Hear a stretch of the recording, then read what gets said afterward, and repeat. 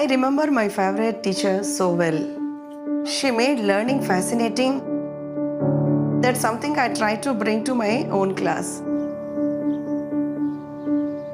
My mission is to inspire future scientists.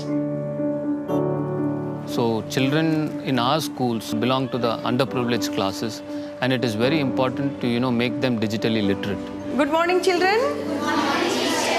Our aim is to make education inclusive, which is why we joined the Google Future Classroom initiative. In biology, we are now studying the senses. We have created a slides presentation where all the kids can collaborate with each other. I am Dan Chalishir. Google Docs has changed my way of learning by having to understanding the content so that in a short period of time I can gain more knowledge. These technology are very helpful me to become a teacher in future days. G Suite prepares them for the real world in a very powerful way. We could see a 15% increase in the learning outcomes of children who have used the Google Future Classrooms.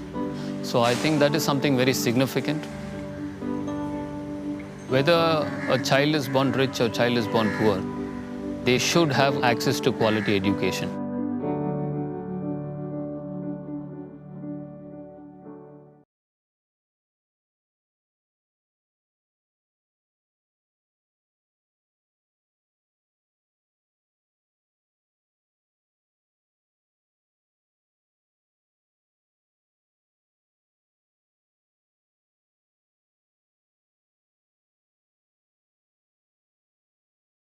Hello and welcome to day 2 of Resurgence TiECon. It promises to be another action-packed day today with a lot of focus on two sectors that have proved to be extremely promising, fintech and edtech. And of course, do remember to follow us on social media and also remember our hashtags Resurgence and TiECon Delhi. Those are the two hashtags. And of course, if you're tweeting, do remember our handle, which is @TiEDelhi.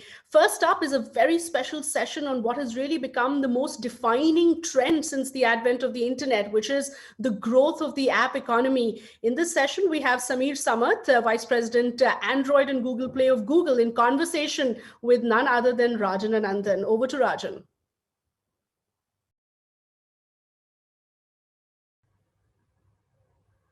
Hi, everyone. I'm Rajan Anandan, Managing Director at Sequoia Capital India and the President of TiEDelhi NCR. The past year has been very difficult for everyone.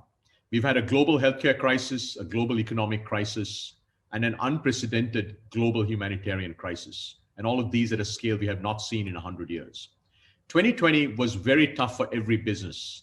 The same is true for the Indian startup ecosystem, especially the second quarter, April, May, June 2020, where 15% of Indian startups shut down and venture funding in the Indian ecosystem declined by over 55%. However, the second half of the year saw a significant comeback, and we ended the year on a much better footing as an ecosystem. We believe 2021 will be a year of resurgence, both for the Indian economy as well as the Indian startup ecosystem, and hence resurgence is the theme for our conference this year. I'm very excited to welcome Samir Samat to this fireside chat to share his perspectives on the growth of the Indian internet ecosystem, including app trends emerging from COVID, as well as future opportunities for all of us here in India. Samir and I go back a long way. We've had the opportunity to work together at Google. As many of you know, Samir is Vice President Product Management for Android and Google Play. I normally actually have very short introductions, but I think since most of you actually may not have met Samir or know of Samir, I'll just take a minute to give the slightly longer introduction to Samir, which I'm sure he doesn't appreciate, but I'm going to do it anyway. Samir is responsible for Google's product and design team for Android, as well as product design and engineering for all of Google Play globally. He joined Google nearly 10 years ago and helped start the commerce team, where he ran the Google Shopping and Google Travel teams. Prior to Google, Samir was the Executive Vice President of Products at Kofax, a publicly traded company in the content management space, where he was responsible for product management, engineering, and product marketing. Samir is a founder, much like all of you. Samir founded MohoMine, a software company providing cloud-based machine learning tools for text mining, and served as CEO and then CTO before the company was acquired by Kofax. Samir has a BS in computer science from the University of California and is a graduate of the Harvard Business School. So welcome, Samir, to Resurgence. It's truly a privilege to have you with us. So I'm going to now start with our first topic. Let's start on a positive note, Samir, growth.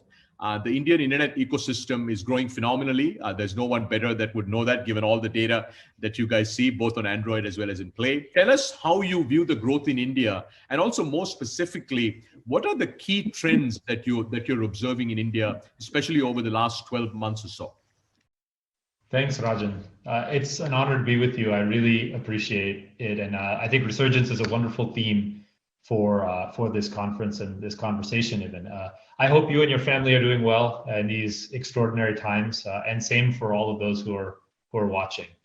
As you can tell from my accent, Rajan knows me, but most of you don't. I grew up in the US, but most of my family actually still lives in India. And so I'm going to answer your question, Rajan, from two perspectives, one from the personal perspective and then another from the Google perspective.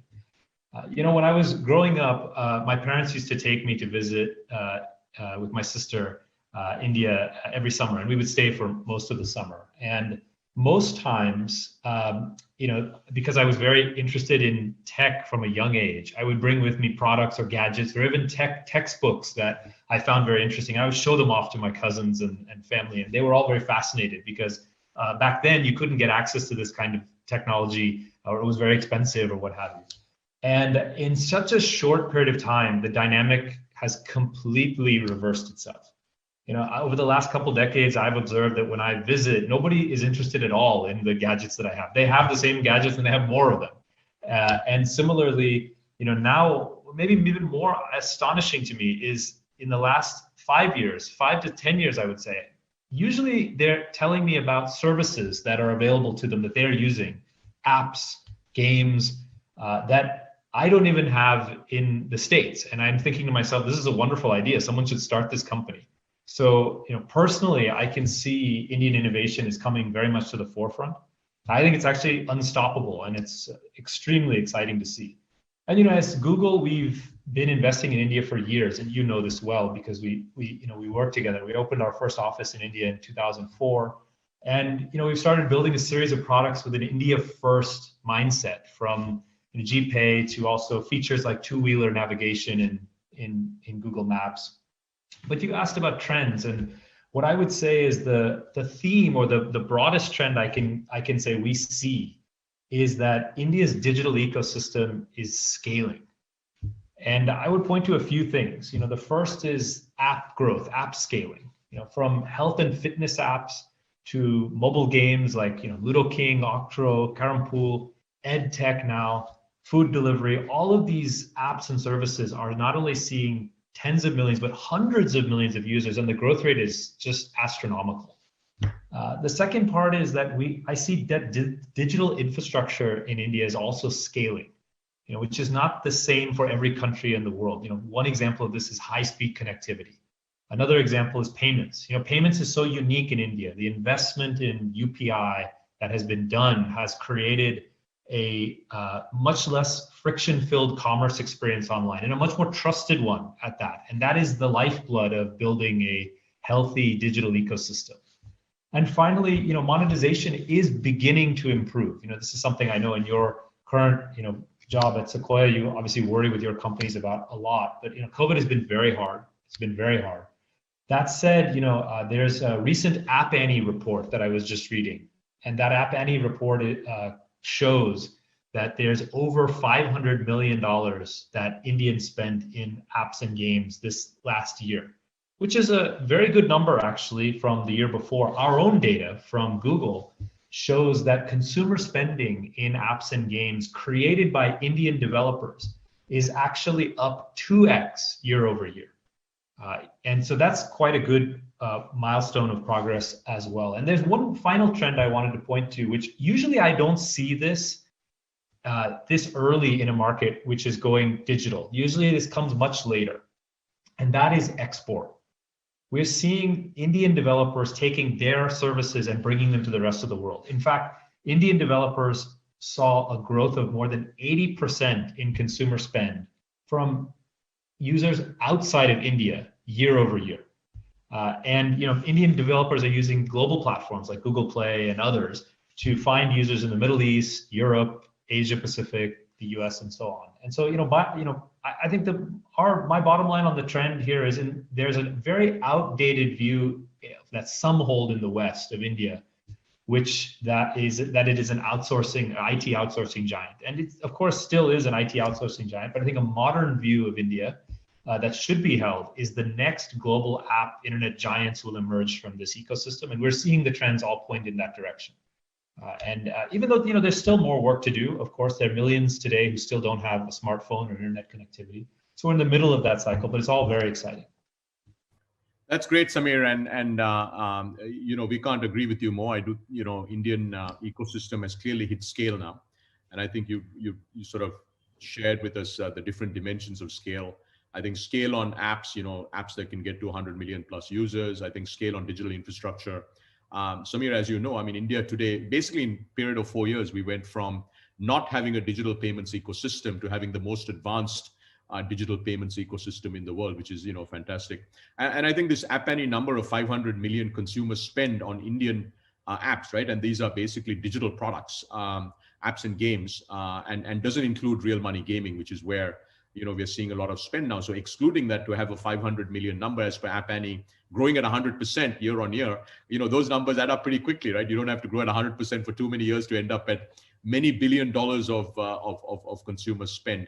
And lastly, by the way, on this, I think the most exciting thing is building for the world from India. So one of our biggest themes we have in the ecosystem today, as both founders as well as investors, Samir, is this notion of build for the world from day zero, right? And we've seen this in SaaS. 2 years ago, we had no SaaS unicorns. Today, we already have 6 SaaS unicorns. And by 2025, we'll have 20 to 25 Indian SaaS unicorns, right? And all of whom are going to be building for the world. So it's great to see that you're seeing that also among Indian app developers. Let's now move to the second question, Samir. So India today has over 500 million connected users, and we'd love to get you. And a lot of what has enabled that is really affordability, right? Affordable devices, thanks to especially Android, and affordable connectivity, thanks to Reliance, this massive transformation we've seen in our mobile broadband ecosystem. We'd love to get your thoughts on, what will it take for us to get 1 billion Indians connected? And also, how long will it take? Is that sort of 3 to 5 years out, or, are we looking at another decade? And I know, by the way, you can't give us projections, but I'd love to get your thoughts on, what does it take for India to have 1 billion connected users? Yeah, it's such an important topic, and it's one that I feel personally very passionate about. Getting online, I think getting every Indian online, it has to be an imperative.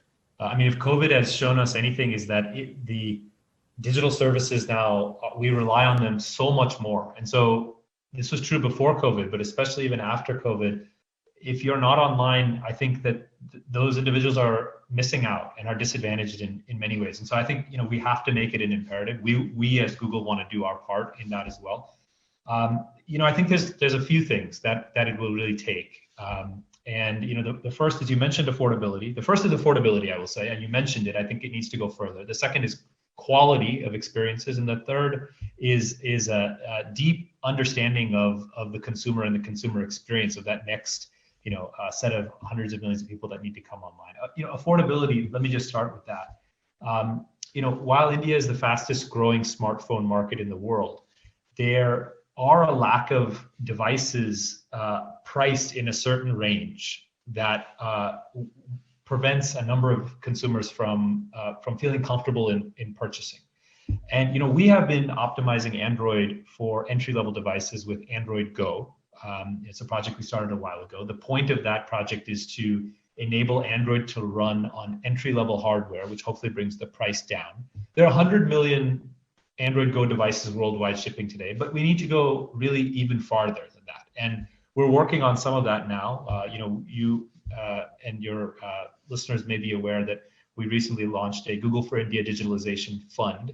Part of that fund, its purpose in working with local partners in India, is to work on affordability of smartphones and bringing that to more people. The second thing that needs to happen is quality, because more affordable phones cannot mean lower quality phones for consumers. This is very important and somewhat counterintuitive. You think cheaper phone, it must be lower quality. And I think the kind of adoption that we need to see will to keep users engaged, to make sure that they feel comfortable consuming services and participating in that digital ecosystem, which ultimately will keep the Indian economy interested in keeping them online, right? There has to be that virtuous cycle.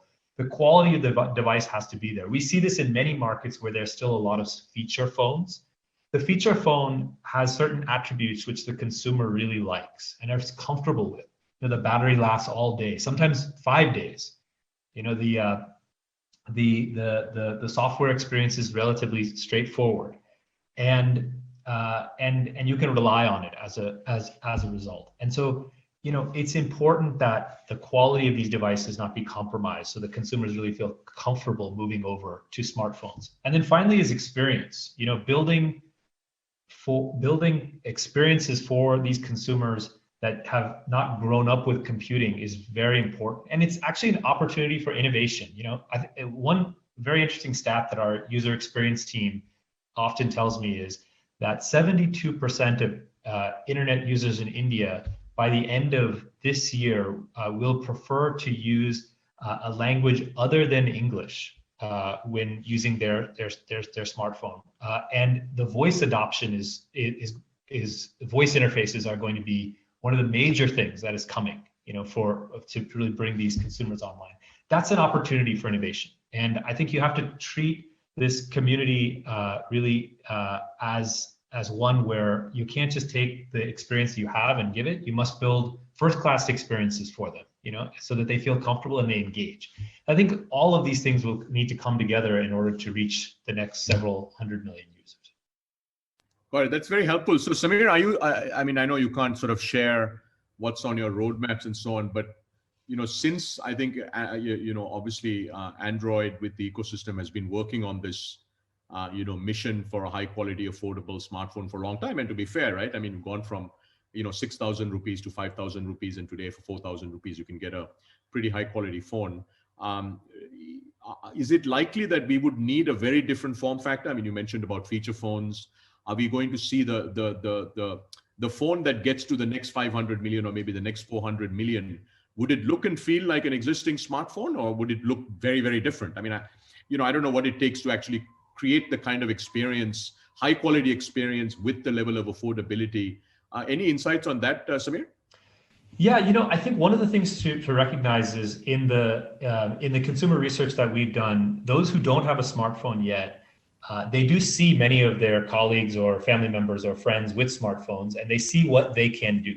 And even though they appreciate, you know, their feature phone, maybe it lasts, as I said, a week, or they become comfortable with it, or it has the right price point for them, many of them do have an interest in a smartphone. And so we believe that building something that looks and feels entirely different from a form factor standpoint isn't quite right. What's important is that these devices have the same access to the same services that higher end phones can have, that more expensive phones can have. That's very, very important, because ultimately that's the power of computing, you know, that should be for everyone.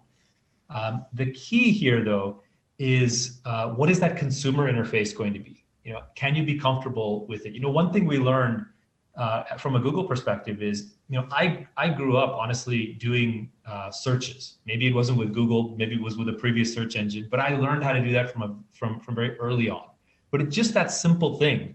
If you didn't grow up with computing, you may not know how to do these things, and you may not feel comfortable. So a voice interface, for example, where you can just speak, that can be much easier and much more approachable.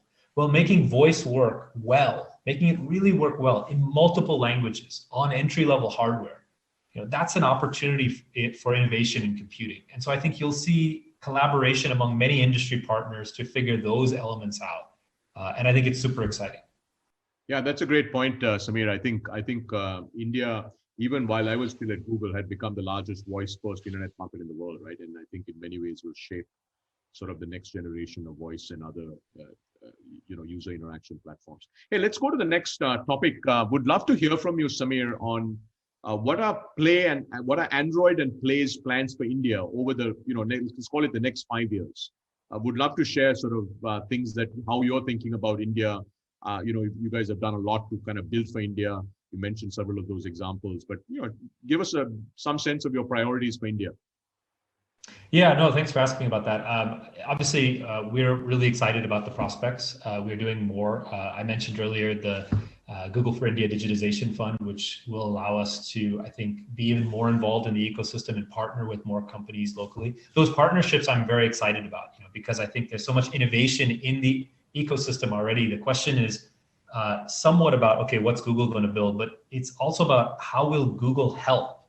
How will Google help build a healthy ecosystem for India? What is our contribution in that way? And so, first, on Android, I think one of our priorities we talked about just now is affordability and helping to bring affordability to smartphones to more consumers with the right experience, with the right quality, with all that, and doing that with partners. It's very important. And I think smartphones is one element of Android, but other elements of Android that I'm very excited about, and I think India will take a lead on these as well over time, is internet-connected devices, specifically starting with TVs. I think the TV and internet-connected TV will start to bring aspects of these connected services into the home in a way that previously I don't think we've seen. And I think that family room, that communal space where there is a television and people are watching, I think there's something very interesting about those internet services there, and there'll be a lot of innovation around that as those platforms scale. And then farther out, but I think so important, honestly, for the ecosystem, is wearables. I think that for health, and we're seeing fitness and health applications exploding in India, honestly, and there's so much interest. And I think COVID has accelerated some of that interest because the online coaching and what have you has a new purpose and meaning in some of this.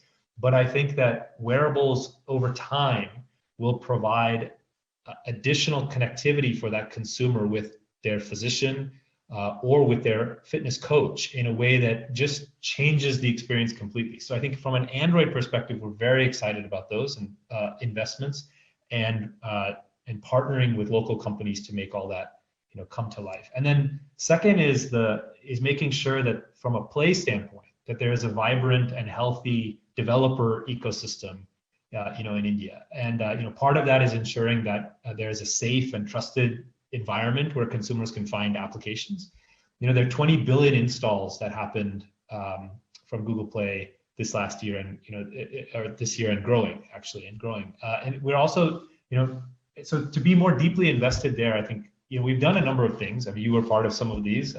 We have a Google Play Academy, which is a self-learning platform for developers to take advantage of best practices. What have people learned? A Launchpad Accelerator, which is it's actually our flagship mentoring program for developers. And finally, a Women in Tech Makers effort, which I think is so important. Because I think we want to see more leaders of tech companies who are also women, and I think we have a small role to play in helping to foster that. One example that I wanted to highlight here that comes to mind, actually, just of some of these programs is we have a Google for Startups Accelerator, which is a 3-month free mentorship program that we've been running. One company, Hitwicket Games, which came through this program in 2018. Actually just won the Indian government's App Innovation Challenge in the gaming category in 2020. And so we're super proud of our role in helping in a small way that they've done fantastic work. And I just think if we can help create more of those moments for Indian developers, both locally and then, as we mentioned earlier, with export, I think it's going to be very exciting. That's great, Samir. And for those of you, all the founders who are attending, the Digital Innovation Fund that Samir referred to is the $10 billion fund that Google announced last year. And for all the founders, I think those of you that have not really tried to get benefit or access to the various programs that Samir is talking about, all of you should sort of think through which of those programs you could benefit from, because I think the team has been fantastic. All right, Samir, now let's move to the elephant in the room. It's the 30% fee that you all sort of said will be implemented via the GPB enforcement As you know, the Indian ecosystem was up in arms, although the noise levels seem to have sort of reduced a lot over the last couple of months. But tell us a little bit about about this. I mean, where's this 30% coming from, and how are you thinking about it now? Yeah, well, I was wondering when you'd get to it, and it's the elephant in the room or the tiger in the room or something in the room. But I appreciate you getting to it. I appreciate probably the whole forest park in the room. Yeah, I appreciate you giving me a chance to speak on it. Let me expand your question a little bit, Rajan, because you mentioned that people were up in arms, and I think there was a moment several months ago, which I think we heard from the ecosystem about a few things. One, there was this 30%, and I will speak on that. But there was also a series of policies that were creating some level of frustration in the ecosystem. And so I just want to speak on both, if you don't mind. That'll be great. That'll be great, Samir. Yes. Yeah, I appreciate that. So, let me just take a quick step back and explain why. First, on policies in general, and then I'll come to the 30%. But we have policies around content safety, malware, app safety. And so sometimes I get questions like, why does Google Play have these policies? Why are you creating these policies? Who are you to say what's right and what's wrong? First, I want to say we are super committed to the Indian developer ecosystem. If developers are not successful, honestly, we're not successful, because we're running we kind of help foster an ecosystem, and an ecosystem doesn't work without developers being successful. So that's the first thing. The second thing is, Google needs to and does work within the law of the land in the country, right? And that's very important. What we have are policies that are there to try to keep consumers safe and for trust and safety. And the reason for that is because what we've observed in markets all over the world is when consumers feel like they can come to a place and find services, download them, use them, and it's safe and they trust it, all boats rise. The amount of commerce that occurs, the amount of engagement, everything goes up. And so it's very important that we help create that. That's our role as trying to foster a healthy ecosystem. And at the same time, we strive to do that, to keep consumers safe, but also to allow developer innovation. And I'm going to say that sometimes we don't get that balance entirely right. And that's when we hear from developer partners, and we try to listen. Several months ago during the cricket season, a number of Indian developers contacted us, and they said, listen, you could be more clear about some of your policies, and they were frustrated. And so I personally took this very seriously, as did my team. I spent a lot of time with CEOs and founders of tech companies in India, listened to their concerns. They shared them in a very constructive way. I appreciated that. Our team appreciated that. One area, just as an example of concern that people expressed, was about the gamification of loyalty programs, which is very popular, in the market, especially around the cricket season. And developers felt, I think, that we could have offered better guidance, clearer guidance, and they were frustrated, about misunderstandings that had occurred, where we had asked them to take promotions down or what have you, because they were not within the guidelines or what have you. So one thing I wanted to share here, and this is just the beginning of our kind of listening to some of this feedback that we heard a few months ago, but one concrete thing we're doing in our policy update, the first one of the year, which actually we're posting about in a blog post today. We are actually clarifying some of these policies around the gamification of loyalty programs with input from developers in India, and then validated with input from developers all over the world. So it was very helpful to get input here. I want to thank everyone who participated, giving us that feedback. And so, hopefully that will clear some things up. That's number one on the policy side. And that's the first step. We have many other steps we need to take and continue to listen. You asked about the 30%. So I just want to, mention that too, because I think there's been a lot of misunderstandings about this too. And I think we could have communicated more clearly. So, there are a couple of communication problems. The first is that, many developers thought that this was a new requirement. They thought it was brand new, that we had just introduced it. That was the first thing. And the second was many thought that it applied to them when it did not. Okay, so I'll just to speak on those two things for a minute. First, this is not a new policy. Actually, we had gotten questions. It's been a policy for eight plus years. And vast majority of developers are completely in line with the policy. There's no issue. But we had gotten some questions actually from outside of India because it's a global policy. We had gotten some questions on the policy. So we had clarified it globally. And I think in India, it was perceived as something new. We were adding this 30% on top of, in segments where we had never charged it, kind of before. Actually, we were trying to clarify something, number one. And just to let you know what it applies to in case people don't understand, it still is that if there are digital goods sold in an app, so for example, if you have a game and you sell gems in the app, right, it applies to those kinds of transactions. It doesn't apply to any physical goods purchases like e-commerce or hotel bookings or food ordering or any of those things. I think some people thought maybe we were trying to extend this to, we're not trying to extend it to any of those categories. So it's not new and we weren't trying to extend it. And the other part is some had raised a concern that this, again, as I think was mentioned before, was a brand new endeavor. Actually, it doesn't apply to 97% plus of all the apps in the Play Store. And of the 3% of apps that it does apply to, the vast majority, 98% of those apps are already in compliance. So I think there's a lot of conversation about it, but actually it's a smaller thing than all of that. That said, I want to state again that we value the input from the ecosystem a lot. We continue to be in conversation with all the developers for whom they feel affected by this. We want to make sure we work with them because growth of their company in the Indian ecosystem is of paramount importance to us, as it is with developers in many parts of the world. So we continue those dialogues. Thank you, Samir. I think it's very, very helpful to understand how you're thinking about addressing the concerns. I think, look, on behalf of the ecosystem, firstly, I want to thank you and your India team, as well as Sanjay, who leads Google India, and his team for actually taking the time to have, I know you guys had a large number of one-on-ones with the top developers who really heard the concerns.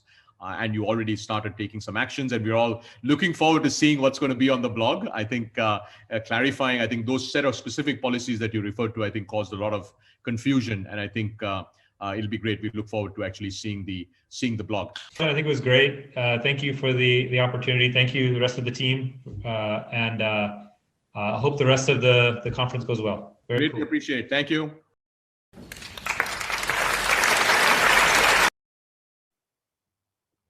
Thank you, Rajan, and indeed fascinating insights from Samir on what lies ahead for the app ecosystem from Google and overall. Moving on now to the education track, and a very, very special guest up next. Well, you can call him a spiritual guru, a yogi, an author, or just simply a thought leader with tremendous following. Yes, we've got Sadhguru Jaggi Vasudev up next in conversation with Sandeep Sinha, co-founder and managing partner of Lumis Partners. Over to you.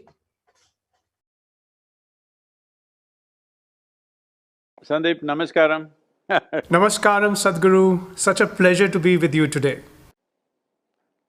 Good evening, friends. I would like to welcome you all to the education track of TiECon Delhi NCR. Education is one field with many facets. Everyone looks at it differently, from a tool to earn a livelihood to intellectual expansion and the development of full human potential. However, over the years, education seems to have been relegated to a very narrow definition, in contrast to its larger purpose. Somewhere along the way, education, which is expected to provide solutions in life, has itself turned into a problem. Our session is to get a pulse of this problem, and that's all we really need. For today, we have with us over 20,000 entrepreneurs and investors, and all they really need is a whiff of the problem and a sense of the opportunity this entails. And then their entrepreneurial passion will take over, and we'll witness countless startups with disruptive solutions. To help us distill this problem that surrounds education today, we have the privilege of being in the presence of someone with absolute clarity of perception, a clarity that places him in a unique space, not only in spiritual matters, but in business, environmental, and international affairs as well. Recipient of the Padma Vibhushan, India's highest annual civilian award, and founder of the Isha Foundation, a non-profit human service organization which has over 11 million volunteers across the world. Next half hour, you're going to meet a man who has a devoted following across India and indeed around the world. While yoga and meditation are at the core of his teachings to promote individual growth, the work of the foundation covers conservation, education and health. And you'll find him astonishingly pragmatic on a range of very modern-day problems. Let's meet Sadhguru. We have the necessary resource, we have the necessary capability, we have the necessary technology to address every human problem on the planet. But the only thing that is missing is consciousness. We started a mass campaign and 6 years I spent planting trees in people's heads. That's the most difficult terrain, believe me. And now in the last 6 years we've been transplanting it, and that's happening much more easily. Action for Rural Rejuvenation is mainly aimed at rejuvenating the human spirit.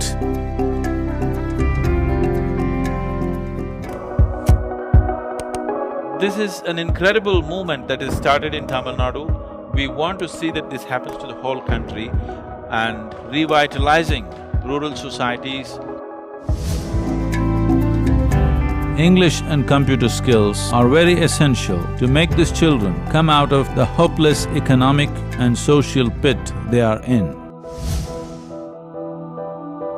Whatever the nature of your business, ultimately, it is all about human well-being. Isha Foundation, a non-religious, non-profit public service organisation headquartered in southern India. We've engineered the outside world in so many ways, but we've done nothing about this one. If you want to know well-being, in is the only way out. An incredible rally starting from Kanyakumari, reaching up to the Himalayas with the sole purpose of rejuvenating India's rivers. We are also launching another campaign called Kaveri Calling. This is 83,000 square kilometers of Kaveri basin. We want to bring it back, at least 1/3 of it, back into some kind of green cover. We are launching a campaign called Youth and Truth in the month of September. Youth and Truth, unplug with Sadhguru, ask whatever you want. This precious life, where are you going to invest it? What is it that will be worthwhile today and worthwhile after 50 years? You invest your life into that. If you have to describe yourself in one word, Would you consider wildlife as 2 words or 1 word?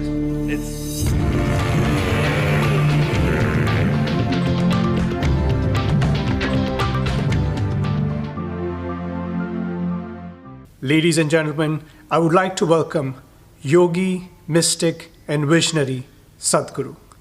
Namaskaram, Sadhguru. Thank you so much for being with us today. Namaskaram. Sadhguru, we have grown up in a culture where the whole concept of education has been very sacred, very precious.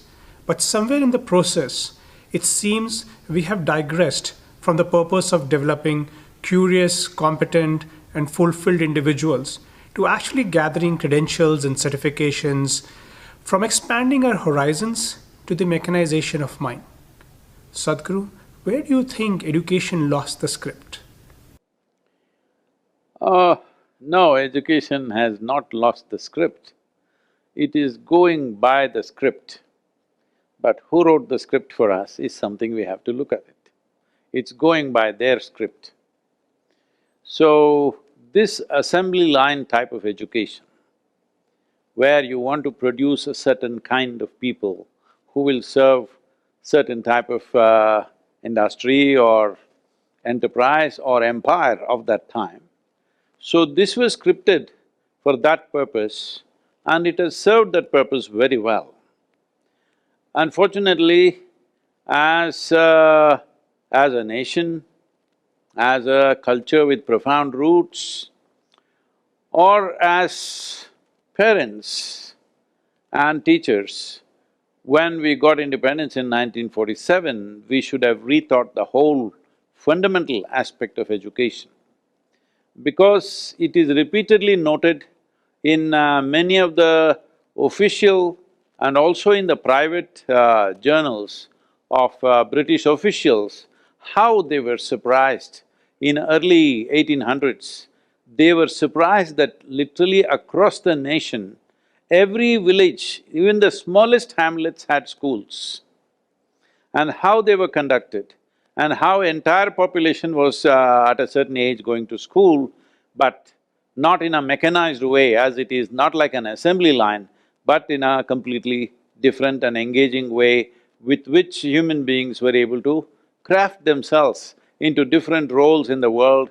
Not only that, one of the most important aspect of that form of education was, it is all about how an individual can unpack his genius.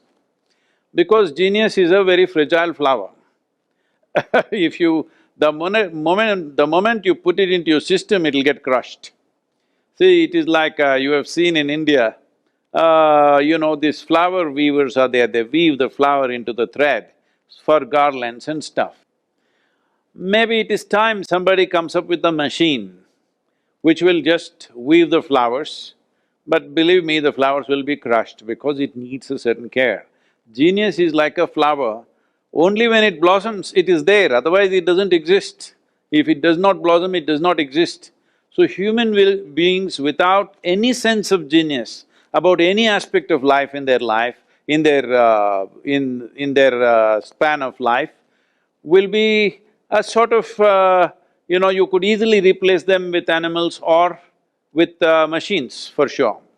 So all this education is going to become irrelevant the way we have known it in the last 100 years' time, is going to be absolutely irrelevant. The moment artificial intelligence comes, more and more will be done by machines.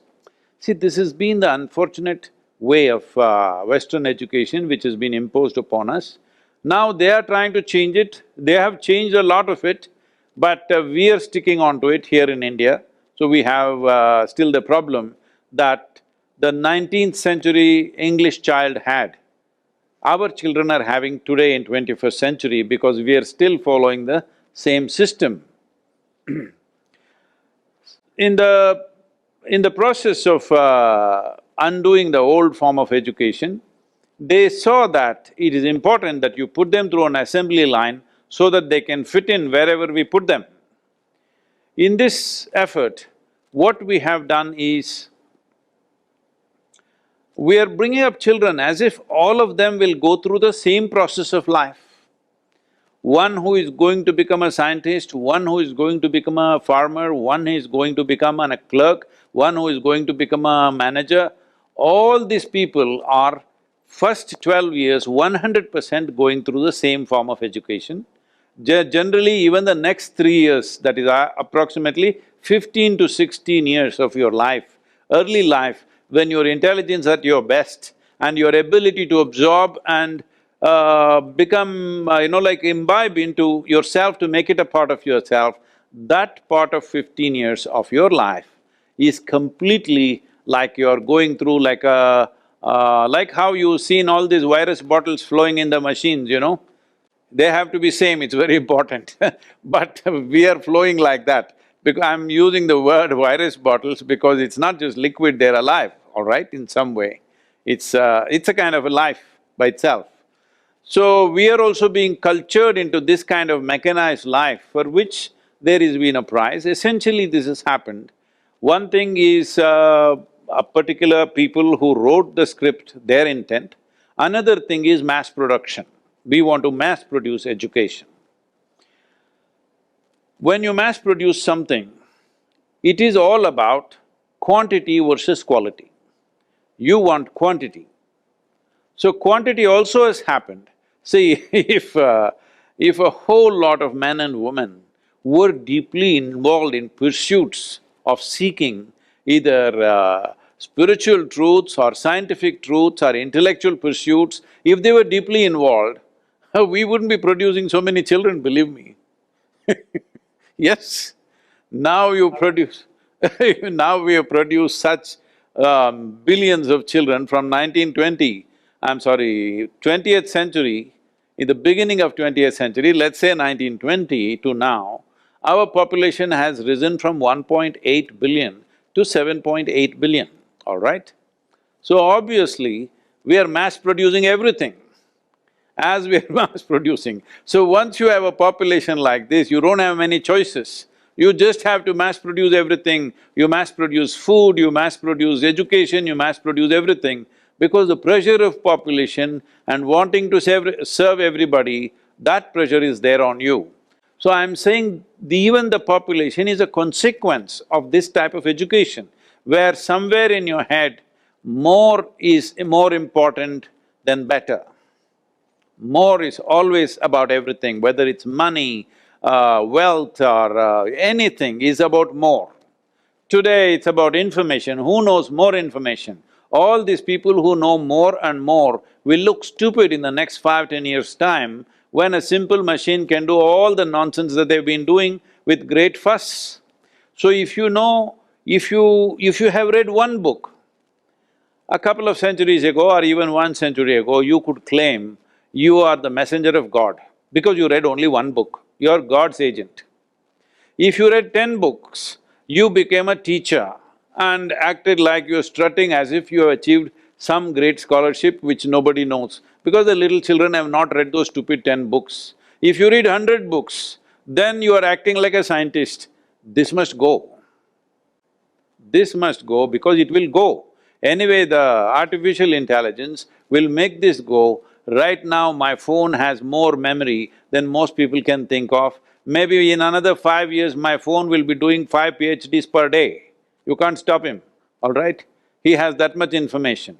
I'm saying just rehashing information, unfortunately, is being thrown out as education. Is this not important?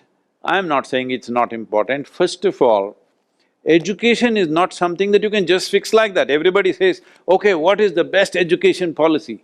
No education policy is going to fix our education just like that. Unless we are committed, as a generation of people, we are committed to slowly turn it around, because it's not something that you can do overnight. What I see is nobody seems to have such commitment. Nobody seems to have a lifelong commitment. There are people, but they are powerless generally, unfortunately.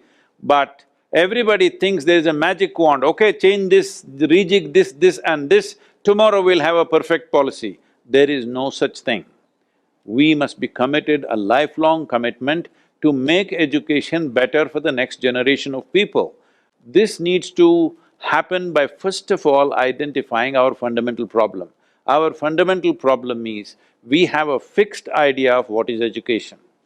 As you already mentioned, it has all become about carrying badges, you carry, I am SSLC, I am PUC, I am BSc, I am MBBS, like this.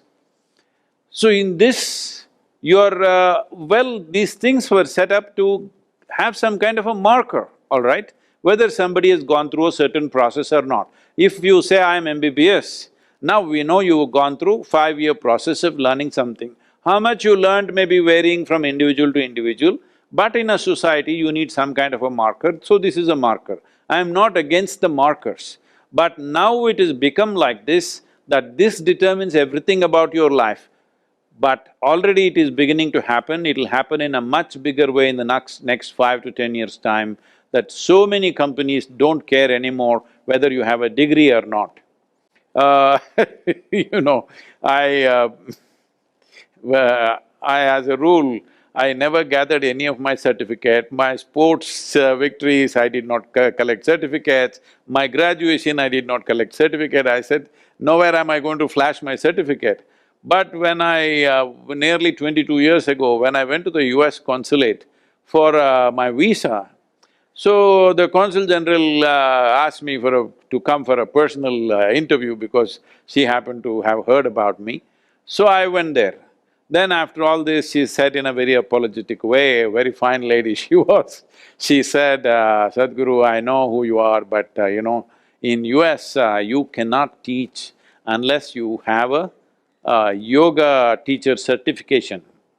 Do you have some certificate like that? Then I said, if I had asked a certificate from my guru, he would have killed me, so I don't have one. Well, I'm saying, so if certificates have become everything, competence is the thing which ultimately rules in the world. Well, can we just dismantle education and let everybody go their own way? No, it's not going to work. That's why I'm saying, unless we have a lifelong commitment to evolve education into a better place, not thinking of some magic wand solution, infuse so much money, infuse so many ideas, it'll be done. No, no. It needs human care, because a human being is one creature on this planet who's come unformed in a certain way.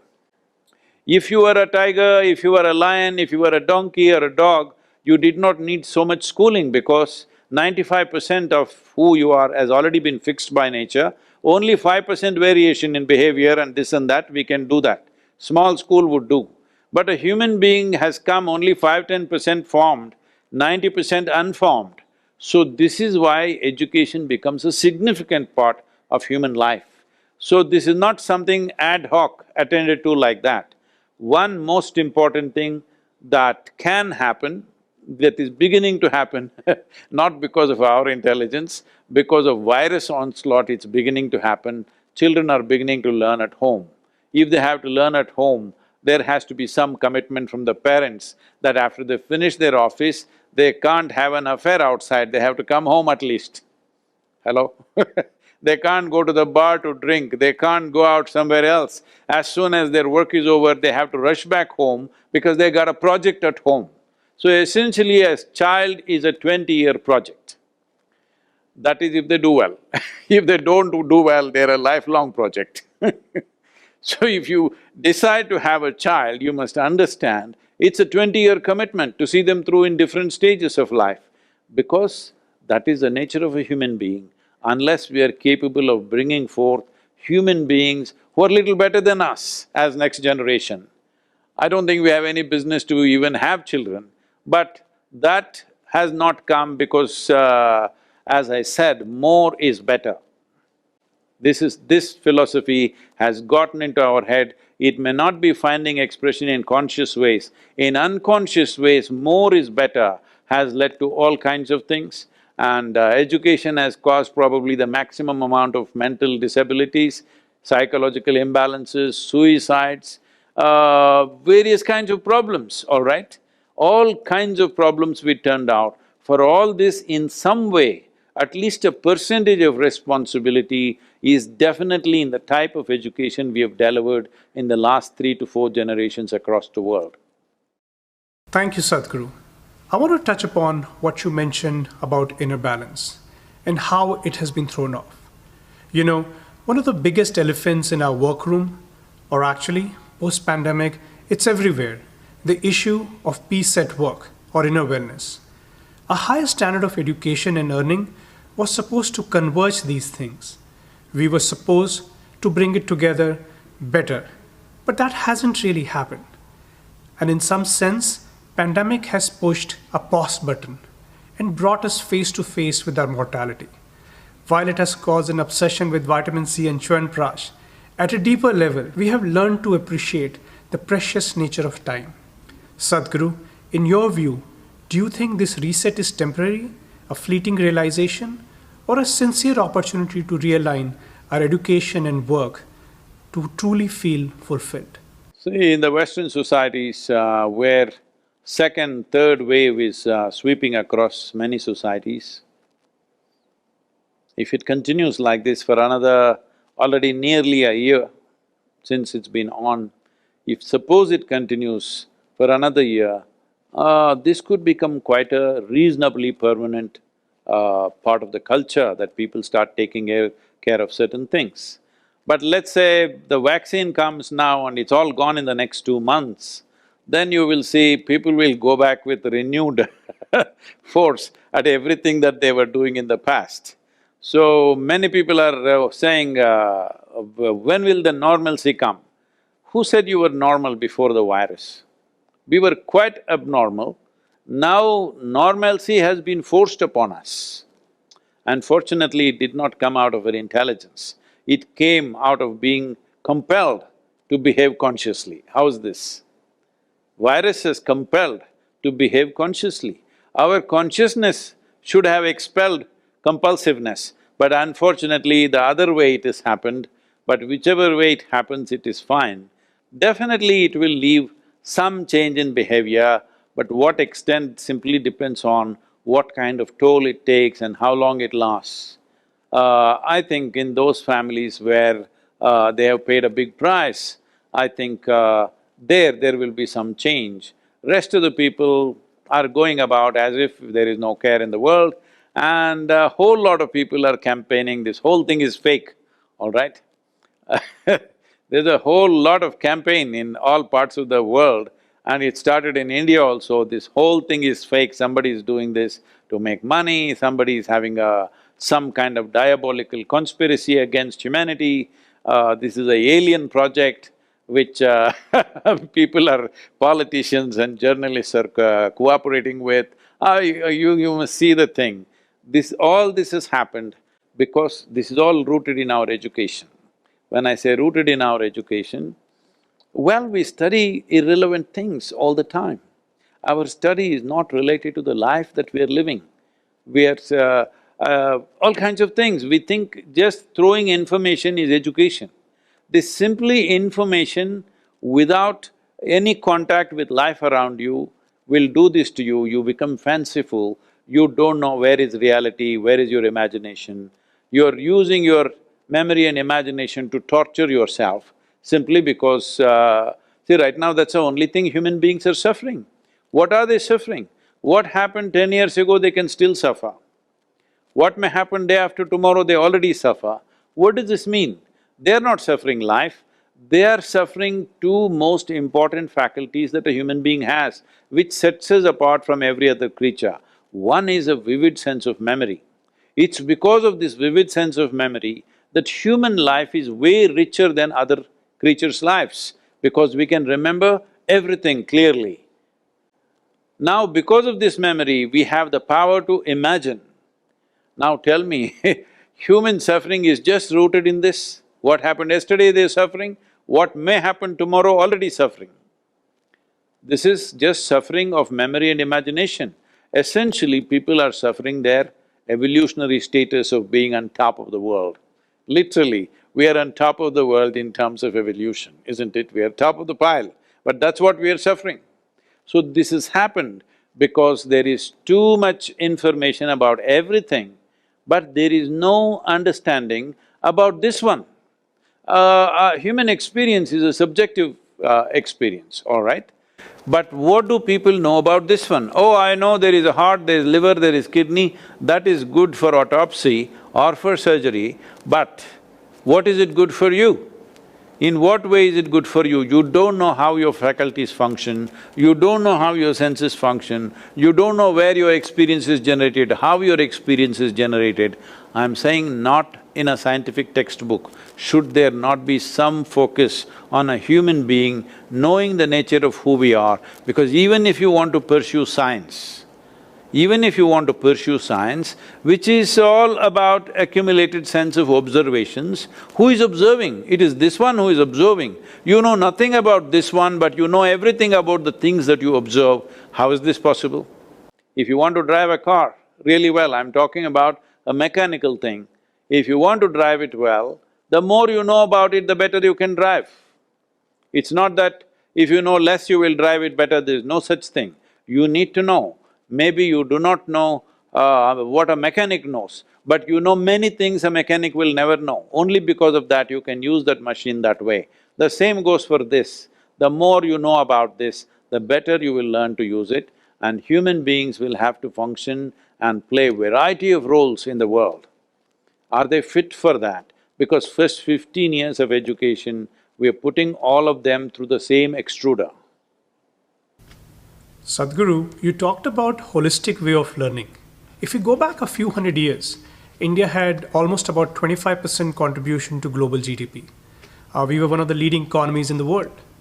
I'm sure there must be some components of our education that contributed to this reality. Do you think it is at all possible to bring back those elements and embed it in the way we are doing learning today? If we give up mass production, it's very much possible because of the cultural ethos that we have, and above all, the entire population at one time and even now to some significant effect, we are still a land of seeking. We are not a land of believers. Deep inside, we have no belief of any kind. We seek. We are supposed to seek truth, we are supposed to seek liberation. The highest goal is not the pleasure of heaven, the highest goal is freedom. This is a culture who's bred upon this. So when it is like this, we have not entirely lost it. There is something called as, epigenetic learning process which has happened to us. Because of this, we have a certain type of intellect which is unique in the world. It is not just by accident that in spite of the level of disorganization we have, still we are doing well because of individual genius. We always focus, this culture always focused on unpacking an individual's genius because we know intelligence can only find expression through an individual person.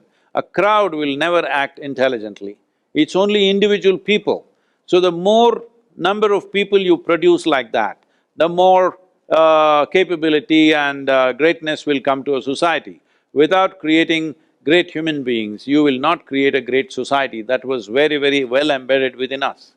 But our problem over these last 300, 400 years, where all our very organic organizational stuff we had was systematically broken because of occupation forces wanted to destroy the economy.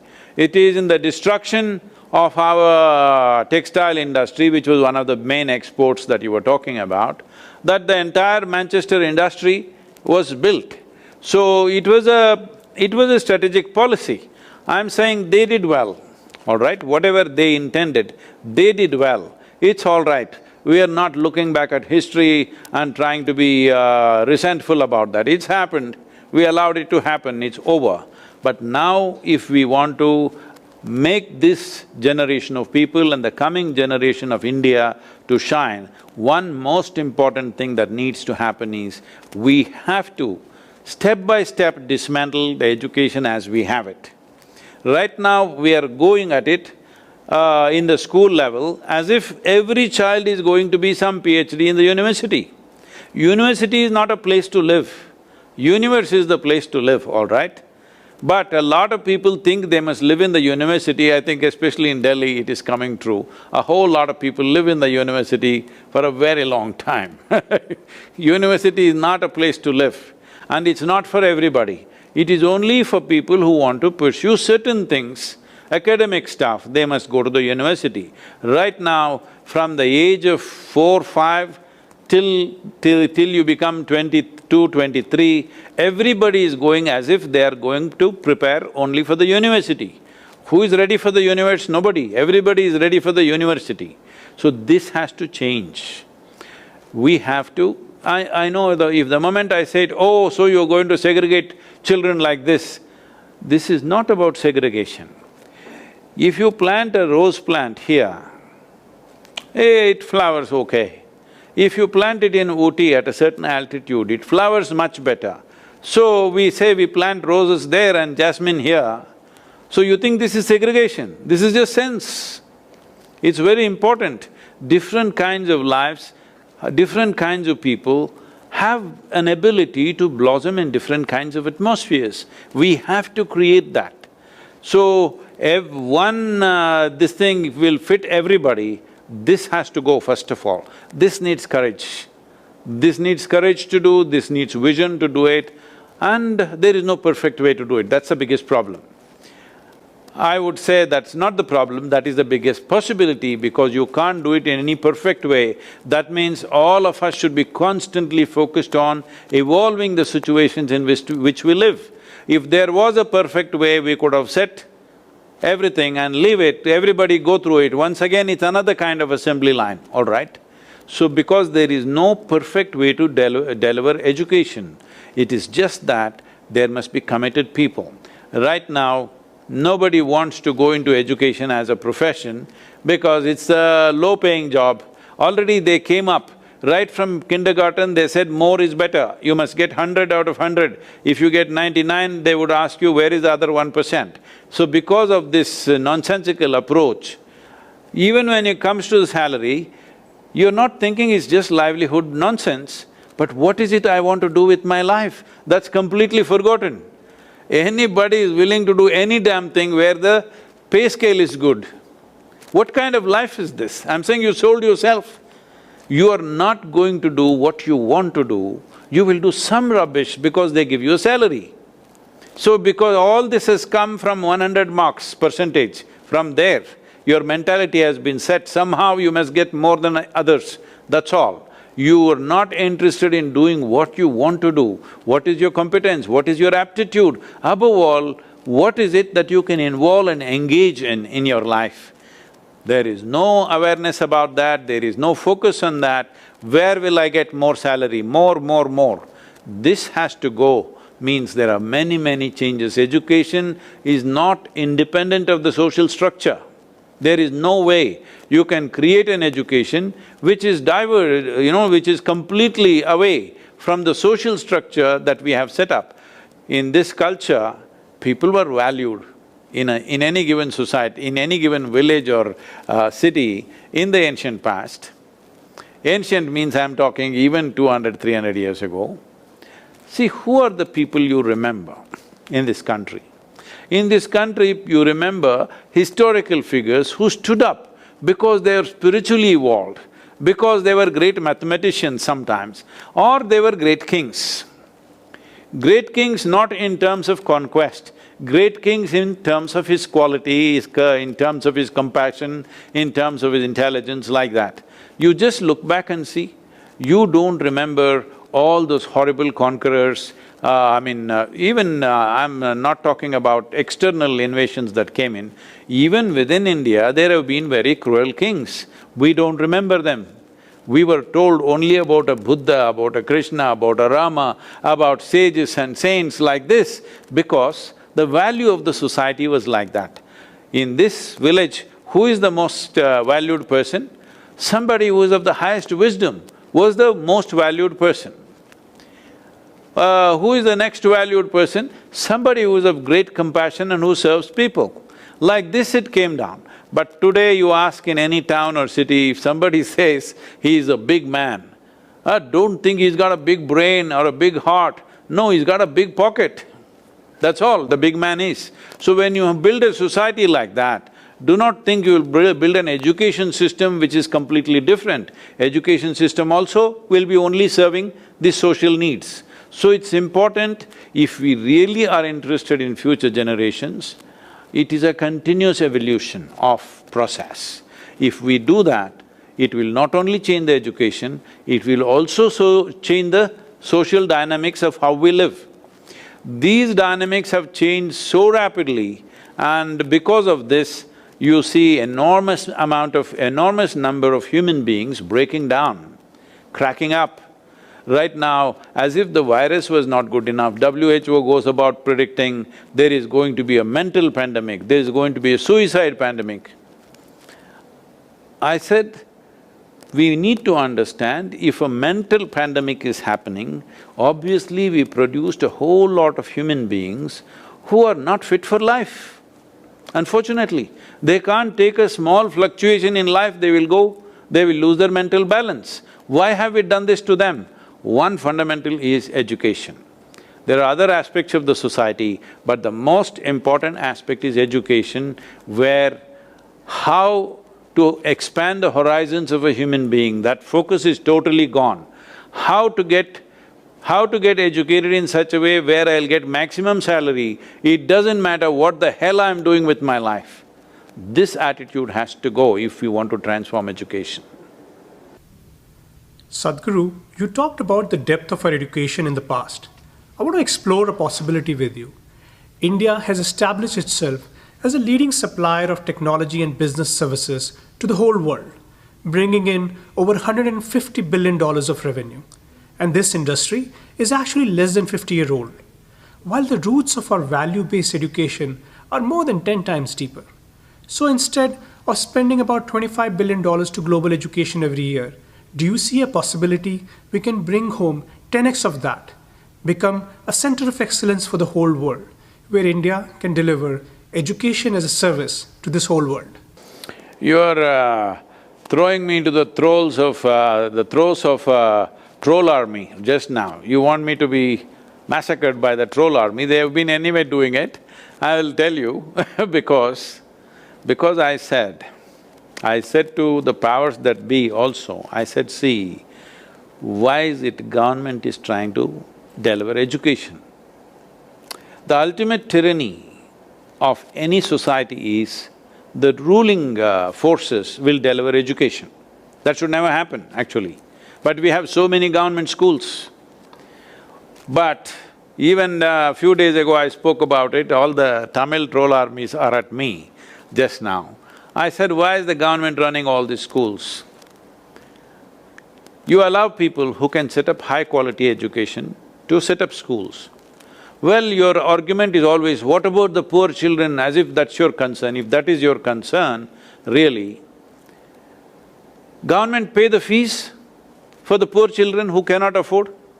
And whatever economic criteria you fix this, that's up to you. But if you feel some parents are not able to pay, let the government pay 25% you pay or 50% you pay or 100% you pay, depending upon their economic status. So as far as the child is concerned, he goes to the best school. Only the fees they cannot pay. We don't want to determine the future of a particular child because of the financial capabilities of the parents. That is the important thing. So you pay for that. But right now you're running schools across the country. If you see, many schools are just like cattle sheds, believe me. In many parts of in the rural part of India, many schools are like cattle sheds. Children grow up there. And what is the quality of the teacher? Because you have not paid attention to him. If you are really interested in quality education, the most important thing is you have to work on the teachers. We have not worked on the teachers, how will you produce great education system? But today there is one advantage, that is, see, you can teach a physics class without knowing a thing about physics, all right? I can teach a physics class using online material. All I have to do is inspire them to learn. Even if I don't understand, maybe they will understand. I'm saying this is the advantage of technology, that the best physics teacher can be teaching physics.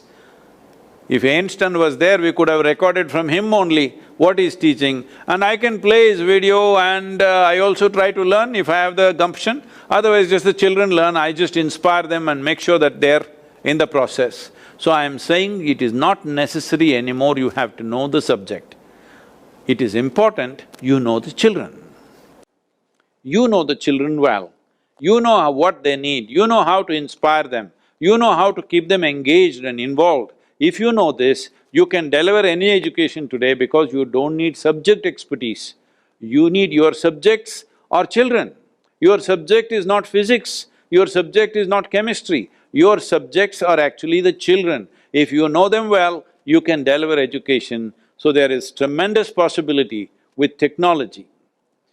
Right now, this whole education system is such a massive, infrastructure of both human infrastructure and physical infrastructure.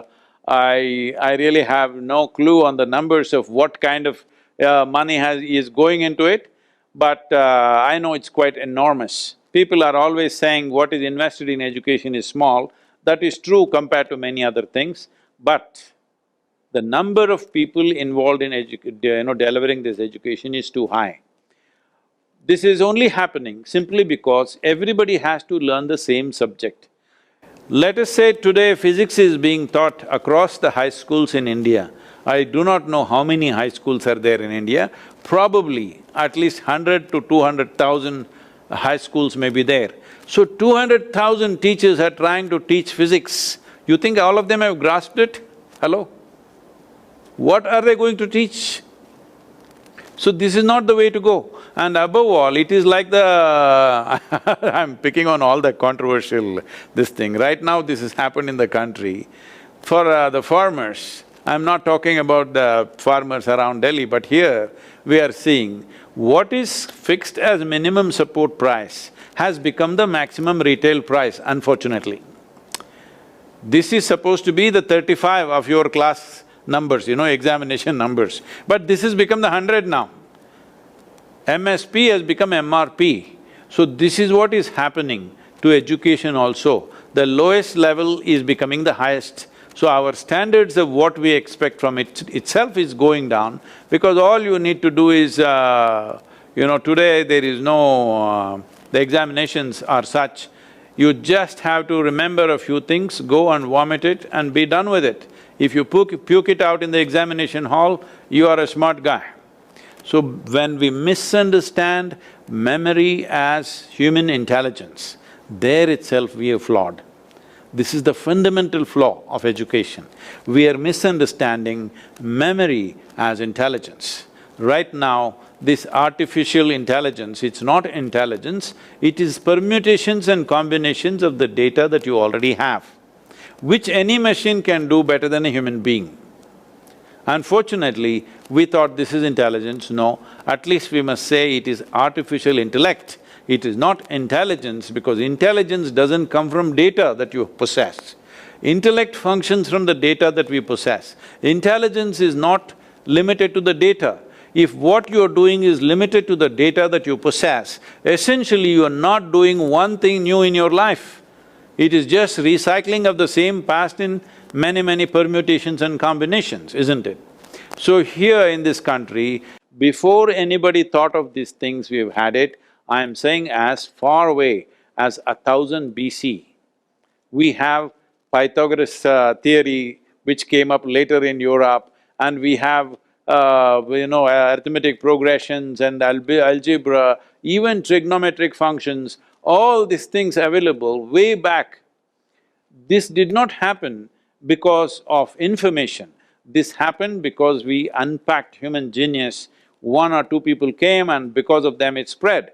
If one or two people have to come, we must understand, suddenly an Aryabhata or a Bhaskaracharya can't drop from heaven, all right?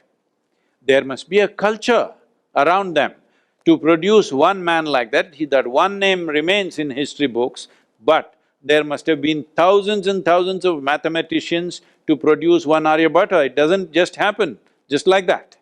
There has to be an ecosystem, otherwise it will not happen, and the ecosystem must have existed for generations to produce one significant human being like that. This is very important for us to understand. Intelligence and genius needs an ecosystem. Sadhguru, on that note, do you think there is a possibility for technology to actually join hands with some of the big thinkers in the world and actually create a true democratization of learning, where some of the best thoughts from best of the teachers globally can be delivered far and wide, reaching millions and millions of people who now have internet at their fingertips? And do you really believe that this mode of learning can actually be effective, truly expand our horizons the way we would want it to? See, we are again looking at how to make a decoction out of what a single certain human being has achieved, and can we put one drop in everybody? It's not going to work like that. It's important that… See, if you want to… let us say there is… because we kind of mentioned somebody like Aryabhata or Bhaskaracharya, let's say there is one person like that. Or if you want to take today's something, a great scientist or a mathematician or a entrepreneur or some kind of genius in some sphere of life, it's important that we don't pick up a few values from him. It's important we understand what makes him who he is. Who he or she is, what is it that makes them that way? That is what we need to look at. That is not going to happen by having a few five-point agenda on our fingertips, okay, this is what these 5 things are. Once again, we will reduce consciousness into moral science. It is like It is like the 10 commandments. We gave you 10 commandments, follow this, everything will be okay. Well, the moment you give a certain value, human mind will find 1,000 ways to subvert that value. It is important how that value arose in somebody. How is it that a human being became like this? So, those ingredients must go in. What I'm saying is, if you want a flower in your garden, if you want the fragrance of flowers in your home, you are not going to spray perfume to the roots of the plant. You put filth. You put filth there, the manure, the soil, the water, the sunlight, and care. In the end, fragrance comes. So, this whole thing about being goal-oriented itself is a wrong approach with education. Education and life is a process.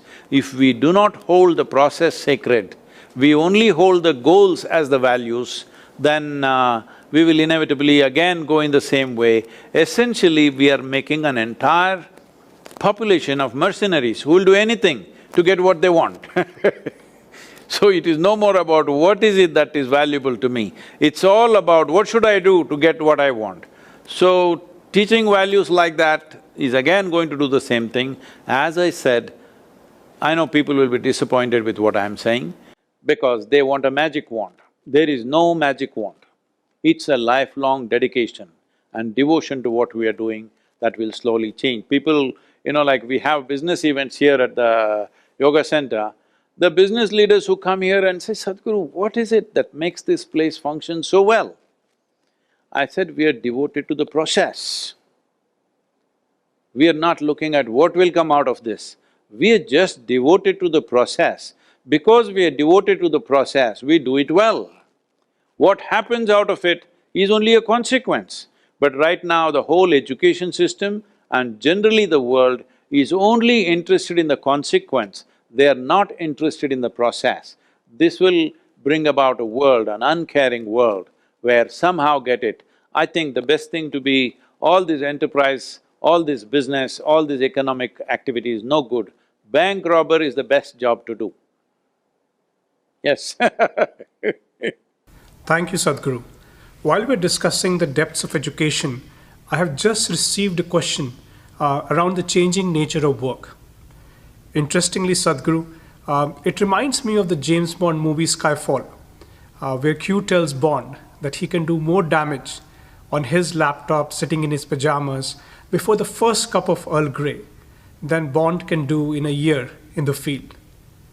And that seems to be coming true across the board. They're just trying to sell the English brand of tea, though they don't grow one leaf of tea in UK. So Sadhguru, more and more people are now working from home and they are making meaningful interventions. The whole concept of gig economy is picking up and technology is bringing work to our homes instead of us going to work. Do you think, Sadhguru, that we need a different model of learning to adapt and deliver to this rapidly evolving world of work?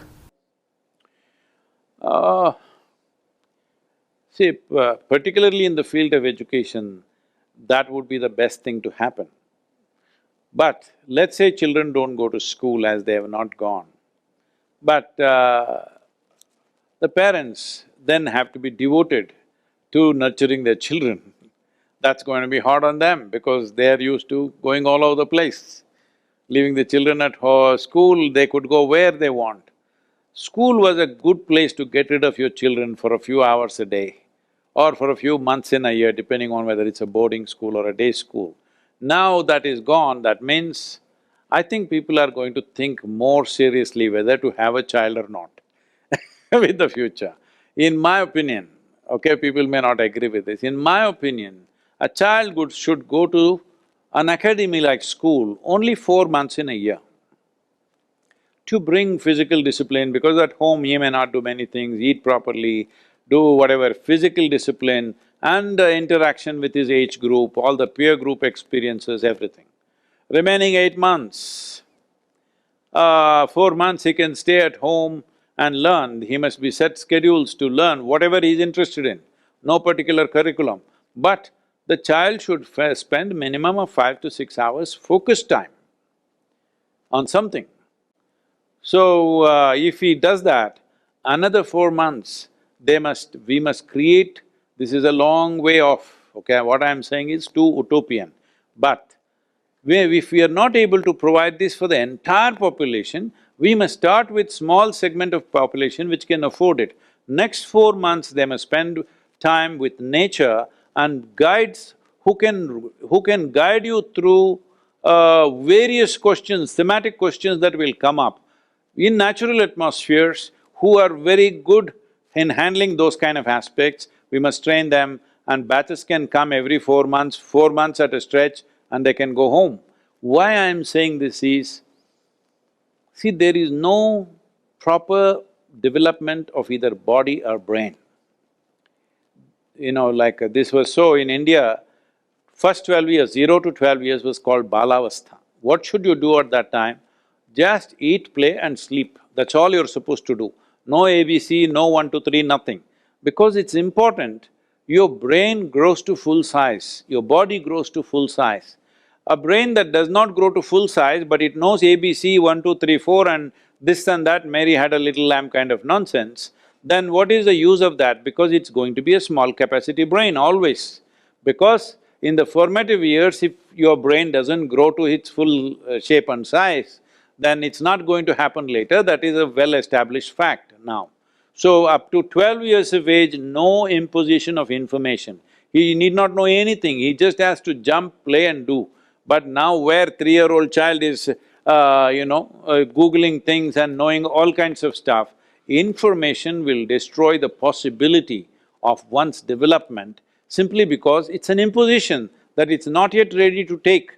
Hardware is not ready, but you're putting too much software, that's all I'm saying. Now upgrading hardware with software in function is a very difficult thing. A child should just play. Now, many researchers, particularly in UK, some of the studies are saying, child should go to school only at 7, they're saying, not at 4, as they're going now. They are going at 2, 3 to play schools because the mother has to go to work. There is an economic requirement for her to do that. So these problems are there socially, you cannot correct all of it straight away because there are economic issues, social issues, gender issues, many things are there. But I'm saying for those who can afford, we must set up ideal schools.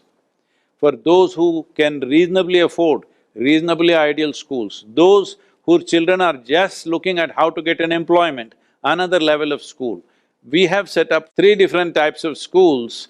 One is the Isha Vidya, which is the rural schools, where essentially this school is giving a passport to the child to move away from the economic and social pit in which he is, trapped in economic conditions, caste and religious conditions where he cannot get out of the social trap. This school is a passport out of that he needs to get out of that situation. So essentially, it's a job-oriented kind of education. Another is Isha Home School. This is for well-to-do people, nearly 30+% of children come from outside the country, rest of them are Indian. But this is very high-value education, this costs money because of the kind of infrastructure that you have to build, amount of libraries and laboratories and sports and works. But this is run like this, 20 children will stay in a household with 2 committed parents. So in this household, everything happens, education. Only for labs, library and playground, they go out. Otherwise, the whole education is there till they come to a certain place. After they go to high school, it changes a little bit, but largely education is conducted, this is called a home school, where it is done in home atmosphere. You must see the children, how they've grown up, how they shaped up, it's really fantastic to see the way they're growing. But there's another school called Isha Samskriti, where there is no formal education in the normal sense. There are only 6 subjects, that is yoga, Sanskrit language, classical dance, classical music and Kalaripayattu and English language. English language is a passport to the world, but the rest are all about bringing an individual human being to a certain level of competence within himself as a human being. After that, what he does is left to him. Many have become already performers of Carnatic music and classical dance, others are becoming teachers in Kalaripayattu, and like this they're growing, but their careers are not determined. We want the human being to grow to his full capability and do whatever that is needed in the world at that day. Because what we do is not our whim or fancy as people are thinking, it is the times which determines what we do, isn't it? If we were here 1,000 years ago, we wouldn't be doing what we are doing here today. Maybe I would be doing the same thing, but you wouldn't be doing the same thing, you will be doing something different.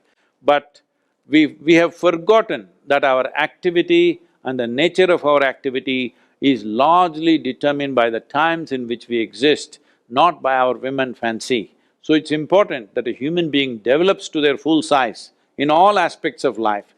What we do must not be determined by us, must be determined by the situations, isn't it? Thank you so much, Sadhguru, for sharing your precious thoughts. I'm sure the depth of your views have inspired thousands of entrepreneurs today to rethink education, to reconstruct a refreshing and holistic approach towards education. A heartfelt thanks from all of us for being with us today. Namaskaram. Namaskar.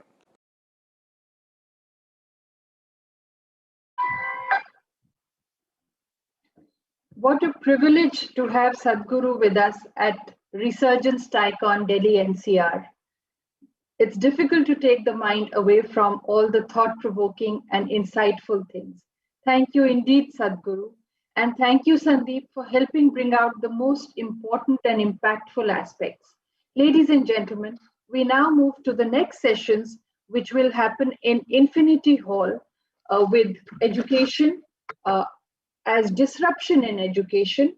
We will also have the next session in Quantum Hall, negotiating term sheets, and in Phoenix Hall, a workshop on how to improve your app discoverability. Please move to the sessions of your choice.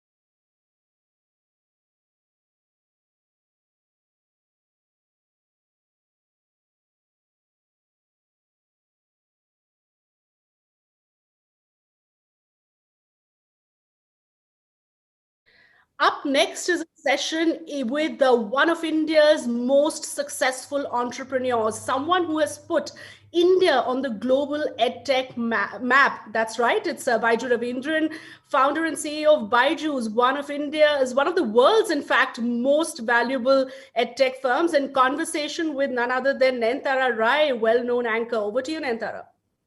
Thanks a lot for that, Shweta. So ladies and gentlemen, we do have with us Baiju Ravindran. He started what is now the world's most valuable edtech startup, Byju's.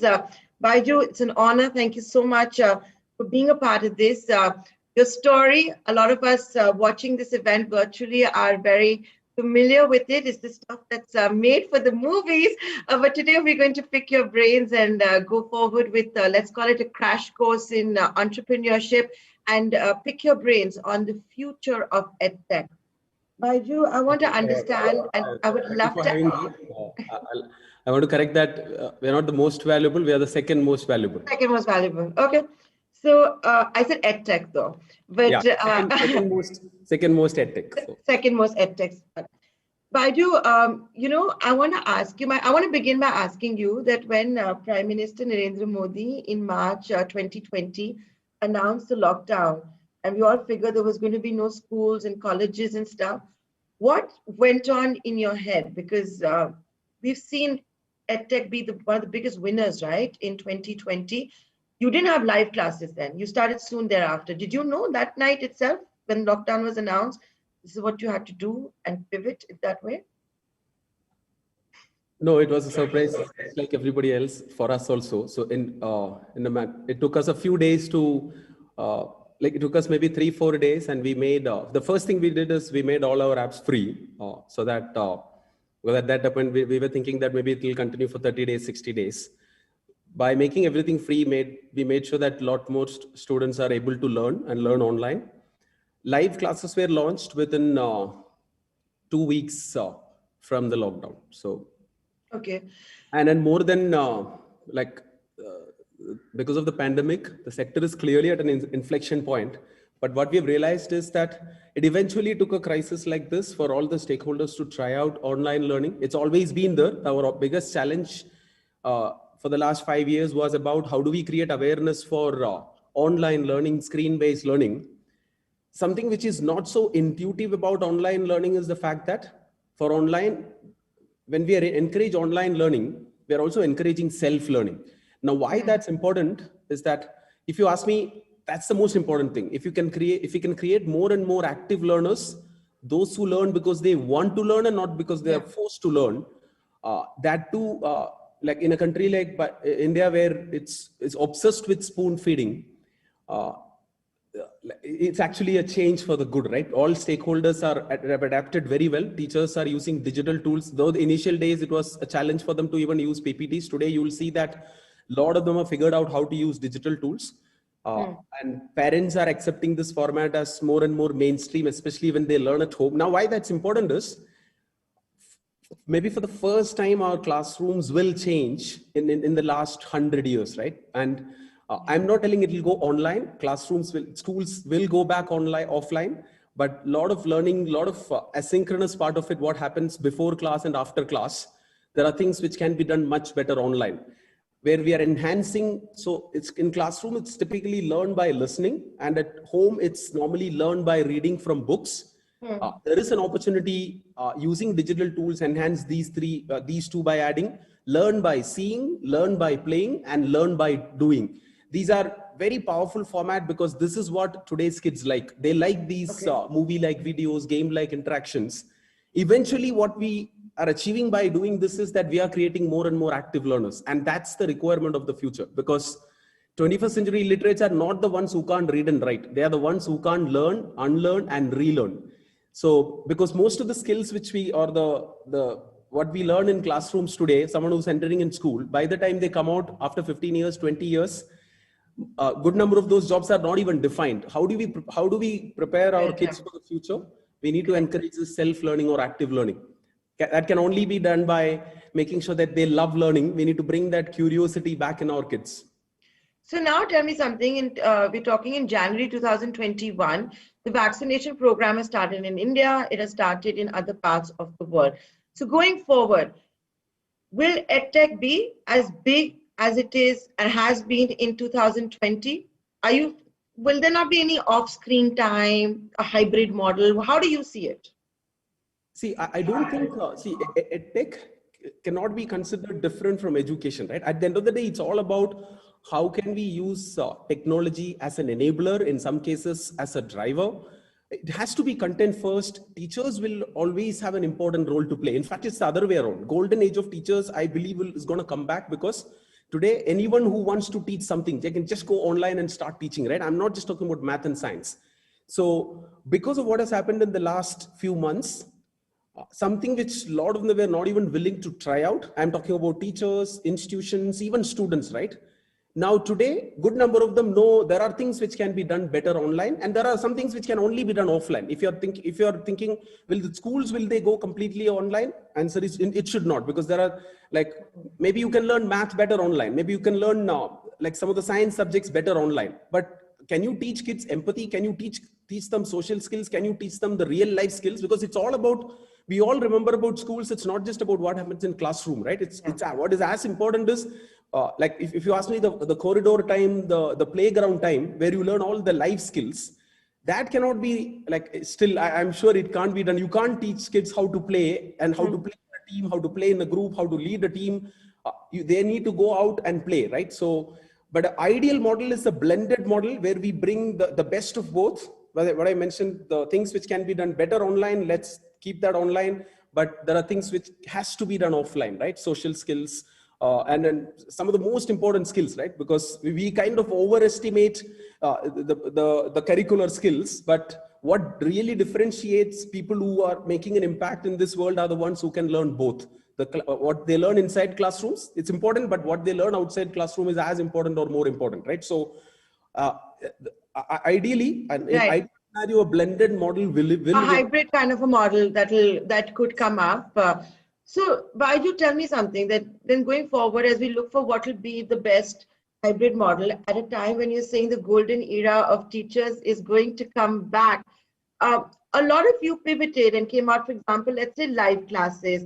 You've all experimented. So how is this going to pan out? Because if schools are going to reopen and everybody's going to search for the hybrid model, all those investments of the edtech companies have made it.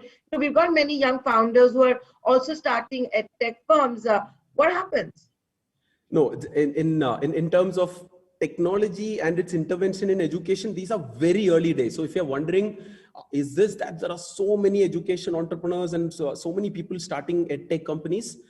Still, those who are like, there is space for enough people, because this is one of those few areas, such an important sector, right? It's all about education is still the only way most of us can make it big. Most of us can move up the social strata, right? But still, if you see, this is one of those areas, core sectors, which is grossly underinvested, neglected by almost everybody. So like the good companies, and again, like those who are like able to make an impact, either like, or those who are able to help, and there are multiple areas, right? There is, you can help figure out how to help teachers teach better. You can help students learn better. You can help institutions go online better. You can create formats for reskilling and upskilling. So there is enough and more to be done in this sector, right? Because the fact that there is no 100 billion education company in the world, where there are like multiple of them in other sectors, and this is one of the most important sectors, right? And so though there are a lot of companies starting this, and there are a lot of investors jumping into education because suddenly the sector has become hot, but the good ones will really come up and will continue growing on the other side of the crisis also. Because the opportunity in this sector, I'll say even after 10 years, I will still say these are early days when it comes to what technology can do for education, right? There is so much more to be done than what has happened in the last many decades. It's a great way of looking at it, that we still don't have a $100 billion education company. So Baiju, tell me something. You've obviously got big plans. You've also relied a lot on inorganic growth. White Hat Junior, $300 million deal of 2020, the biggest deal that we have of 2020. You are rumored to be in talks for another $1 billion deal that's going to be for entrance exams. Is that your area of focus now, inorganic growth? Use this time to grow as fast as you can? Without accepting or denying something of what you just mentioned, I'll talk broad strategy around our growth plans, because we have always, obviously, the organic growth is very strong. Our core model is, it's continuing to grow at 100% year after year. But as I mentioned, there is an opportunity. It's almost like I'm sure even after a couple of decades, there will be enough things to be done in education. Now, we don't get attached to like believing that everything we can do on our own. So we also look at some of these complementary models. Now think of like what is so special about White Hat Junior is the fact that it's not just about coding. It's actually the fact that in a short span of time, there are more than 10,000 teachers teaching on that platform. And most of them were not teachers 12 months back. And that's why I'm using the word that there is a clear opportunity for India to create a huge talent pool of teachers for the world. And when I say world, like today, these teachers teach from India to most of the other English-speaking markets, whether it's US, Australia, New Zealand, Canada, UK. And these are like before this, these jobs didn't exist in a way, like they were not teachers before. So we are attracting a lot of talent to come back to teaching, and also creating a huge impact on not just on the student side, but on the teacher side, because these are 100% women teachers. Good number of them were either unemployed or underemployed, and there is a huge talent pool to be tapped into, right? Unfortunately, we live in a country where 25% of the workforce is women, whereas half the graduates, right, close to half of the graduates who are coming out of our universities are women, right? So any business or any one business which can tap into this underutilized, huge, high quality talent pool, right? And if they can do well, will make a huge impact. I'm not just talking about will create a huge business, right? At the end of the day, it's like for any to be long term, for any business to be long term, it has to create impact. So very special in terms of how like we are creating these teaching jobs. And over the next few years, it's almost like this. When we have 2 million students on that platform, we would have also created close to like 1.5 lakh new teaching jobs in India. And I mean, at least that's the aspiration. And these are women who are able to contribute, and their talent is not getting wasted. They can teach as much as they want or as less as they want. And like this is, it's not just for teachers, right? Today in this world where of remote working, there's so many areas, and the impact which once they get back into the workforce, right? Otherwise, it's a big challenge for a lot of them to get back, and once they take a break, re-entering the workforce is next to impossible, right? Or a lot of women consider that as a big challenge. So that's the biggest opportunity. So in our India model, we have the platform plus content self-learning models, and there is an opportunity by adding this teaching layer on top, where we create these teachers for the world and possibly define the online schools of tomorrow. When I say online schools, it cannot do everything which in school is supposed to do, but for I got that subjects, right? So a blended model, like you were talking about. So Baiju, you know, as you reach for this model as well, you've talked about some challenges. Now, one challenge that we've been talking about at TiECon, so many of these sessions, is finding the next 100 million internet users. I'm sticking to India at the moment. Now, all the consumer internet companies right now seem to be chasing the same bunch of the millions of users who have the purchasing power. How big a challenge is that? I understand, yes, you've got the proliferation of Jio and you've got the data penetration, smartphone costs are coming down, but that has to be a very big challenge as well. Making sure that kids have devices, have access to internet, all of that, and to spend money. Yeah, so today, that's there is still almost the 1/3 of the students, those who are not even having access to a smartphone, forget about internet. Yeah. But I expect over the next few years, with more and more people coming online, devices becoming cheaper and data becoming cheaper, they will also get an opportunity to get the benefit of the internet, and not just education, right? So today, like what we have done in the last 12 months, especially, is we have added a lot more, not just our products are available not just in English, but all the regional languages. Though we have a large number of paid users, we have almost the first 4.5 years, we got around 45 million users to come onto our free apps. But these 12 months, we are getting another 45 million. That kind of shows that there are a lot more people trying out online, coming online, trying out online learning. So it's, and only a small percentage of them actually like end up becoming continuous users, paid users, but there is enough for all of them to learn free online, and where they also take the benefit of what is available. So, but if you ask me, yeah, there is still this challenge of how do we address this? So if you ask me, digital divide, it exists, but compare that with now can we, so everybody talks about the digital divide today, right? But the challenges in the physical world, they are so much more glaring. Can you solve these, I'll talk the challenges in our education system, which is, can you build more schools? Can you get more teachers into our classrooms? Forget about there are a lot of schools where finding good teachers, finding good teachers itself is a challenge, right? We can't, personalization is impossible in an offline classroom when we have such a suboptimal teacher-student ratio of 1:35. And it's still, unfortunately, learning driven by fear of exams and not love for learning, right? So we've been able to create this new segment talking about love for learning, making sure that kids love what they see, and finding that right balance between keeping it engaging without losing its effectiveness. My favorite phrase over there is finding the right amount of chocolate coating before we take them through the broccoli. And And it's not easy, right? It's actually not easy, right? We have been able to get that across age groups, across subjects, but still there is a long way to go before we call it a success, right? I will say it's just relative success, right? Just because like we are possibly one of the most valuable companies, it doesn't mean that this is success. In fact, I believe that the day any entrepreneurs thinks it's success, the game is over, right? It's like the complacency cannot sit in. In fact, the one big challenge or like something which is important for companies to scale up is that you need to continuously increase the founder mentality, read that as ownership, read that as skin in the game. Oh, and that's where like, so some of these acquisitions actually help more than getting a platform or getting a team or getting a product on board.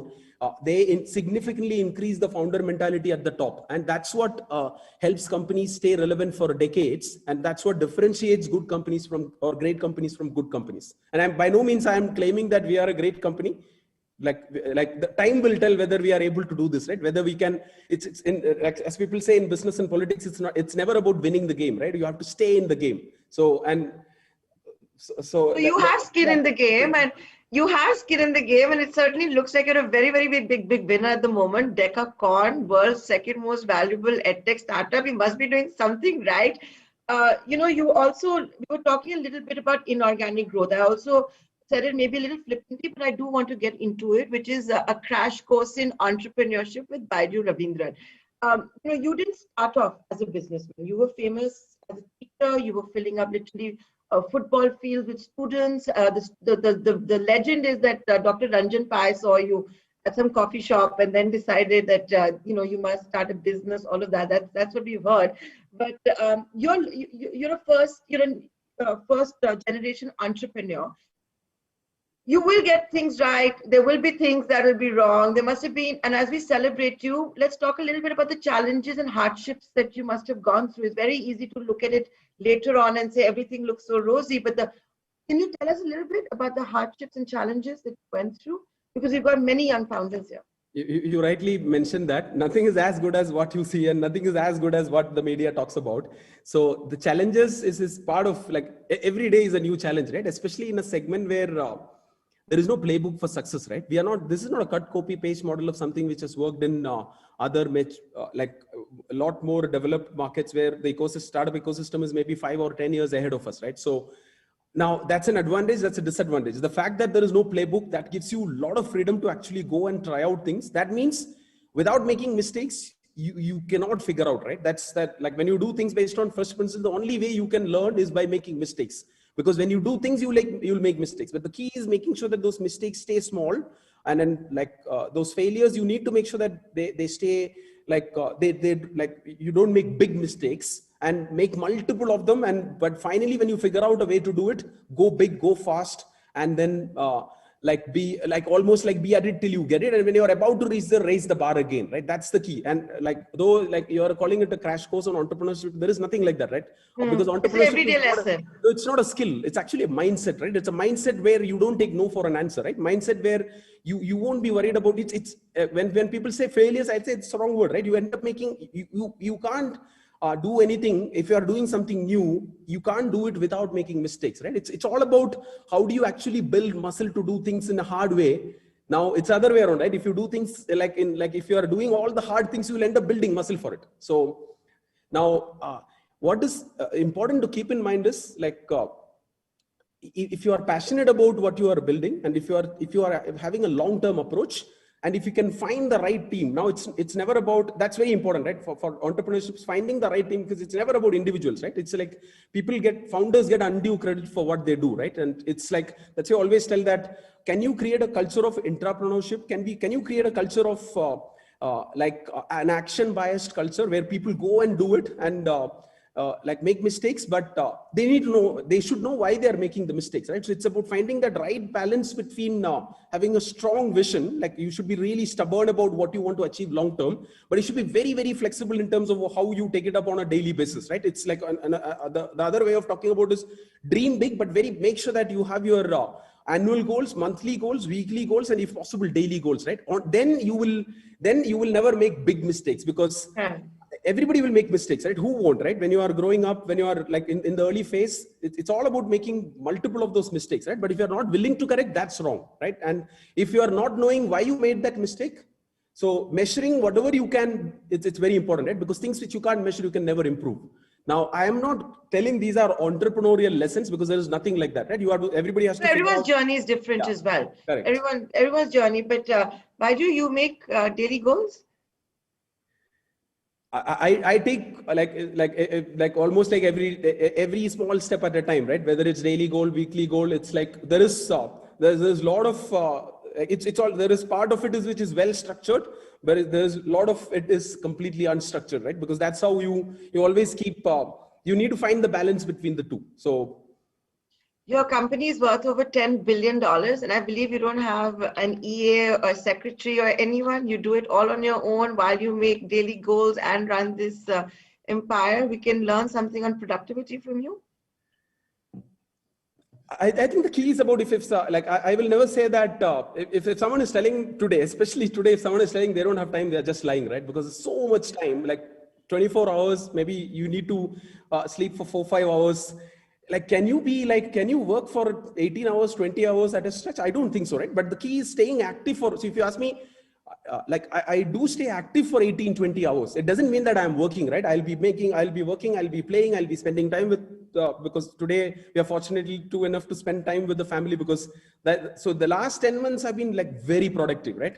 So like, if you are like, if you are doing things which you love, like you won't even feel like you are active, right? It's like you are having fun at the end of the day, right? There is no, you can't complain that, especially like I always say that I'm living my dream. So there is no scope for slowing down. Like, so when things are going so well, you have to anyway put more and more effort. And if things are not going well, you have to put even more effort, right? So, but I do have. So while you're living your dream, balance between doing things which I love. It's not just about running a business. It's about playing multiple games. It's about spending a lot of time with the family, because I've always lived growing up in an environment like that, in a large joint family where there were 18 people at home. Today I have 25 people at home. So so it's like there is that strong support system, which is important, right? Everybody needs that. Yeah.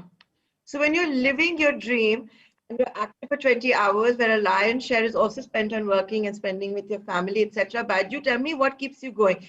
You know, you are building for India, you're building for the world. Can you share with me, when you look 5 years, 7 years, 10 years, where you see the company? What kind of innovations are you experimenting with? You know, a few sessions ago, for example, the one with Google, we were hearing so much about language, for example, how so many things around language are going to come about. Is that the direction you're taking? So, rather than like, since you asked me to talk about 7 to 10 years, I have to still keep it at the real aspiration here is to define the future of learning and create a part of it, because nobody can do everything here, right? And like, we need to be practical over there, and find that find the ideal blended format of learning and play a role and in terms of what we are good at. So in one sentence.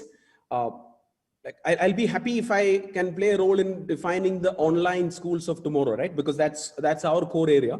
In finding the right balance between using technology as a technology-driven, media-enabled, content-first strategy, and like any student who even if it like the students who are learning on our platform, once they start learning this way, they are actually becoming self-learners, right? And that's very, very important, because if you ask me, I have so much conviction in the self-learning, because like I was forced to become a self-learner. I didn't have access to the so-called good schools, right? I went to a small government school in a village. I'm not telling this to dramatize the story, right? And neither to get more sympathy. But that's a big advantage, right? Growing up like that, learning on your own. Even the average English which I speak here, and maybe I speak little fast, is because I thought that's how you speak English, because the only way I've learned English is by listening to cricket and football commentary on radio, and they speak very fast, right? So today I make it a point to slow it down, but anyway, in a short session, I want to pack in a lot of things. So I'm going back to my older ways. But being a self-learner, so this conviction in the self-learning, in this curiosity-driven learning is actually from within. And that's why I was telling that, I always tell that the things which I propagate, things which I am trying to make popular, and that's why everything which we talk about is about love for learning, right? And can you make sure that students learn because they want to learn? And if you can bring that spark and making them a wise and house of learning, and then if they like something, they'll end up learning on their own, right? Learning how to learn is a very important skill, right? And you can use multiple of these subjects, which will help them practice the skill of learning how to learn. and where they can learn visual learning, where they learn by seeing these movie like videos, learn by playing these game like interactions, and learn by doing, right? Learn by doing is where these digital activities, and we have also introduced a lot of these physical to digital activity by using computer vision, but there is so much to be done. But overall, like I strongly feel that like we can play a big role. And when I say we, I am not talking about Byju's alone, right? We have a talent pool here on top of the self-learning platform. By using teachers as mentors, we can help students, not just in India, but around the world, learn better. Learn better is nothing but just make sure that they start learning on their own. Yeah. You're also learning something new every day, which is, of course, entrepreneurship. When you look back at the year 2020, which, you know, we'll all remember 2020, there's no doubt about it. And you use 2020 to all your advantage. Look at the number of millions of more kids and all of that you were trying to get on the app, how you made it free, then you have to make it charging again, and all of that you've done, acquired White Hat Junior. So when you look back at all of that, would you have done anything different? Almost everything, like when you say that, because we make, because to us it looks perfect. To us it looks really perfect, right? So no, but because people only read the success stories, right? Because like the mistakes we make sure that they stay so small. There's a few mistakes that you made. Can you be honest with us? Tell us a few mistakes and how you would have done it differently. If you ask me, almost everything, like when you get it right, finally you will think, oh, this is such a simple idea, you should have done it 10 months back or 12 months back. But that's how it is, right? It's a lot of things you will like.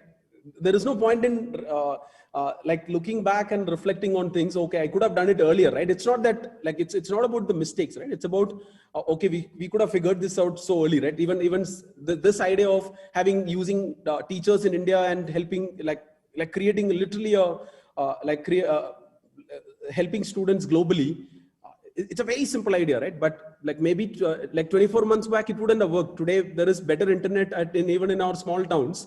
Maybe this is the right time, right? But like there's no point in like, though obviously you need to keep a track. I got it, yeah.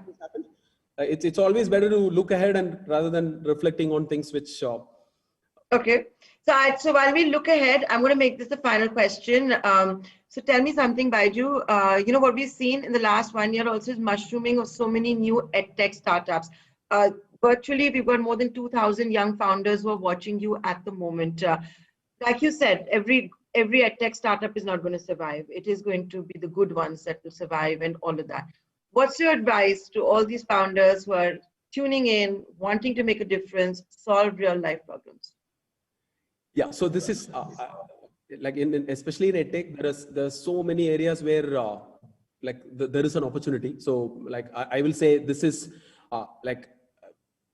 this is one of those few areas where if you do good, you will end up doing well, or you do well, you will end up doing good, right? That's why easy to attract talent into this sector. There's an unfair advantage being in education technology, but having a long-term goal, as I mentioned, is very important. Hire it's never about hiring the best team, right? It's best team is nothing but the right team for you, right? It needs to be diverse. You need to have people with co-founders with complementary skill sets, enough employees with that kind of ownership and founder mentality, and make sure that they stay long enough, right? Because that compounding effect of continuity in relationships is what really creates something which is long-term and something which will make an impact, right? And finding the right balance between speed, efficiency, and focus is critical. And eventually, like if you are doing it because you are passionate about doing it, then chances of success is much higher, because initially there will be so many roadblocks and you won't take no for an answer, right? So it's thinking big is important, keeping that high aspiration level is important, but also like the other 50% is all about having that discipline, having that daily goals, week at a time. The daily goals that you already told us about. Baiju Ravindran, we promised TiECon that we would end on time, and let's do that. It's sharp 5:30 p.m. That's all the time we have. I would have gone on and on, but thank you so much for being so candid and being so open about everything. Thank you. Thanks.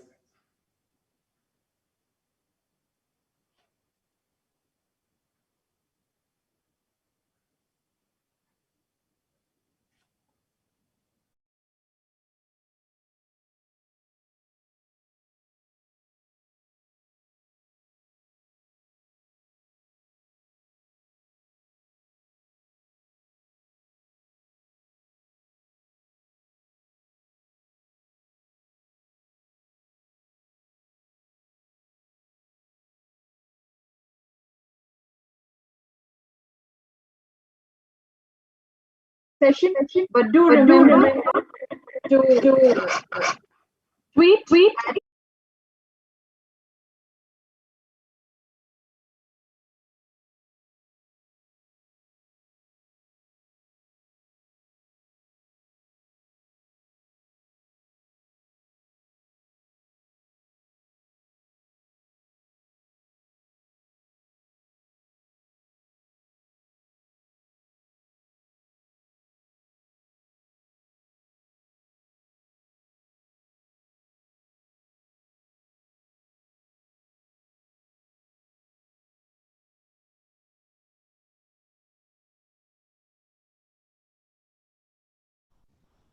We just heard from Baiju Ravindran what COVID has really meant for the edtech sector and the transformation that we're seeing in the education space. Staying with that theme, the big question in everyone's mind, what would post-COVID classrooms look like? Are we heading for a hybrid model? Will there be something different that we're going to see? Will there be a new normal? That's the topic for the next session, and it's quite a power-packed panel with the who's who in the edtech space.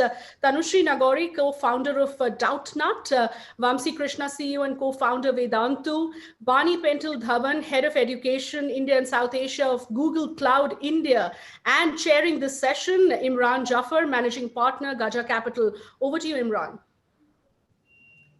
Thank you, Shweta. Welcome, everyone. Good evening. Any session that follows Baiju, who's the poster child of EdTech, is a tough one, but we've got rising stars on this panel. I'm very excited to share this panel with Bani. Bani heads education for Google. She's been with Google for 10 years. She can make it all happen for us in EdTech in India. Tanushree is the co-founder of Doubtnut. They've used technology in very innovative ways to expand access to the furthest corners of India. And Vamsi, who's in many ways a pioneer of introducing live tutoring and built a company of scale to help students improve learning outcomes. So I'm very excited to have this panel. What we'll do is we'll spend about 10 minutes going around this panel. Each one of you introduce yourselves, who you are, what you do, and your thoughts on the topic, which is how will classrooms and learning for K-12 children change post-COVID? Will this be an acceleration of past trends, or are we heading into a new normal? And after we go around the table, I will then direct a few questions to each one of you. If I may start with Bani, you go first. Thanks, Imran, and good evening, everyone. It's a pleasure to be with you all. I believe that, I'm going to call it the new way. It's the new way. It's the way that we should be in classrooms. We want to bring the magic back in learning, and technology is an enabler in that. We've seen that. It was what we went through in the last couple of months was completely unprecedented. It was important that we continued teaching and learning, and definitely not only did technology bring in that structure and allowed us to continue learning, but what it brought about was a tremendous effort of how we came together as educators, as leaders in schools, as teachers, students, and parents. Never before have we ever had this opportunity. So I'm going to, be very optimistic that this is what we were really waiting for as an opportunity for India.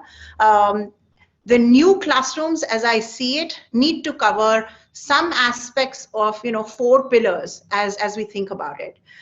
One and very important pillar is how do we ensure that we are providing access, both in terms of internet connectivity as well as device access that is meant for learning to every child in India, whether you're in the public school system or you're in the private school system. The second pillar is how do we build teacher capacity? Teachers have been heroes in the last couple of months. They've taken upon themselves to not only adapt to a changing world, but also quickly learn about technology.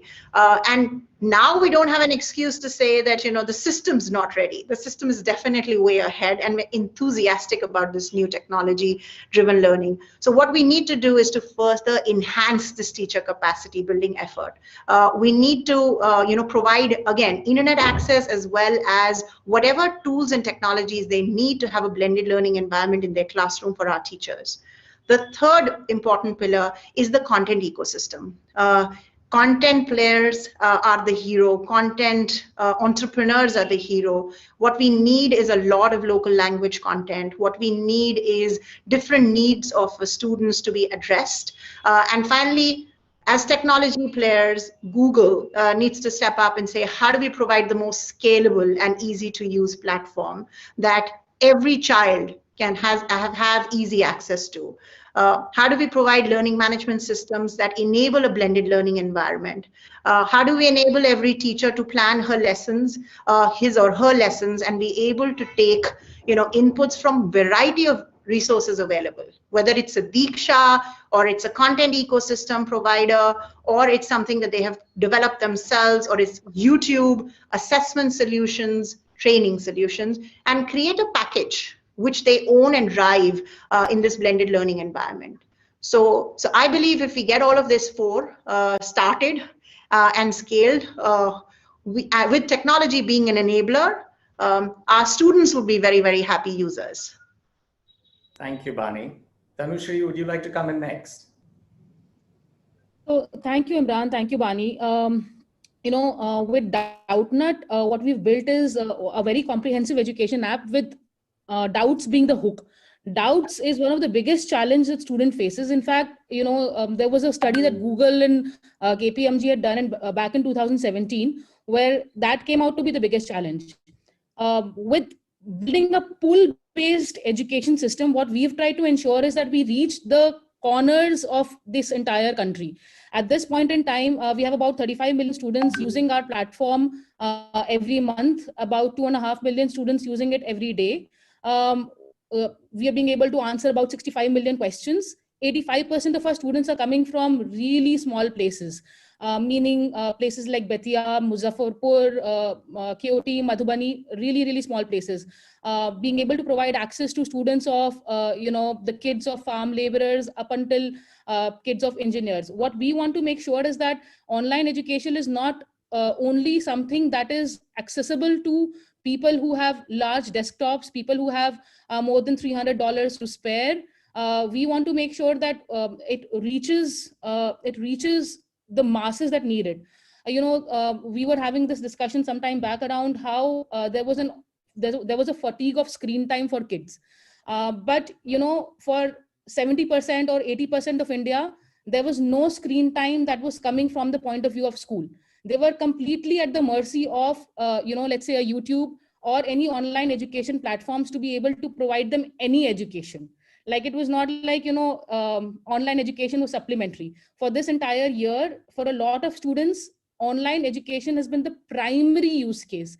And therefore, I feel very happy to be a part of this panel, to be a part of the founder group who's being able to drive learnings for the students who were completely left crippled by this pandemic.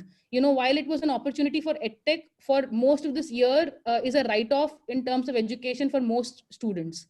So I really firmly want that online education becomes primary, not only as a supplemental use case, but even as a primary use case. And I think mobile, bringing it to mobile is supremely important, because if we kind of keep it to desktops or bigger screens, it will still never become as accessible as it needs.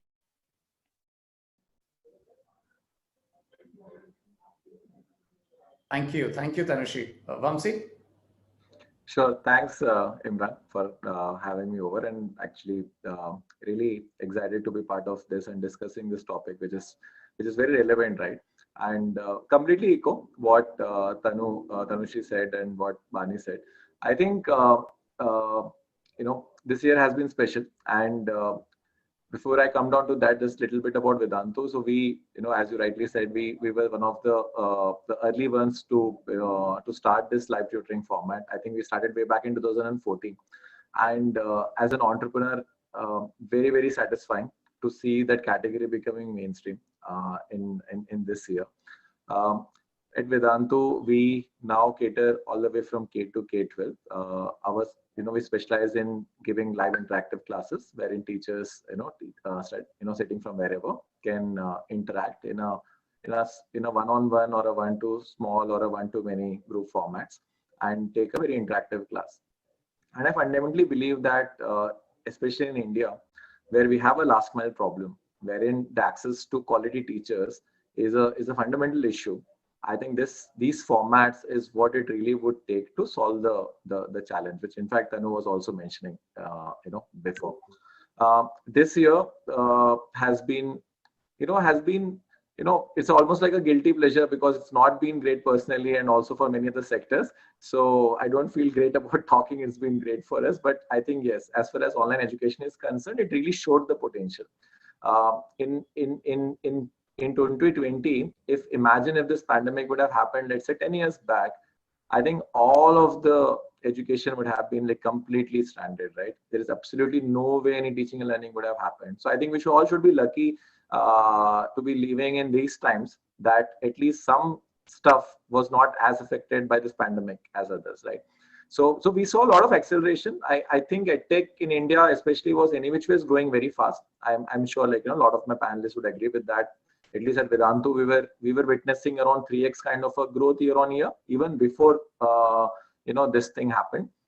Obviously, a pandemic has accelerated that quite significantly. So on all our core metrics, we saw that becoming some 6x to 7x, right? Just to give you a sense that around 100,000 students used to take a live class every month on Vedantu in Jan, something around that time. That number crossed 1.5 million in June, July, right? So I think that's really the highlight for me, because I remember we discussing that we'll probably do that in 2 years' time. So that happening within that time was very interesting. And for me, what this has done is really shifted the perception of this medium in the minds of parents, especially because they are the decision makers, right? And I really think that no amount of branding or no amount of money pumped into awareness building would have done what this has done, because this has fundamentally for me shifted two things. One, everyone got exposed to this medium because every school, every teacher, every principal, everyone talking about this has made the awareness of this at the top of the mind. Second, also the parents themselves have, being exposed to doing meetings and remote working. Now they also believe that if we can do our work remotely, I think studies can also happen. So I think these 2 points amplifying each other is a big takeaway for me. And I think definitely, as Bani was saying, things would not be the same anymore. And there are this also raises fundamental questions around why should a school, not be able to cater to, let's say, students from across the city or across the country, right? And why do we need? So there are a lot of fundamental questions, right? And very interesting questions. Would be very interesting to see how this thing pans out, but very interesting times. Thank you, Vamsi. I mean, you're talking about growth numbers per year that many companies aspire to over a decade. So that's fantastic. Let's now open the panel up to a few questions, and let us start for entrepreneurs in the audience. There's so much talk about EdTech having accelerated last year. Let's go around the table and ask ourselves, how many EdTech users are there in India? And before COVID, there used to be this talk that there are a lot of free users and very few paid users. Has that fundamentally changed? And how big is the paid user base? And how big is the profit pool? If you can just go around the table, just share your perspectives. There's no right or wrong answers because we're just trying to get a feel here. And maybe Tanushree, you can talk about whether in your mind there's a difference at all between what people call Bharat and India. Do you see profit pools in the socioeconomic customer set that you also target? But let's start with Vamsi. Oh, you want to go first? Okay. So it's a great question. I think it's a very nuanced answer because especially living in a country like India, you have segments and cuts and dissects happening in every other place. So for example, let me just talk about my experience here. And, I'm sure Bani and Tanu would have something to add to that. When we started with one-on-one, right, way back in 2015. And that was an extremely, I would say, affluent thing because we were charging almost $500 per hour kind of a price offering. So this was equivalent of a home tuition, and our 80% of the user base used to be tier 1 and even probably people from Singapore, Middle East, and stuff like that, right? Fast forward to 2017, when that 500 rupees per hour came down to 100 rupees per hour, the demography is completely shifted, and our paid usage from like 20% tier 2 and below became almost 40% tier 2 and below, right? And today that number is almost actually 60% tier 2 and below, right? So I think, Imran, the answer to that really lies in how is your product, packaged and positioned, right? And I'm sure Tanushi would have a lot more to add to this, because in fact, the price points which probably even the companies between us offer are quite different, right? And even if we go on and add some vernacular offerings, we still don't have it at Vedantu today, right? We would see that numbers shifting even further, right? So that's been at least my limited experience. That is really the function of like how do you package and put this pricing of the course. But a meta level, answering your question, there are around 300. In fact, the latest number is actually 320, if I'm not wrong. Around 320 million kids in K-12 alone. I'm just talking about K-12 here. Out of that, from any rough estimate, you have around 40% of the users, 50% now. I think that number is increasing substantially year on year. Guys who have access to internet, right? So that number comes out to be anywhere in that range of 120 to 150 million. Take your pick, right? And that's really and out of that, if you look at the number of students who are going to after school tutoring, which is the segment we cater to, almost 80% of them go because this already said there. So I think the numbers are huge, yeah, and education any which ways the numbers are very, very large. I think it's reverse problem. I think all edtech companies, and especially to all the edupreneurs who are there in the audience, in fact, my advice is to be really focused rather than going after all these segments, because that's been the biggest challenge, at least for us also when we started. So in fact, my advice is always reverse. I think you need to be extremely focused to begin with, and then maybe add categories to it. Thank you, Vamsi. Tanushi, you have a very large number of monthly actives, and you mentioned a very large YouTube daily actives as well. But you've just started your journey of monetizing that funnel. Share your experience, learnings from the COVID year. So, I think COVID was the reason for us to accelerate our monetization journey. Otherwise we would have really put it off for another year. But what we saw is that there was an entire pool of students who were not being served by any form of primary education also. And it was not to say that this was the only year that they will not be served. It was just another year where parents were buying second-hand phones, scampering for phones, internet, to make sure that there is some learning happening. Like for a first world or for a tier 1 parent, it's basically about deciding whether to give screen time to their kid or not. For a kid who is in tier 2, it is about a need that they can't even think about whether to make that decision or not. It is more of a need. So in terms of, you I think talked about what is the difference between a Bharat and India. I think the biggest difference is the difference between a parent deciding and the kid deciding over here. So in a tier 2 or tier 3 setting, most of it has been kids driven, where parent may still be using a keypad phones, but the kids have acquired smartphones to be able to accelerate their learning. They'd already been 70 to 80% of the kids had already been going to some sort of supplemental education, which was a mom and pop, bhaiya, didi teaching them. Thankfully, because of this year, they got exposed to a more structured learning. They were already paying anywhere between $300 to $1,200 for their tuition needs. If at that price point or slightly higher price point, if they can get a much structured learning, much better quality outcome, they're more than willing to kind of engage and pay. So there is a large pool of population out there who has the willingness to learn on digital mediums, who has the willingness to pay. What is still happening is that for a large part, it's still the ownership of phones is still happening. It's getting accelerated. It's not like, everybody that we know has phones in the tier 2, tier 3 regions. So I think there is a lot of growth that is still not in terms of just not in terms of just the monetization, but in terms of free usage also. There is a lot of growth that needs to happen across the industry. The largest platform right now is, of course, YouTube. YouTube has been the front runner in terms of exposing kids to digital education. What other education firms bring in is more structure and more pedagogy.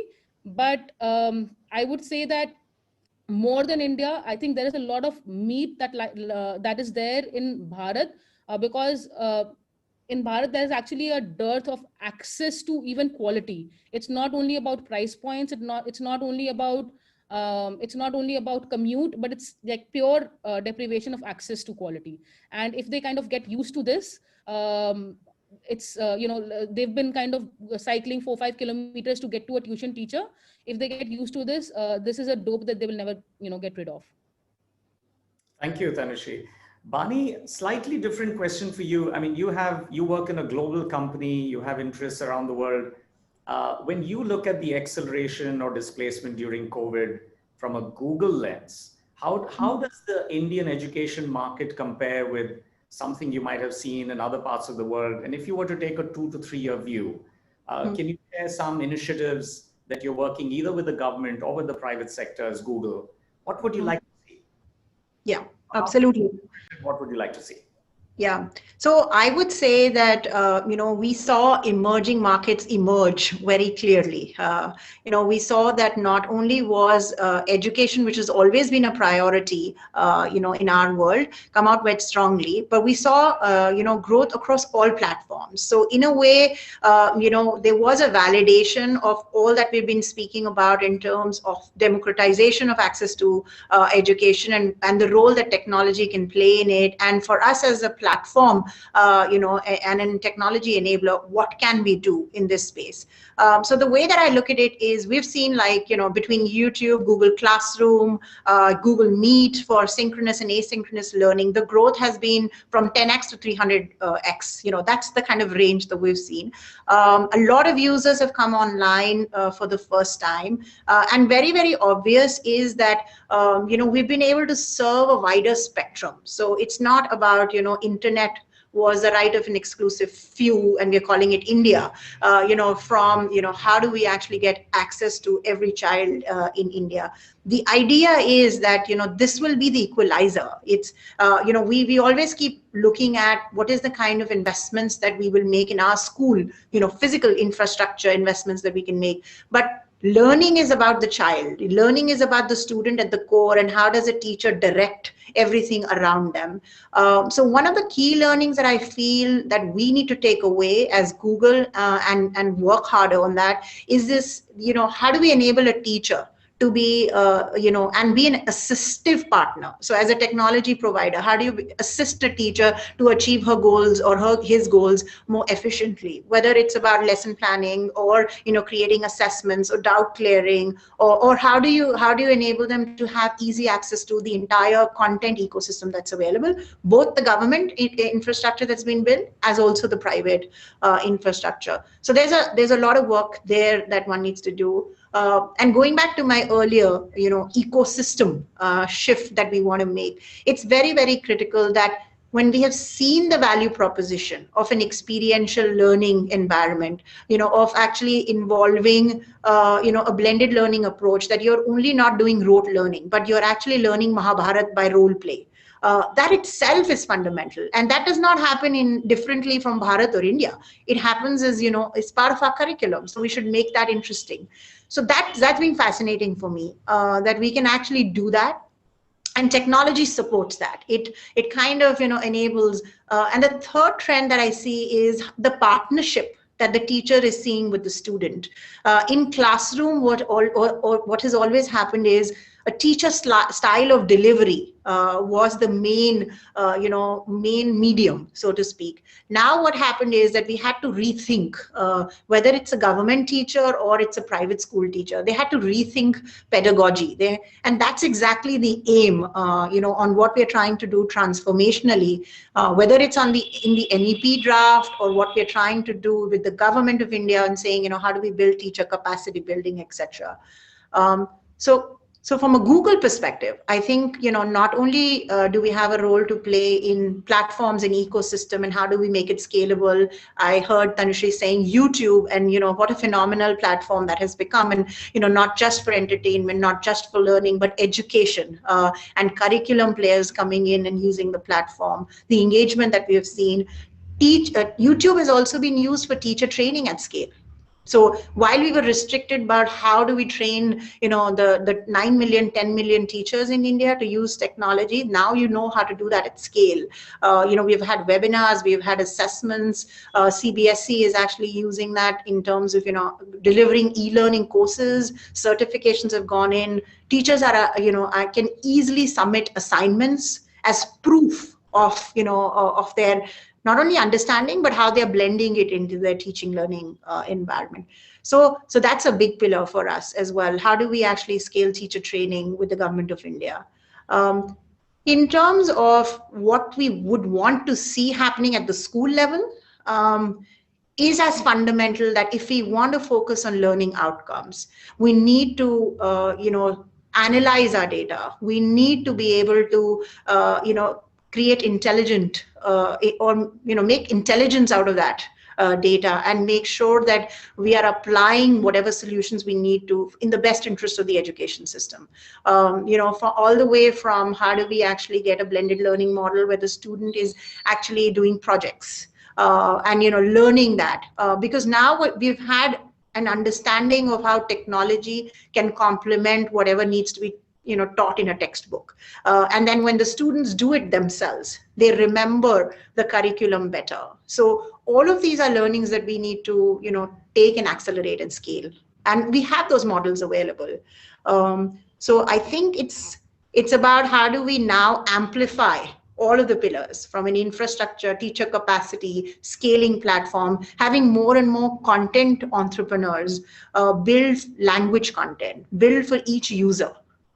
And be able to support them in their learning journeys from first standard to college education, I would say. Excellent, Bani. And we have maybe 30 more seconds. So I'd like to thank you, Bani, Tanushree, and Vamsi. It's been an excellent panel. I'm very excited about the prospects of India. We always believed India is the most attractive private education market in the world, but it's been great to see in a tough year how some of the past trends have accelerated, but also that we're entering a new exciting normal where EdTech can deliver either access at low cost or personalized learning at scale, or building an ecosystem, Abani, as you put it, for India to leapfrog and create products, not just for Indians, but for the world. Thank you so much and wish you guys all the best. Thanks, Imran.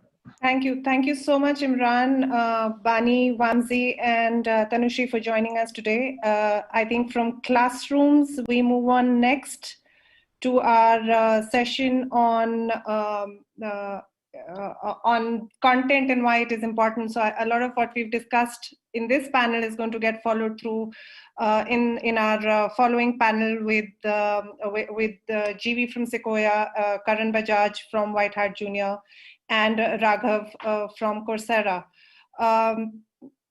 For those of you who have interest in the impact space, we also have a session in Quantum on the impact survey for incubators and accelerators. So please feel free to choose your sessions and have a great day and great evening. Thank you so much.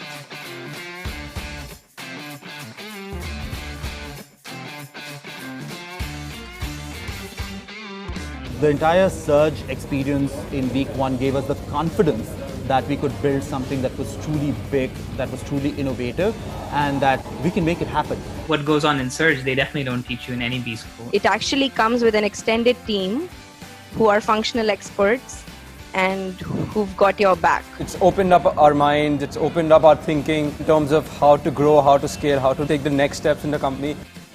We've just been so enlightened. Stuff about hiring great people, stuff about having a great company culture, a mission, a vision, and all the core values that flow around it, and how that brings clarity. I think that is something that Surge has really taught us, and something that we're looking to implement in our organization.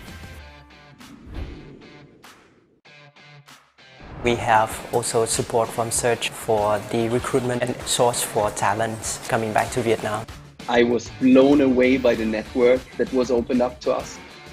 Just being connected to some of the best recruiters to help us find the right folks, to also tapping into the coaches that Surge provides. At the end of the day, no one has all the answers alone anyway, but as a group, being able to put it all together, I think it's extremely helpful. The markets change, the tactics change, the strategy change, but how do you continue evolve both as a company, as people? Our biggest takeaway, especially through Surge, has been just to dream big, focused on the long term. Culture and values. The clarity on mission. Every minute of that content was useful. It's like drinking from a fire hose. So all this helped us not only building a great team, but building a great company.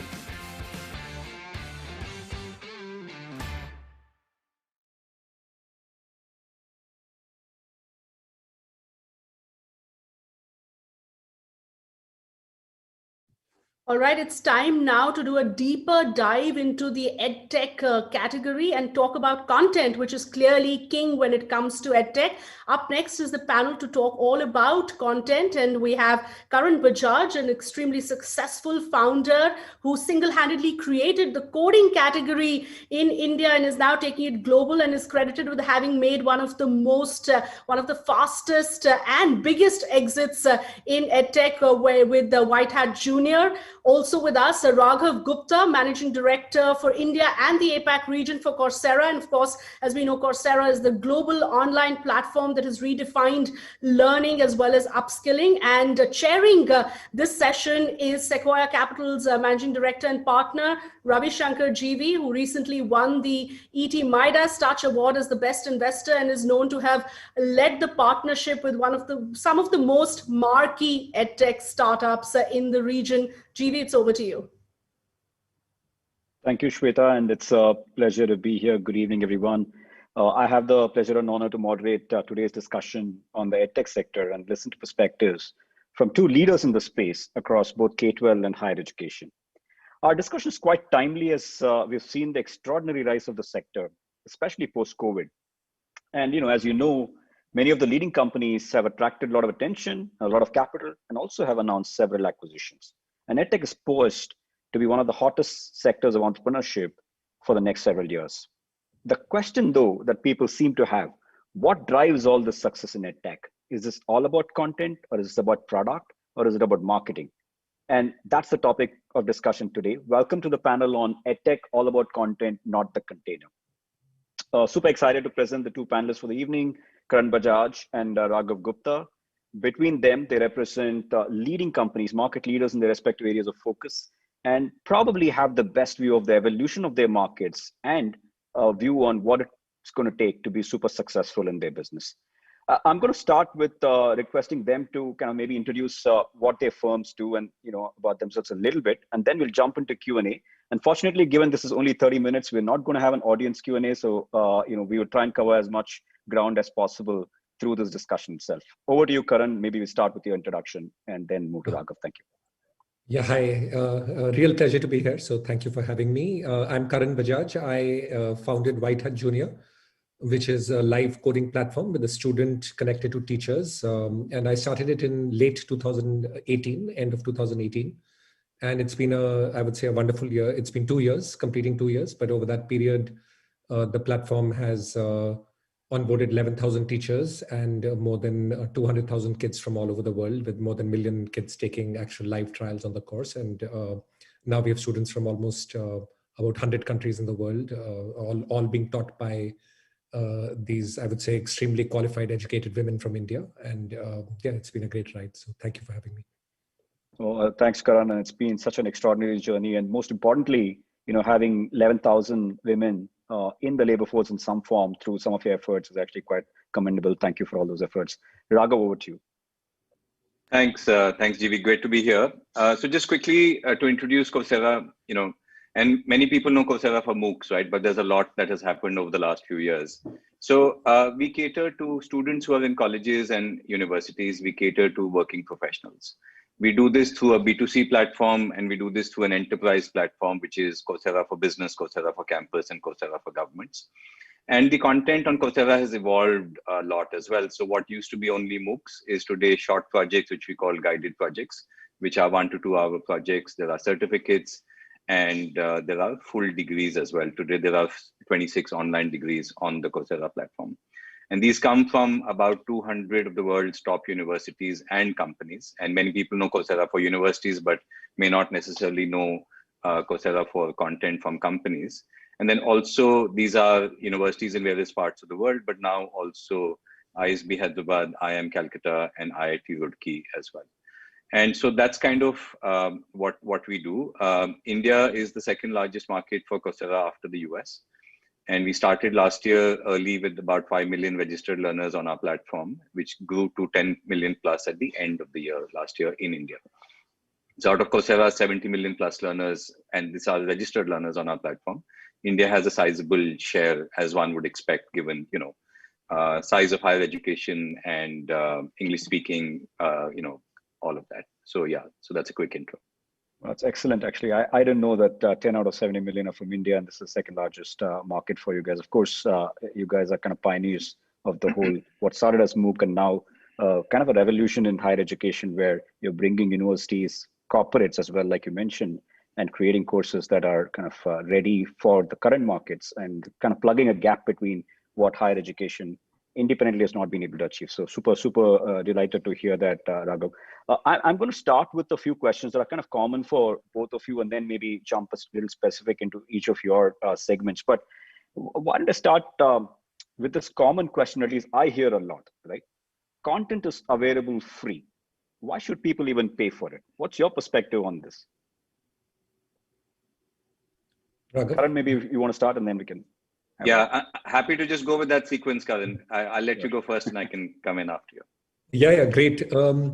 So I think when I was also reflecting on the topic of content and the container, I would say the wonderful part about EdTech is that I would say the best companies are merging the content and the container to deliver an experience to the customer, which is extremely unique, right? So if I think of Whitehead Junior as an example, and that's just one model, but if you think of the traditional education system, which has got one teacher in a classroom who's very dedicated to what she does, right? And she has 20 to 30 to 40 kids in the classroom, right? She's doing her best, obviously, to give a great experience to the kid.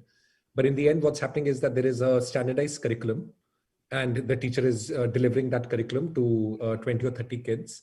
And every kid's journey has been merged into one, right? What we are able to do as a platform is we are able to connect one student to one teacher and create content that is actually completely customized to the tech environment. So as a part of that entire content, the teacher actually delivers the class. In the middle of the class, there are quizzes that pop up on your screen that you can address, so you're completely engaged while you're in the class. Immediately after class, there is a project that comes to you. You have emojis that you can indicate on the screen when you like or you don't like. So what's happened is that the content, the teacher, the tech, and the teacher delivering it, that combined package ends up giving a very, very individualized, customized experience to a kid that is actually not possible in the schoolroom at all. So in a sense, content, books, education is obviously available freely, but the entire experience of a completely custom individual learning journey that is made possible because content, tech, and the pedagogy or the delivery of the pedagogy all kind of merged together is an experience that's only possible through a very custom technology platform. And I think every platform has taken their own crack at it. We did it through one teacher connected to one student. Some have done it through artificial intelligence, getting very smart about how a kid's individual learning is mapped and the course or the content customized for it. But this ability to customize is very unique to technology, and I think that's the power of EdTech. Got it. So it's really all about personalization, and if I were to take that forward, you're saying that personalization should ideally improve learning outcomes, and that's really what you're paying for, when you're taking courses like this. Thank you for that. Raghav, what's your perspective on content? Should be free, and what's the benefit of paying for it? I think it needs to start with purpose, right? There might be content available for free, but nobody has time available for free, right? So is there a purpose that you're trying to solve, right? And so there might be some free courses available on many platforms, but we found through our experience across millions of users and thousands of organizations, the learner needs a mechanism to signal quality of content. Now, whether that's free or paid, but there needs to be a signal of quality. Right? Either the company stands for certain quality, or in our case, the university who's teaching on our platform needs to stand for certain quality. I think also there needs to be a purpose to that learning, right? So if you're an MBA student who just wants to know what blockchain is, you might go to YouTube and listen to a 30-minute video to know what blockchain is. But if you're a software engineer and you want to become a blockchain engineer, then you want to take a blockchain specialization from Johns Hopkins University on Coursera. So it really depends on what your purpose is, right? And then also, if you're a BTech Comp Science graduate mid-career, you want to do a master's, and you say, I'm not going to quit my job and go to university, but I'll take an online degree, and that serves my purpose, and I'll do it from University of Pennsylvania. So firstly, I think it's important to say, what's the purpose that you're trying to achieve? Second, I think there needs to be a signal for quality, right? What is that mechanism? And third, in many cases, and this applies especially to students in colleges and campuses, the credential needs to mean something, right? Eventually, if you want to build a profile and you want to learn a particular competency or a skill, but you also want to be able to signal to your potential first job that I have this skill, the certificate, the degree, the credential that you've got, that needs to stand for something. And I think if all of these three factors come together, of course, I think there are enough people who will see value, and so they are willing to then pay for it. Got it. And so one is the point to make, which is a purpose or even a goal. Like, why are you doing what you're doing? And so for some people, it's a serious pursuit, and it is towards a goal. Maybe they want to get employed, and you're saying for that you need more serious effort, not just pure content, but maybe a full package which leads them to that objective. And so that's important. And sometimes it's certification, and that doesn't always come for free. So you do pay for some of that outcome that you're looking for, which is great. Yeah, and just to quickly add a simple example, right? So a bank in Mumbai may say we are going digital, right? COVID has accelerated it. We are going digital. We are going to take our business analysts and make them into data analysts. And to be able to do that, it is going to take 36 hours of formal training for a business analyst to learn the basics of data science and learn Tableau and Looker and so on and so forth. And that's the purpose that I'm kind of talking about, right? This is not just somebody who's curious that, what is blockchain, and you go to YouTube and say, it's certainly not a casual pursuit. It's something that leads to, where the employer needs to kind of see the merit of that, and they should be able to upskill and reskill themselves to be able to do the new function that they're being trained for. Yeah, got it. Super helpful. I want to turn to another debate that's there. We spoke about content, why people pay for it, but there's also this whole, seems to be like a friction, and kind of it's positioned as a or problem and not an and problem, meaning there's content and there's product, and people like, hey, either you're a content company or you're a product company. And some people take pride in high quality content. Some people say, hey, it's my product. Is this a or problem, or should it be an and problem? Like, do we need both great content and great product for things to work out? Or you think just pure content can win? Yeah, I'll go first again. I think it's a completely and scenario. It's a content and product come together to deliver an outcome. And I think there's no kind of there's no conflict at all for anybody who's running a company that they have to come together in the tech ecosystem to deliver. So I think the only addition I would have is that every company needs to know what its complete core is, right? So in that sense, when I started White Hat Junior, part of the reason we were able to kind of scale very quickly was that we were very clear that, look, we are not going to build our own video platform. There are companies who do that, and they do that very well. We are going to use the video platform of someone. We don't necessarily need to build our own coding platform. There are multiple self-learning coding platforms that's being created, from Code.org to Thunkable to Google Dialogflow. And we'll do agreements with all of them and use their coding platform, right? So again, we didn't go into build on something that others have done very well and have built expertise in.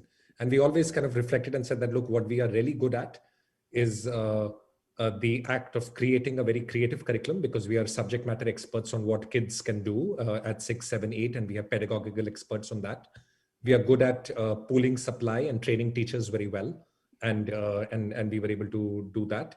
And then we are very good at, or should be very good at, conducting a live classroom, which has a entire scheduling algorithm and architecture, which is quite complex actually. So we have like kids from all over the world taking trial classes from teachers in all over, now teachers also from other parts of the world, and the ability to connect them via scheduling algorithm at their preferred time zones is in itself a complex activity.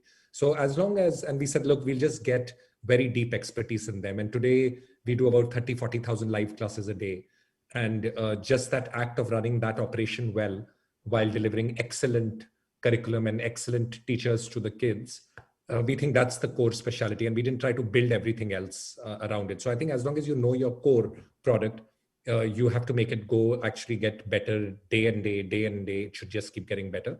And then use like the experts in other areas to bundle the offering. I think the ability, trying to create everything on your own is where I think most companies slow down or are not able to scale because it's an interesting perspective, Karan. What I'm hearing you say is, look, the product as a package needs to be very good, but there is no pride in saying every component of that is all mine. Right? So you're saying, hey, bring the best of everything, package it together, make sure it works for the consumer. Yes, absolutely. Interesting perspective. Raghav, anything from you? Yes. Yeah, so I'd subscribe to the and view as well, GB, right? And very simple examples, and we see this all around us, right?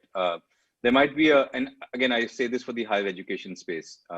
So there might be a fantastic faculty member teaching at a top university in India at a leading IIT or an IIM, and they might be fantastic in a class, right, in a physical class. But if they are on a lousy platform, the online experience of the same faculty member might be quite terrible. And so you have an example of great content, great delivery, but a lousy product resulting in a not so great experience. So clearly, I mean, I think it's content and product need to go hand in hand. I think also the product needs to be linked to the objective that an individual or an organization is trying to deliver. And what I mean by that, and let me take an example from Coursera for Business. So we're working with a company to say, let's, upskill, reskill 5,000 employees because your business is going digital. And yesterday, the chief learning officer of this company would say, show me completion, show me learning hours, and so on. And we were like, why do you care about completions? You're not a university, vice chancellor. You don't need, working professionals like us to be completing courses. You need them to be building skills. And so we built out a skill development dashboard to say, let's forget about completions. You're not a school principal, right? That's not what matters to your business. What matters to your business is if your employee started, at X, did they go to 3X in terms of skill development? And the product delivers that, right? The content is still the same, but the product helps you achieve the objective that you're setting out to achieve. And, in the university space, the context might be different. So university might say, I'm going to take a course on Coursera from X university, but I want to be able to integrate it for credit because, UGC AICT says you can use MOOC content for credit, but how do you then enable that to happen as a part of the product? So I think the product really ties the content into the objective that you're trying to deliver, but the content itself needs to be high quality as well. Got it. As a follow-up on this, right? So one could have thought of Coursera as a marketplace, and then you allow the best content to win.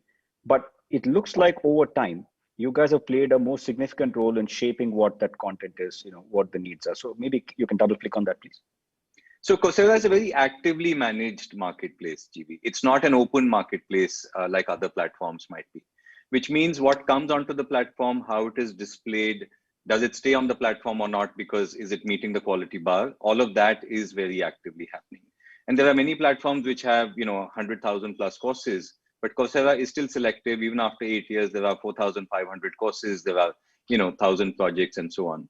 And again, it comes back to the objective of saying to a working professional, to a student in a college, what is the purpose that we are delivering. And so who creates that content, which content they create, is it working, what is the kind of learner feedback that we're getting? That's this continuous virtuous loop, which is then strengthening the overall platform. So I think a managed workplace is what we definitely see a lot of merit in. And what I take away from that is, the importance of high quality content is something you take very seriously. So you want to make sure that whatever shows up on the platform can deliver the outcomes and the objectives that people are seeking. And hence that intervention is important. You don't believe in, okay, rate everybody, the best rating wins. And, you kind of don't have your view on that. You seem to be more actively managed, which is really interesting to see. Yeah. Got it. Super helpful. Now I'm going to jump, maybe we have less than 10 minutes left. So I'm going to jump into some specific questions. So maybe Karan, starting with you, and this is the whole conversation around the container and packaging and so on. A lot of what seems to be happening today is the high decibel advertising and marketing in EdTech, right? So that's kind of catching a lot of attention. So, and it's also kind of begging the question saying, hey, if content is great, why do you need all these, marketing advertisements? And does that make companies in the space, marketing focused companies or marketing companies? Can you throw a little bit of light on what is less understood, which is behind the scenes? What's happening on the product side? How do you, deliver much superior learning outcomes, which is kind of only if you're a student, you'll probably experience on all these platforms. But for the outsider, what's going on behind the scenes, please?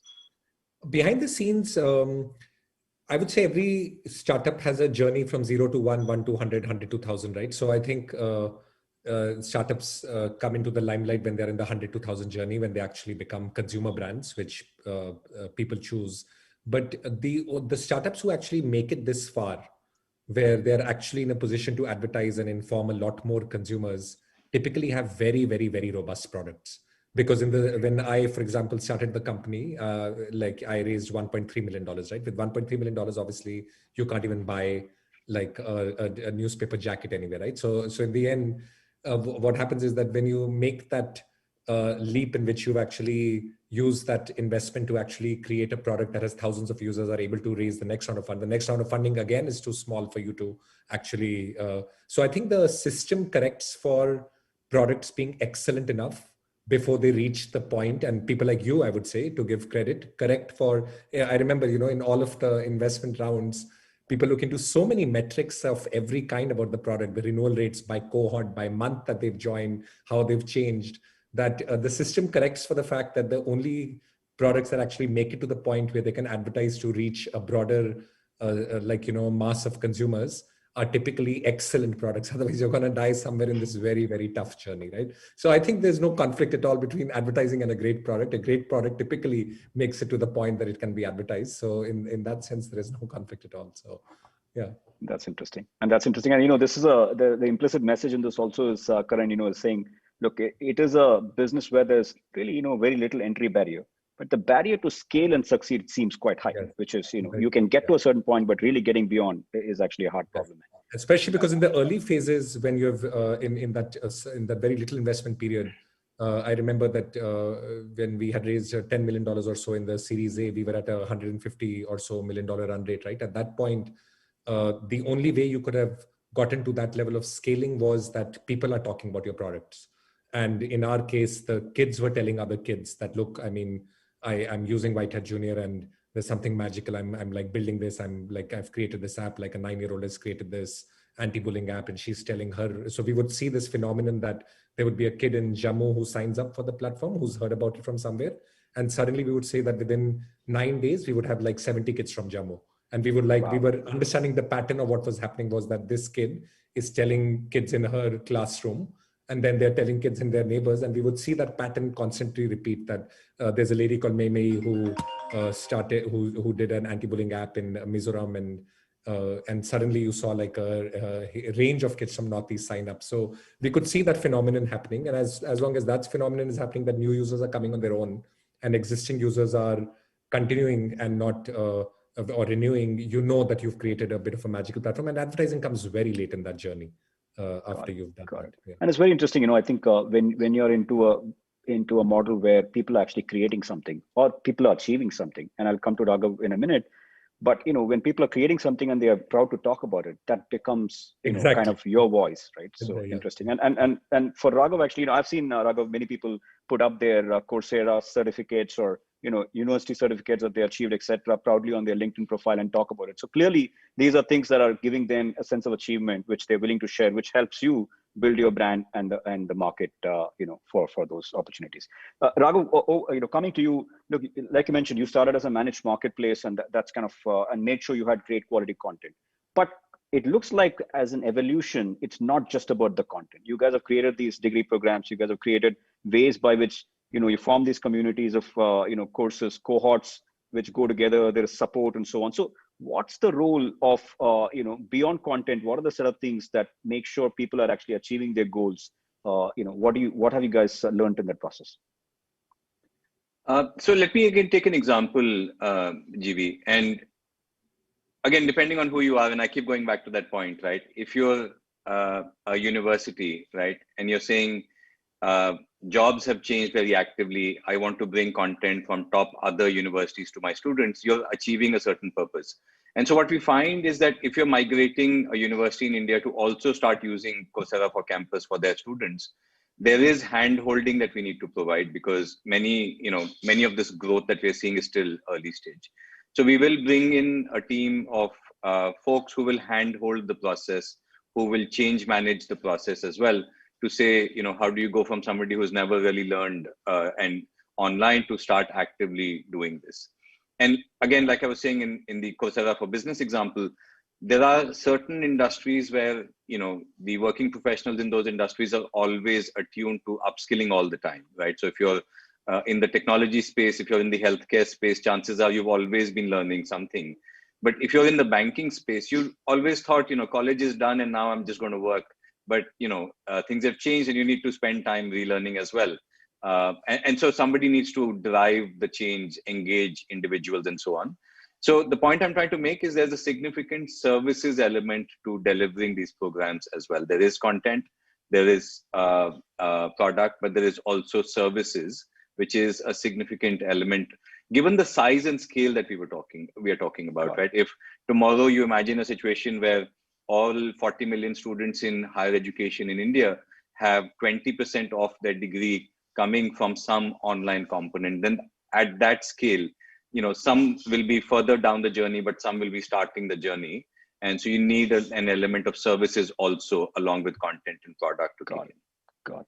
No, super helpful, Raghav. I can go on for another 30 minutes, but we are almost out of time. So I'm going to request you, gentlemen, for the entrepreneurs in the audience, what is the one segment or one area you want them to look at in EdTech, which you think is the most exciting next big thing? Karan, maybe starting with you, as short as you can be. In the short, I would say the White Hat Junior success, or whatever success it has accomplished, is only the success of the teachers. And the fact is that in India, there are 50% of women in the college-going population, right? So 50% of men and 50% of women, right? So equal representation in college. And in the workforce, women are 20%. Any society which has this massive drop-off of skills or of very skilled people who are not being an active part of the workforce is losing tremendous value.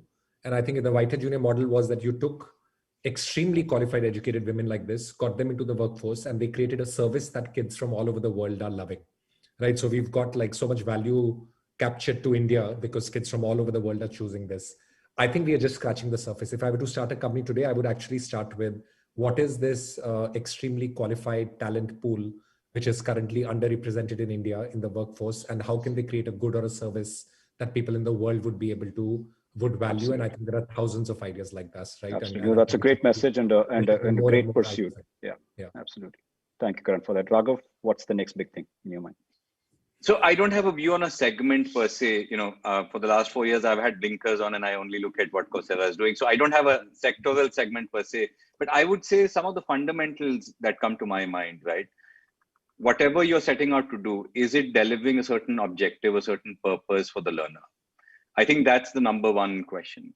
I think second is it a combination of content and product and services? I think those three, not just content, not just product, how are you kind of thinking about those, whether this is test prep or whether it is K-12 or whether it is career services, whatever it might be. And I think the third element is being able to deliver a differentiated experience, because the space has got so crowded so quickly that I think to just come in with another Me Too, I don't think we are in that stage at all in the overall space. Got it. So do something different, do something that has impact, and like Karan said, do something that is super large and meaningful. Thank you, gentlemen. This was a pleasure. I hope folks enjoyed this. I took away a lot, so thank you so much, and look forward to further conversations like this another time. Thank you. Thank you so much. Thank you. Thank you. Bye-bye.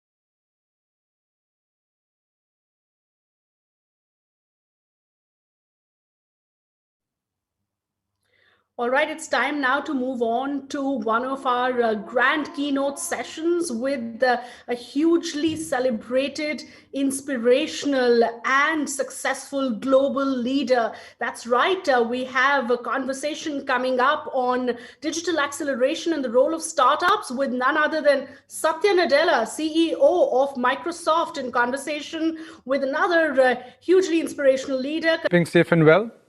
Thanks for joining us at Resurgence TiECon. Glad that we are able to come together and share experiences and look forward to the future. We've been living with COVID-19 for almost a year now, and it has changed everything about the way we live, work, engage with people. As part of an industry that has seen rapid adoption and growth, our focus at Flipkart has been on innovation and meeting consumer demand while partnering with businesses and brands to help them in their journey through these difficult times. Satya, as a global technology leader, I'm sure there are several insights and trends that you have seen which will be interesting for our audience.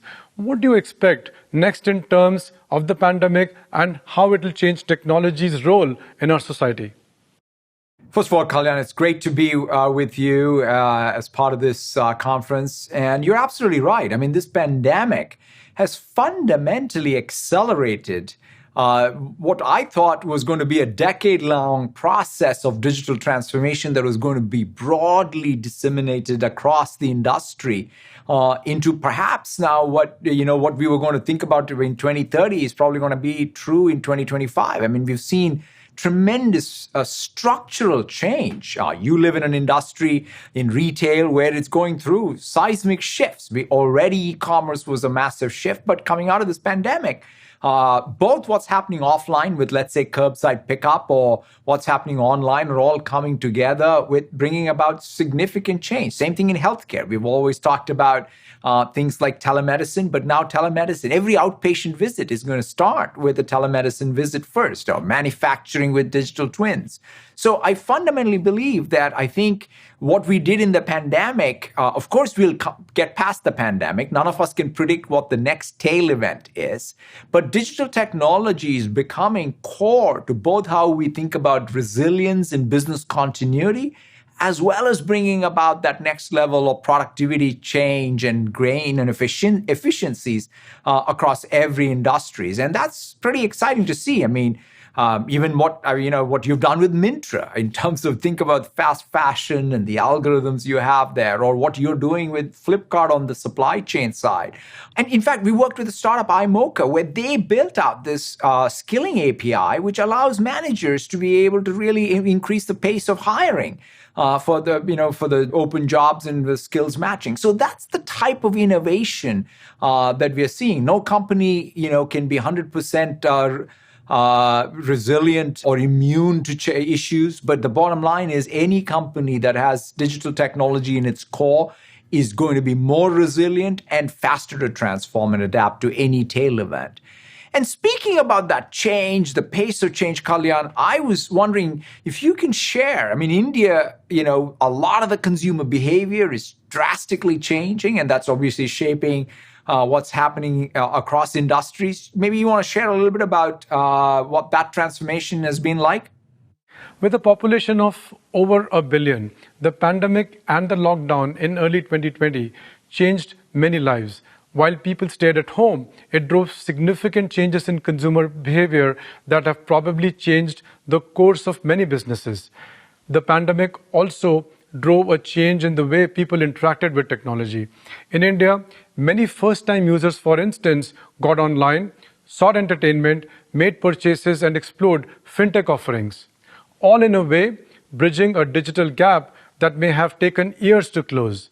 At Flipkart, we focused on accelerating innovation to meet the increasing needs of consumers through multilingual interfaces, digital payments, voice-enabled search, and many other facets like these. These were powered by a strong technology backbone and a robust supply chain and logistics network. While addressing consumer needs, we also used technology to help businesses and MSMEs by providing critical data insights, helping them pivot their businesses to stay relevant. Overall, e-commerce helped keep consumption, manufacturing, and distribution alive by preventing the economy from shutting down completely, and all of this was possible only through technology. The pandemic has accelerated opportunities with new possibilities, especially for businesses that have identified gaps in the current environment. In light of all of this, what is Microsoft's focus for startups? What excites you most about startups in 2021? First of all, it's a very exciting time to see the level of ambition of the entrepreneurs and the startups and the transformation they're bringing about in the broad economy and society at scale. And for us, our mission is to be that platform provider and the tool provider. We have the most differentiated, the broadest platform from business applications to cloud and edge infrastructure. And we're seeing that broadly getting used to transform society. I mean, in fact, when I look at what you have done with Flipkart and Myntra and all of your work, you're truly democratizing commerce in the country and reshaping the economy. And that's fantastic to see. And I see many examples of this, right? Pixel is one of the companies that we're working with. That's one of the first Indian space tech companies. They're working all on Azure. They're part of even our FarmBeats and Azure Space program. They have high ambition of launching the satellites, the first microsatellites, and really changing how many sectors of the economy, including agriculture, will be transformed. CoreOver is a conversational AI platform as a service company that's already at scale, over 235 plus million users. Again, using a variety of Azure services and AI services. Paisabazaar is a fintech technology company during the pandemic. In fact, they've done very transformative work around lending products. So we're seeing broad usage of the platform that's being used by entrepreneurs all over with high ambition across all sectors of the economy. And that, Kalyan, to me is the exciting thing in this next phase, right? It's not about the tech industry in its narrow sense. It's technology, digital technology becoming much more pervasive part of all industries, and in fact, entrepreneurial activity in all industries getting that amplification because of software and digital tech. That's perhaps the most exciting thing. Maybe on that note, Kalyan, you could share, as someone who's leading Flipkart at an exciting time, what are some of the technologies you see transforming retail commerce that I think everyone should be aware of? That's an incredible roadmap you have laid out, Satya. Thanks for sharing. Yes, there is just so much opportunity out there for everyone to capitalize on. Disruption in retail through digital transformation is already a reality. Today's consumers want immediate, easy 24/7 shopping experiences, and technology has allowed brands to create better experiences, gather valuable feedback from users, and even anticipate and customize trends in advance. In retail and fashion especially, augmented reality has made great strides. Online retailers will rely on VR environments in great measures to provide immersive, feature-rich shopping experiences. Most retailers now understand the need for this integration with technology, and it has opened up a world of opportunities with the pandemic essentially leveling the playing field for everyone, especially startups. Speaking of which, we've kickstarted our very own startup accelerator program, Flipkart Leap, to strengthen India's startup ecosystem and build a community of local entrepreneurs. We see some great innovations that are relevant to the retail sector. These include applying AI to understand a consumer's cognitive response to marketing campaigns, supply chain monitoring solutions, and other exciting features.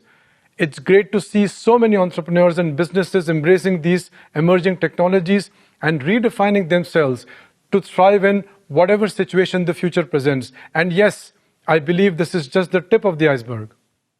That's all the time we have. On that note, I'd like to say that it was a pleasure to interact with you today, Satya. Thank you so much for your insights and all the best to you. And I hope 2021 sees our entire ecosystem scaling new heights. Thank you so much, Kalyan. It's great to be with you.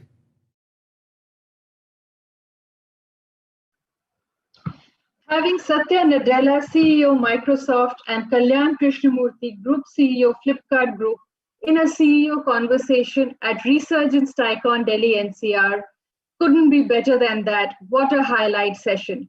Ladies and gentlemen, we hope you truly enjoyed this discussion because we certainly enjoyed bringing this to you. Our thanks goes out to Microsoft and to Flipkart for making this happen. Thank you, Satya and Kalyan. We will treasure this for always. Ladies and gentlemen, don't forget to tweet, tagging us at TiEDelhi, #Resurgence, #TiECon Delhi. We now invite you to join us.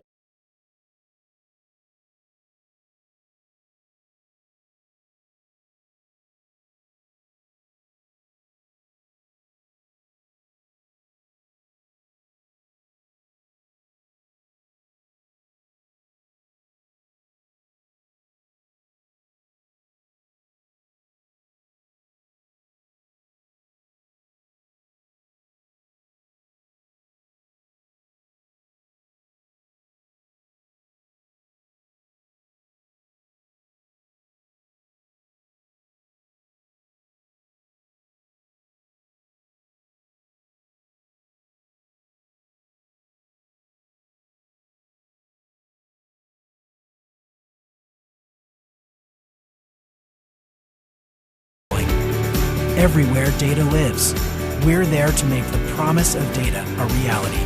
New discoveries, new opportunities, new experiences.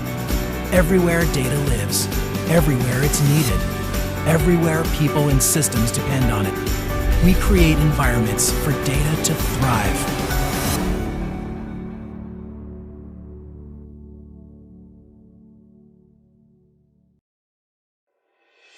India, a land of a billion opportunities. Today we stand at a juncture where technology and digitization have seamlessly bridged the gap between Bharat and India. A catalyst in this, e-commerce plays a vital role in enabling access, reach and affordability while contributing to the economic growth of the country. As the new year began, whilst Flipkart continued to change the face of e-commerce, an incomprehensible enemy came forth, taking everything down with it.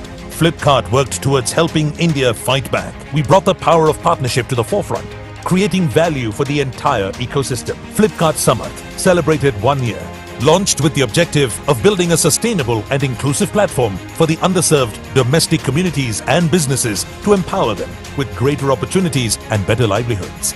We announced the launch of Flipkart Leap, the first startup accelerator program to help new and upcoming startups grow and scale up.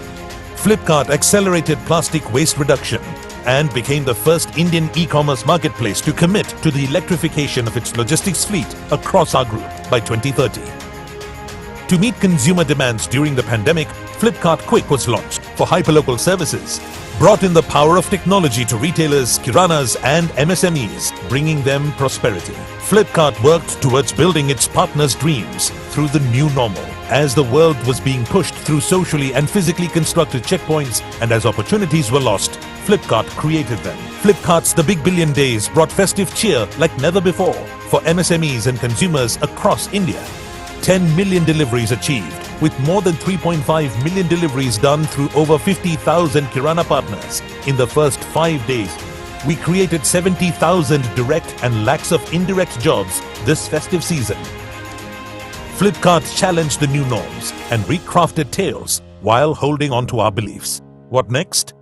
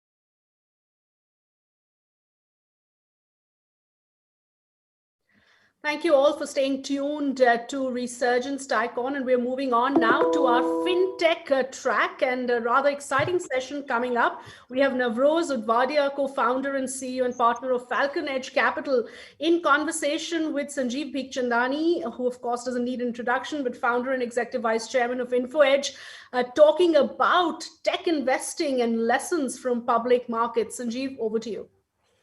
Thank you, Shweta. Navroz, welcome. And thank you for doing this, man. I know it's tough in London, but you've come on, for this conference. Thank you so much. Pleasure. So Navroz, you grew up in Bombay, right? And you went to school, Bombay Cathedral, right? Yeah, proud Cathedralite. Proud Cathedralite, great. And you were India #1 in tennis in juniors. That's right. So then you went to Columbia and did a BA in English. Now you're from a family of eminent doctors and lawyers. How come you didn't choose one of those professions?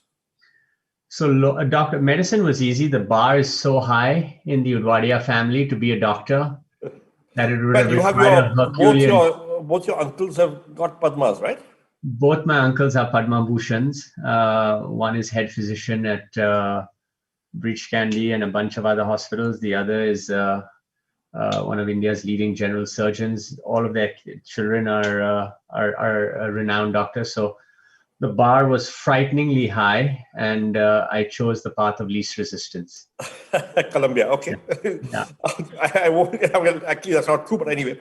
So you went to Columbia and you represented Columbia in tennis, apart from getting a BA in English, and you were captain of the Columbia tennis team. That's right. Yeah. I went to Columbia, did an English degree, and then finished Columbia, and then went to Oxford as a Rhodes Scholar. Yeah. So you were a Rhodes Scholar, which is quite remarkable. And I don't know how many hedge fund managers or investors or fund managers are actually Rhodes Scholars, right? But it's a great achievement. And you captained Oxford in tennis. That's right. So you could have chosen to stay with tennis as a career for the next 10 years. Why did you choose not to? So for me, you have to remember this was late 80s, early 90s, when we had very stringent capital controls. And essentially the only legal way to go to school in the US was to get a scholarship. And I was a good student, but not kind of I was 86% ICSE, and I ended up graduating Columbia with a 3.65 or so GPA. Which is pretty good. Which is good, but it's not great. And so for me, being a student athlete and kind of using tennis to get out of the country, I come from a fairly cerebral family. My father's a doctor. My mother was a professor of English. Father's a lawyer. Mother's a professor of English. Sister's a doctor. And so for me, getting out of India and getting to a good school and paying my way through legally, tennis was that road. Tennis was that path. But you never considered professionally? No, never. It was always a means to get to a great education and learn a ton of things: discipline, dedication to your craft, hard work, focus on process, not outcomes. But it was never something I contemplated taking beyond college tennis. And then you got into finance and investing, and and then you did an MBA from Harvard, right? That's right. I worked at Goldman on the investment banking side. Then I worked at JP Morgan as a tech and media and telecom private equity investor. Then I sat up and thought, wow, I've really enjoyed this, but I was taught English poetry. So I need to teach myself why I apply the principles I apply versus just mechanically applying them. And so I went to Harvard to study finance, basically. So you did an MBA from Harvard, and then you joined Eaton Park. Now, Eaton Park was a public markets investor in emerging markets. Yeah, no, Eaton was a global multi-strategy firm where I actually joined because one of my mentors at Goldman, and still someone I have enormous regard for, a gentleman called Eric Mindich, he left Goldman just as I graduated Harvard and launched Eaton Park. And at Eaton Park, I did public and private. It kind of was a perfect setup for what I'm doing now, which is global public market investing, time on the long side, time on the short side, but then also private market investing. Okay, and what made you leave Eaton Park and set up Falcon Edge? I just, I've always had an entrepreneurial instinct, and I wouldn't have left had I not had the opportunity to do something with someone fairly special. And I think my co-founder, someone I knew for 10, 15 years before I left. And we had always said that, who knows where life will take us, but if we ever get the chance to work together, that would be fantastic. And then he happened to leave and call me just as I was contemplating leaving. And so it all fell together. It all came together. And when you raised money for Falcon Edge, was it difficult, hard? Was it a tough grind, take time, or was it pretty quick? Raising money is never easy and quick. We launched with about 1.22 billion, 1.25 billion, which is a fairly sizable launch.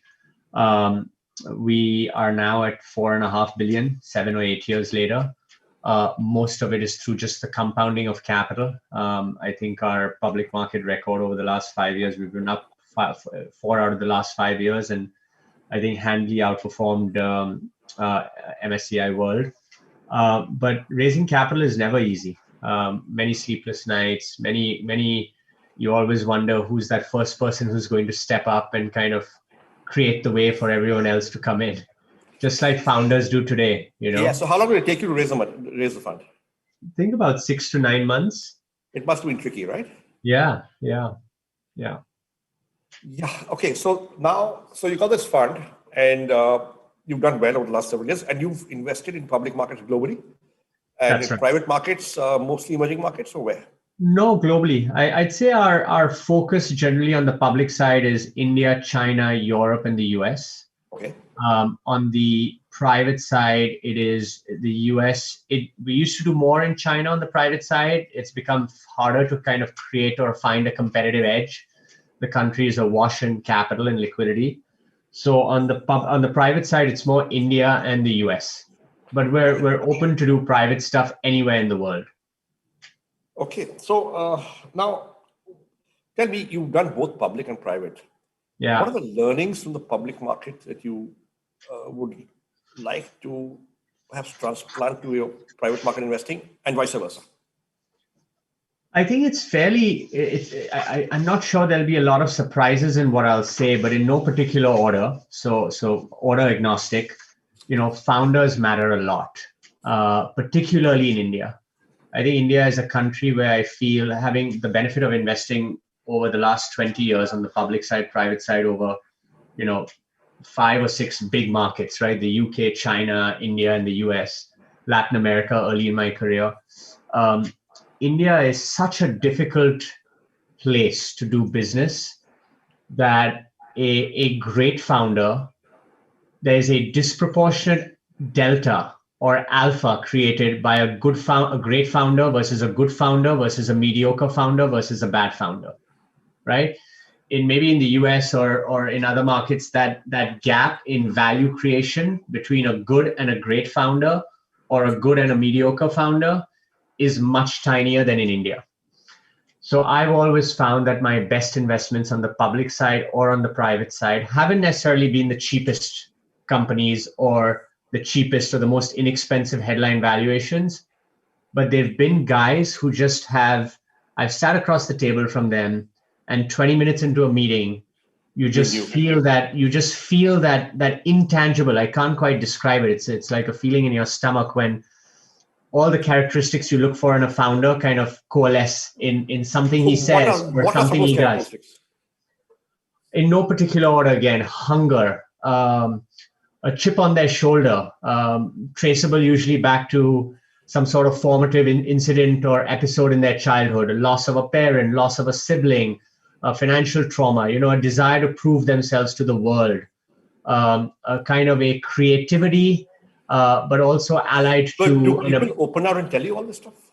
No, but you do reference checks, you do background checks, and I look for these kind of episodes where people are imbued with a deep desire to kind of prove themselves, or come from a background where there's an ingrained sense of work ethic, or focus on kind of long-term, consistent hard work, creativity, the ability to pivot, people who've gone through tough times and have kind of soldiered through it, found a way out, right? These are, and obviously integrity, number one. Like if there's any issue with integrity or kind of ethics, we just walk. When I see all of that come together with a space that in other markets or even in India has created value, and a business that either very clearly has a reason to exist. I found my good investments are either ones that it takes 10 minutes and you're like, yep, this business deserves to exist. Or the business actually teeters on the edge of insanity, right? You come out of the meeting like, maybe this could work, maybe this couldn't work, but it feels like such a long shot, right? It's those businesses that kind of you walk away feeling a bit uncomfortable. I find they tend to have a high correlation with doing well. And why? Because they tend to be contrarian. They give us tend an to do example things of differently. a business that is teetering on the edge of insanity, but did well for you. I sat down 2 years ago with a husband and a wife. I won't name them. They're two of my favorite founders. And they sat down with me when I was, let me take a step back. Falcon Edge has 3 or 4 different pools of capital through which we invest on the private side. One is called Alpha Wave Incubation. That's obviously our early stage seed, Series A, Series B follow-ons. And how long is that fund? That's 300 million for initial investments, and then a couple $100 million for follow-on investments. So call it 500 million. And this is geographically focused where? No, it's India. It's focused in India and Southeast Asia. Okay. And there's another $300 million of cash incentives for founders that we incubate. Okay. So that's Alpha Wave Incubation. Then there's Alpha Wave Holdings, through where we've made about 6 investments worth about $150 million. And that's focused on Indian founders and businesses that have AI, ML, and data science as their heartbeat. They may be building businesses for global scale or globally relevant, but they're being built by Indian founders deploying AI, right? And then there's our growth fund, which is about, very newly launched, will be between 500 million to $1 billion. And that's really trying to pick off prime assets where we're late enough to discern that they're category killers, and we can see the outlines of unit economics, but we're early enough to underwrite at 3 to 4x on big checks. And those are $50 to $150 million checks. The early stage is $1 million to 10 million. And then the Series B can be kind of 10 to 20 or 20 to 30. And then we don't really play very much in the middle. And then we go to the 50 to 150. But we can stay with a company all the way from, seed to IPO and beyond, because we have our public market capital too. The fund is split evenly, 2 billion, 2.25 private, 2.25 public. Okay, great. And so I sat opposite these founders.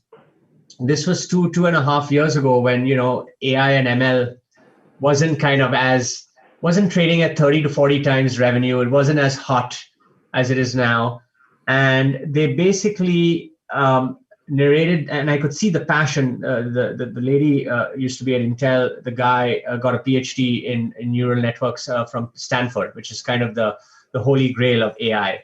And I just 20 minutes into the meeting, I was like, boom, we're done. Like, I want to do this. And the business all felt a bit insane at the time. Deploying AI, at the time, it was deploying AI for personalization within the retail industry, right? It was very cutting edge. It all felt a bit insane. And 2.5 years later, what they're doing is still very cutting edge, but the company is breaking out. They're now at a 10 million plus revenue run rate. And, there's a lot of interest in the name.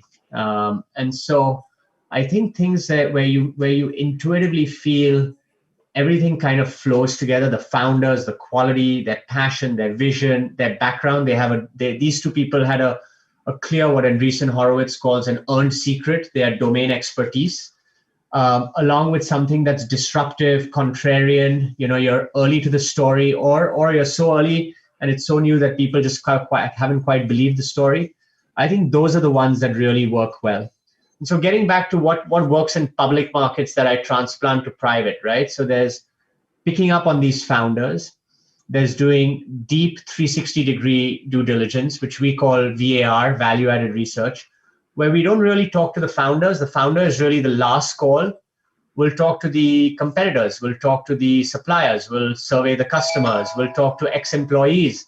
We'll talk to industry experts. And we'll actively seek out, and I think this is rare, we'll actively seek out the opposing view. We'll actively go to people who don't like the space or who've passed on the space or who are absolute haters or naysayers on the space. And in a very open manner say, well, you guys are smarter than us. Tell us what we're doing wrong, right? So that behavioral focus on seeking out non-confirming data versus running away from it is a critical part of public market investing. And those are kind of the big picture things that we bring to the private side. Going very deep into companies and then walking away as well because you found something? So usually we don't go deep into a company and walk away because what we do, Sanjeev, we try as much as possible to map the industry. If we get an inbound in a space that we like, whether it's edtech or health tech or agri-tech, rather than just evaluate individual companies ad hoc, we'll take a step back and say, let's map this space out. And a team within Falcon Edge will go away for about a month, maybe 6 weeks, maybe even 2 months. And we'll map the space out. We'll lay out the value chain, who makes what where, what margins are made where. We'll talk to every single participant. We'll find the smartest VCs and PE guys who've spent a decade in the space. We'll talk to regulators, and then we'll come back and say, okay, this space is really interesting. We should dedicate some capital to it. Once we decide that, then we zero in and say, okay, which horse do we want to back, or do we just want to back the race and not the horse? So typically when we do really deep work, I think the conversion rate, hit rate is high. But there are times, for example, milk delivery, hyperlocal logistics and milk delivery, the milk baskets, the Dunzos of the world. We spent a lot of time mapping out that space a year ago, a lot.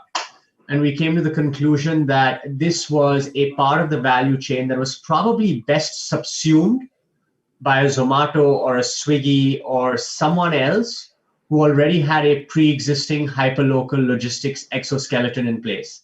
Okay. And so we said, no, we passed on a bunch of names. There was a lot of pressure at the time. The milk companies were raising capital round after round. Everyone was chasing them. But we stayed away. And I think I'd like to think that in hindsight, our careful work was right. The last thing I think, and the most important thing on the public side that I look for, is try to be greedy when others are terrified and be terrified when others are greedy, right? Which is the classic Warren Buffett, be greedy when others are fearful and be fearful when others are greedy. So can you give us some instances when that has worked for you? On the public side, just, basically the way we invest even in India now on the public market side is we have a library of names, 10, 12 high quality names. And we literally just sit and wait for big dislocations, right? So, and this will be tech, and this will be mid-cap or large-cap even? Mid-cap, large-cap. I mean, not too long ago, you could buy, when demonetization happened, you could buy Maruti at 12 times earnings, right? Those are the shocks in the market when others are just absolutely puking and are fearful, and their time window compresses and they're looking out 1 quarter or 2 quarters when we like to jump in. And when we see this kind of market, the Sensex up to 50,000, well, the underlying economy is really, soft. We don't understand it. We try and sit on the sidelines and just preserve capital. So which are 2 or 3 public market investments that have worked for you, whether in India or overseas in the past? I'll just go with, I'll go with India. We've owned, we were very early to IndusInd Bank. I think I bought it at 250 rupees. When was that? 2014, 13 maybe, like really early. No, earlier than 14, maybe 2013. Sold it at north of a thigh. I think it was a 4 or 5x. What did you see in IndusInd Bank that impressed you? I just saw I saw a good old-fashioned banker who knew exactly in Mr. Sopti, who knew exactly how to, the most important thing with a bank is how well you manage risk. It's not how fast you grow your front book. It's all about the compounding ability of your back book. And that compounding ability is a function of how you underwrite risk and how you manage your cost of risk. In the public market, Sanjeev, multiples are dictated by the ability to generate free cash flow at rates in excess of your WACC, your cost of capital, and the sustainability and the predictability of that free cash flow, right? That drives your multiple. So the reason the tech companies trade at 30, 40, 50 times earnings is because they have fairly stable cash flows, and those cash flows are fairly protected and defensible. And I saw that early on with the franchise he was building. And so we jumped in. I think we bought it at 1.5 times book value. It then compounded at 30% for each of the next, or 40% for each of the next 5 years. Plus, you had a multiple re-rating from 1.5 to 3.5. So it was, and there are a lot of... How do you assess that IndusInd Bank is managing its risk well? You dig into its book. You understand its exposures. You understand the mix of assets and liabilities. Is there an asset liability mismatch? Is there a gap? There are lots of ways you can do it. And also, the last thing, pattern recognition, right? You've been investing in financials for all your career. You can just smell a good steward of capital and a good risk manager from a cowboy. Okay. And so I think all of these things, kind of pattern recognition, founder quality, behavioral fallacies, being alert to confirmation bias, extrapolation bias, recency bias, being ready to pounce when others are terrified, and stepping back when there's tons of FOMO in the market. These are all things I'd bring over to the private side. No, these are tremendous insights. Thanks so much for that. But tell me, now investors make mistakes too, and I'm sure you've made mistakes. I won't ask you to point out and name mistakes because for sensitive reasons, but what are your learnings from the mistakes that you made? And what are the common mistakes that people make while investing? Yeah. Two of my biggest mistakes have been with one founder in the fintech space and one founder in the edtech space, where the lack of personal chemistry, my sense that these were difficult guys, deterred me from investing in them. Even though the businesses made sense, the valuations were reasonable, and everything else fell into place. And I won't name the companies, but one is a unicorn, recently became a unicorn, and $1 billion. And I'm fairly confident that the other one will, if not... Those are investments you walked away from. What are the investments I walked away from? Where you made a mistake? And what have you learned from those? I think I think overappreciating capital moats early on in my career on the private side. I definitely overappreciated the defensibility of a business by sheer the defensibility of that business driven by its sheer availability of capital. So you're saying money isn't enough to build a moat? Not at all. It's not a moat. So what are the characteristics of a good moat, according to you? You're doing something differently. You are driving economies of scale. You're driving the incremental revenue dollar at lower marginal cost. Now, your economies of scale... And that lower marginal cost is a structural advantage you have. It's a structural advantage. It just allows you to harvest more and more revenue at incrementally lower and lower cost. A classic example, since it's something that's topical to me, is Dream11, right? As the algorithm kicks in, as the platform scales, as word of mouth gets off, your CAC is declining, your algorithm, your matching, your fill rate, your ability to fill every contest is now at 99% plus, and your ability to run contests, driving higher and higher revenue at lower and lower incremental cost to the business goes up. And eventually you start churning out EBITDA and free cash flow that none of your competitors can match. And then you can just keep compressing things and put them out of business or never allow them to flourish. Okay, great. Now you've been investing in India for a while, right? In India, we've had a habit of on regulation, government policy, various things. Stop, start. And what are the things India is doing right, according to you, and what are the areas we need to improve, according to you? So I think big picture, the way I think about it, when China went from 7 trillion to 14 trillion, which was in almost 4 years, they created $3 trillion of internet market cap, tech market cap. Let's not call it internet. Let's call it tech. Sometimes it's nice to step back, tech market cap. India today is at 3 trillion. And if we keep growing at 15% nominal over the next 5 or 6 years, post our COVID bounce back, we're going to be a $6 trillion economy. The combined market cap of our tech ecosystem is $100 billion, right? Now, maybe I'm off by 10 or $20 billion, but effectively you've got $100 billion listed and unlisted, and that includes your renowned business InfoEdge, versus 3 trillion in China, right? So to me, there's an enormous wealth and market cap creation opportunity in the country, but it has to be adjusted for 1, purchasing power parity versus China, 1:4, and 2, India structurally functions at low AOVs, lower margins, everything is lower, right? It's much harder to make money in India. So for me, I think the government, if I had to think about a couple of things that the government has or could do, one is for sure create an ecosystem where our best in breed businesses can list seamlessly and with minimum friction, right? Till a short time ago, we had this 3 years of profits before listing. If we applied that in the US, Amazon still wouldn't be public, right? We've got to do everything we can to create a frictionless and a path paved with light, irrigation, and everything that we need to take these companies and transition them from the private market to the public market. So would you support allowing overseas listing Indian companies? Absolutely. Absolutely. In a way, I think that the overseas market is probably, initially at least, a great training ground for Indian founders who want to go public, because overseas investors are far more attuned in how to value and think about these businesses than Indian investors.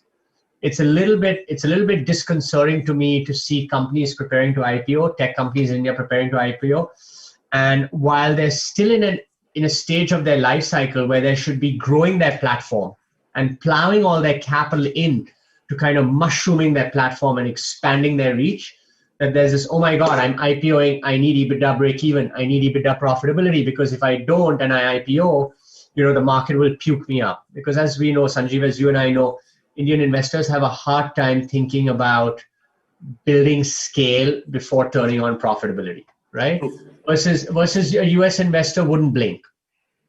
And in fact, you might even be rewarded for it.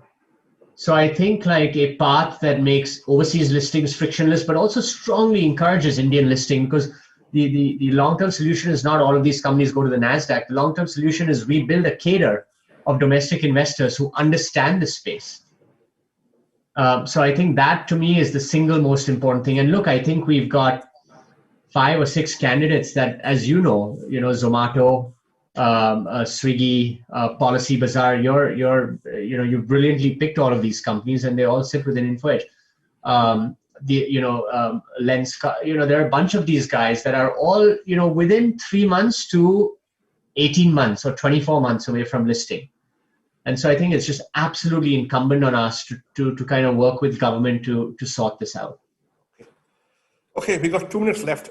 Is there any message you want to give to the entrepreneurs and startups, Indian startups especially, who are listening in to you, watching you?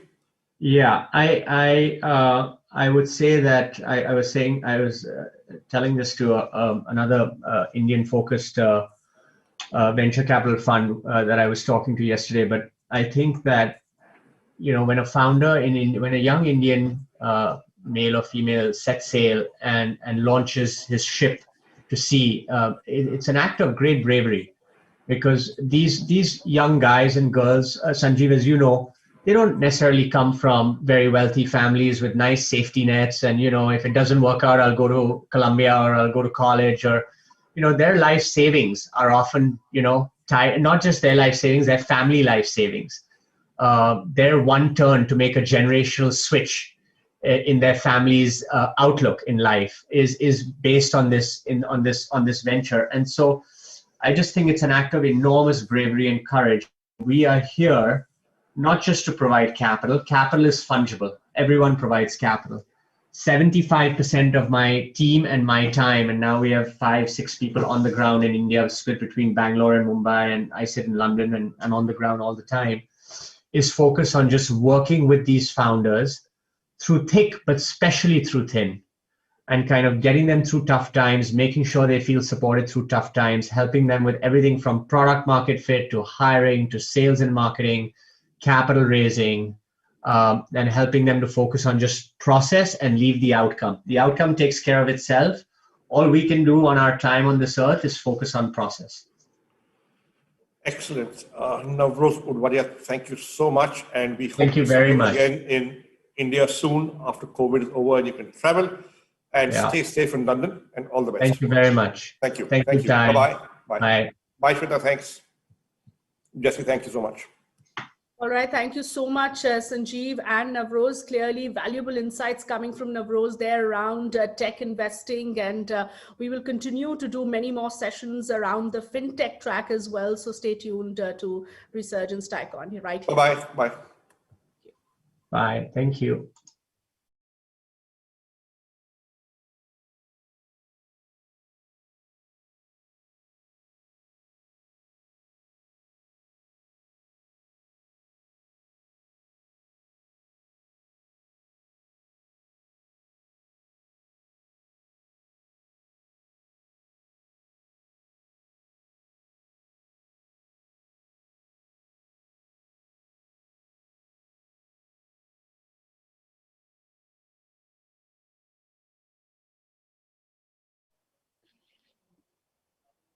The fintech model has disrupted traditional delivery of financial services to underserved and unserved markets.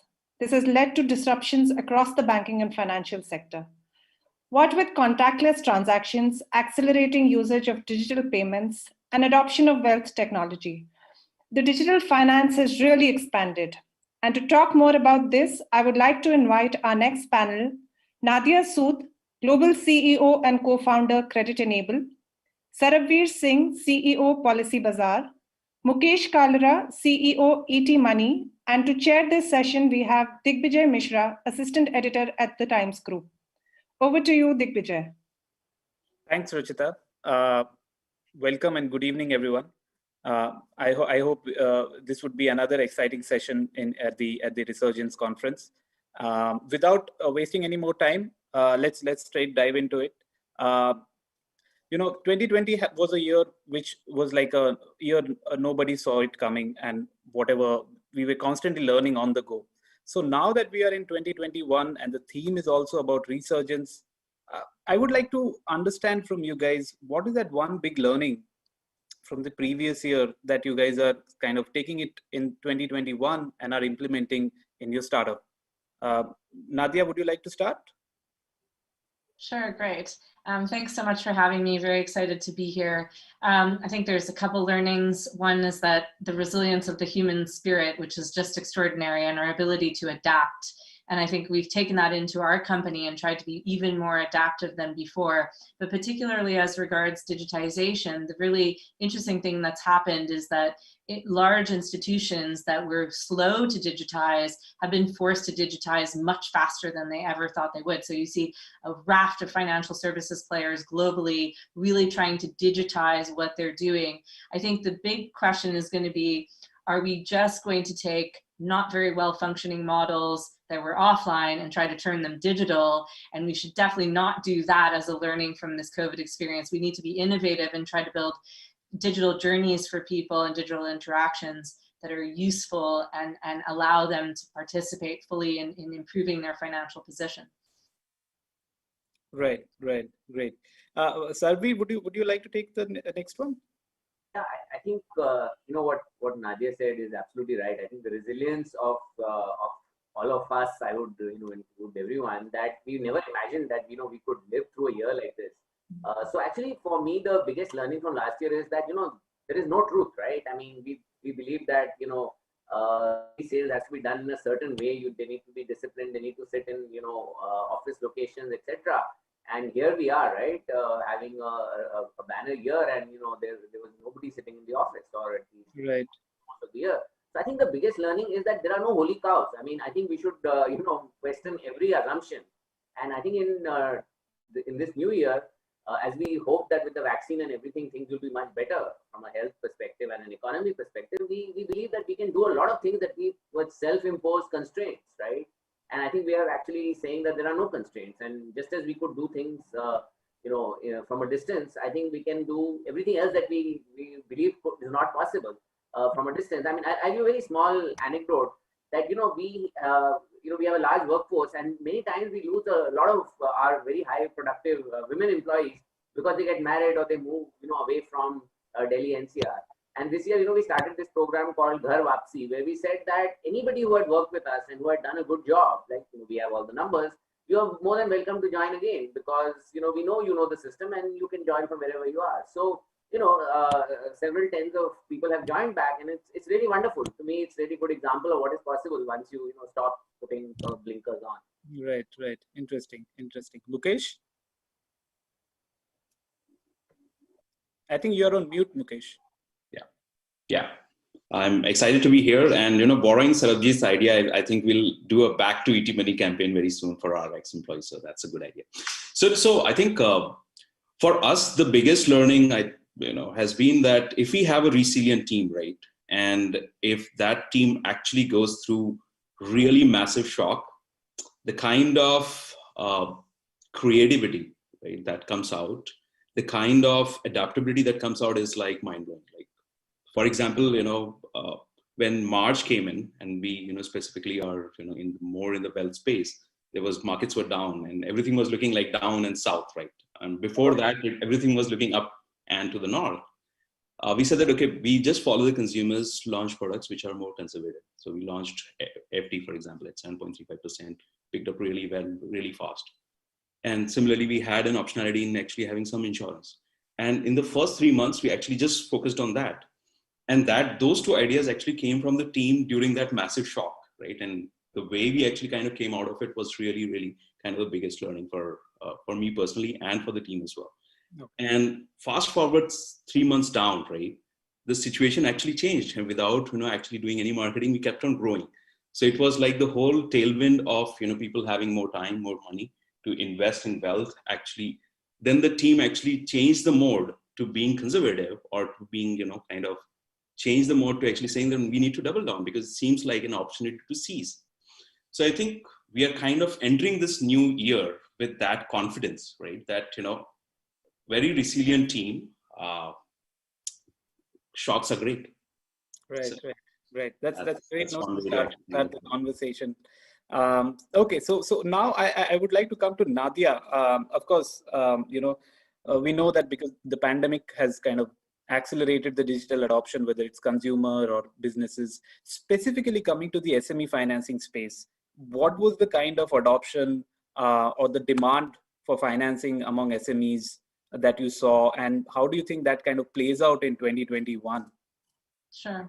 So, I mean, the demand has been extraordinarily high. We've been doubling every month, basically, through the pandemic. Even when there was a full lockdown, we just had a surge of requests. I think what's changed in people's minds is that it's accelerated the adoption of debt as something that isn't something to be scared of necessarily. And I think I want to get that message across as well, that debt isn't necessarily bad. If you look at most of the listed companies in the world, most of the unicorns in India, they're all financed based on debt. It's just that you have to manage it properly. So you shouldn't over-indebt yourself. There's a difference though. Debt isn't necessarily bad. So we've seen lots of people wanting to take out loans for the first time ever because they realize that, okay, if I'm going to grow, there might be an opportunity. Even in COVID, I might be an FMCG manufacturer. In the healthcare sector, I might be booming. This is time to grow. And they've been resilient and trying to move forward differently. So there's been a whole shift of mentality around debt.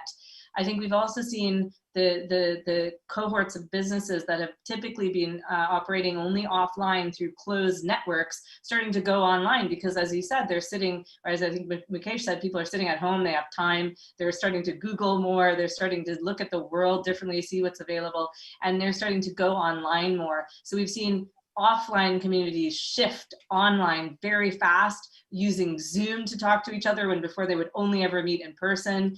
And also people taking on debt as something positive to help their business grow and thinking differently about debt. So where do you see that kind of sustaining or playing out in the new year? I mean, after the spike? Well, I'm hugely optimistic about India because, I mean, the population is huge. It's a young population. It's growing. People need things. I think we're going to see more of a contraction in European economies, to be honest, because, you know, we have older populations. We had structural problems already here that are compounded, and our lockdowns have been very, very, very brutal and long, and they don't seem to be ending anytime soon. So I feel like India is on the cusp of something really great. It's got huge opportunities. I think there's going to be growth, and I think we're going to see increasing demand for wealth management products, for insurance, for debt products, and more specialization to meet the needs of consumers where they are with different products, not just one loan or one wealth management product, but depending on your life cycle, in your personal life or your business life, customization. Right. Interesting. Again, while the acceleration in digital adoption was there, I think regulators were also working, trying to keep up pace with all the changes that were happening. Mukesh, what do you make out of the regulatory changes that have kind of happened over the past few months, and maybe perhaps elaborate a bit on the impact of it as well? Yeah, I think work from home for the regulators have been really bad for us, but in the sense that people have been kind of working round the clock. So regulators have been hyperactive. To just give you one data point, right? I'm talking about wealth management more specific to SEBI. SEBI has passed more than 180 new regulatory updates during the pandemic, 180. And the same number for the year before has been 99, right? So it's like almost doubling during the pandemic. And so while it is great, it's moving directionally in the right zone because regulators follow consumers, and their job is to really kind of protect the consumers. And the consumers are moving online, they need to actually be more proactive there. The only challenge is, and I think the audience here is more into want to be entrepreneurs or wanting to be into entering this fintech space. Regulation is something that gets completely blindsided. Like, when we started also a few years ago, we thought that we'll just conquer the world and then we'll take care of the regulations like on the side. And that becomes the center stage as you move forward because it has to be complied with. So while there is this whole positivity in the whole thing of, regulatory is aligned to digital, the pace of changes actually stifles innovation. Like if there are too many changes, and more so in technology, right? So you have kind of built the system, right? And if there is a regulatory change, then you need to probably re-architect the system, right? And in the offline world, what happens is you can probably make the changes slightly more rapidly because nothing is hard-coded or nothing is kind of, So I think those kind of nuances is how the startups get impacted with the regulation, right? And what that does as a second order impact is the time to really build, iterate, and reach a conclusion on any of the ideas that you'd have is slightly longer, right, than in non-fintech compared to a non-fintech category. Right? So I think that's one clean impact that happens with regulation. And from a consumer point of view, if there's too many changes, right, consumers are confused because if there are changes, then the onus of communicating those changes is with the industry, right? So SEBI doesn't go to the consumers and say that this is changing. Sure. So then the industry is actually, apart from doing the changes, you have to also communicate. And if there is a significant change, right? For example, KYC. I think KYC in a very utopian world should be like, a single sign-on. It's like identity in the fintech world, right? It should be like as seamless as possible. But it's been 12 years that we have still not nailed how we do KYC, right? And it's not that the regulators don't intend to do it. It's just that there are too many variations of or guidelines to actually kind of take care of because there could be frauds and that have happened. So the only thing is that, from a consumer point of view, if too many changes come in, then they actually confuse the users. While all the funny part is that they are actually in favor of the consumer. Right? So it's like, so I think this whole thing of being in a regulatory business has to be really thought through, and there are no right answers. You have to just figure out a way to mitigate the risk. But I being a perennial optimist, I think that regulators follow consumers, and consumers are rapidly moving online. So more and more online favorable regulations are on the way, and that has already happened. So. Right. Interesting. Sarbvir, I mean, you are also in a space which is kind of regulated. What's been your experience? I think in insurance, it's been a bit more. I would say it hasn't been as active as perhaps what Mukesh explained. I think the regulator in insurance has been very constructive. IRD has been very constructive this year. They came out right up front and said that COVID will be covered by all health insurance policies. So that was a very important clarification, because that put everybody at ease that whatever they have will work. They introduced standard products both in health, then for corona as well. In fact, that has been the theme for the regulator. They have been introducing a lot of standardization among products, and we think in the long run that's a very interesting and very positive step. The other thing that which is hopefully will continue, is that they digitization sort of came in some ways by regulatory fiat, right? That they said that soft copies are allowed, claims can be will be honored on soft copy basis. So I think a lot of these things were what the insurance industry had been discussing, and had in some parts had moved to soft copies, in some parts hadn't. Suddenly, I think in one decision, in a few months, we are now at least on the GI side completely digital. So I hope that this will continue, because some of those orders had sunset dates, and most likely extended.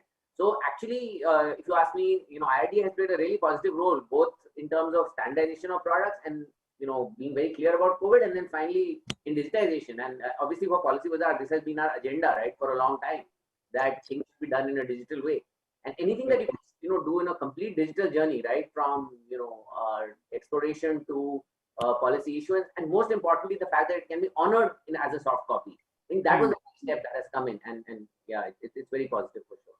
Right. Interesting. Very interesting. So coming to Sarbvir, you again, I think financial services, especially insurance amid a pandemic, is one product which I think everyone wanted to sort of buy and finally get exposed to people who didn't. So what was the experience like? I mean, what kind of surge have you seen, and where do you see that kind of going in 2021 with the everything else that's happening now? Yeah, so I mean, it's a proverbial $1 billion question that you asked, as to where things will settle. So just give you the journey. What happens with insurance, and actually the modern insurance industry actually originated from the Great Fire of London. So when the Great Fire broke out, after that the first insurance company was formed, because people realized that we can't cope up with risk ourselves.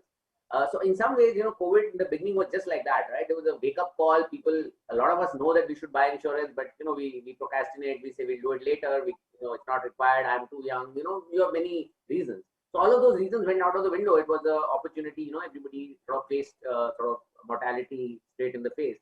Right. That drove a lot of insurance purchases, and that too on a digital platform for the first 4 months. And then, as people got used to living with COVID, things, at least in India. So, the experience for COVID has been very different in India, I think, as compared to the rest of the world.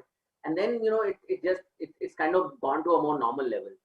So what we see for the next year is that, one, the positive side is going to be that there is a bunch of people who bought health insurance, especially for the first time. So they are quite likely to continue, because inertia is a big force, and I think they hopefully have understood the value of it. There will be some dropouts. I mean, some people may have just bought in the heat of the moment. I think there will be some dropouts, but I think there's a step change. So that step change, I would assume 70-80% of that step change will continue, and maybe 20-30% will not continue. Okay. It's largely positive, I would say. Right. Tell me one more thing, like companies selling financial services, typically we've seen that they need some kind of assistance offline beyond the app. I mean, you have a lot of agents who sort of help. Mukesh also has a team which kind of helps offline over email, calls. When in a situation like this, when people couldn't really meet, how do you address the trust gap between the consumer and the company trying to sell?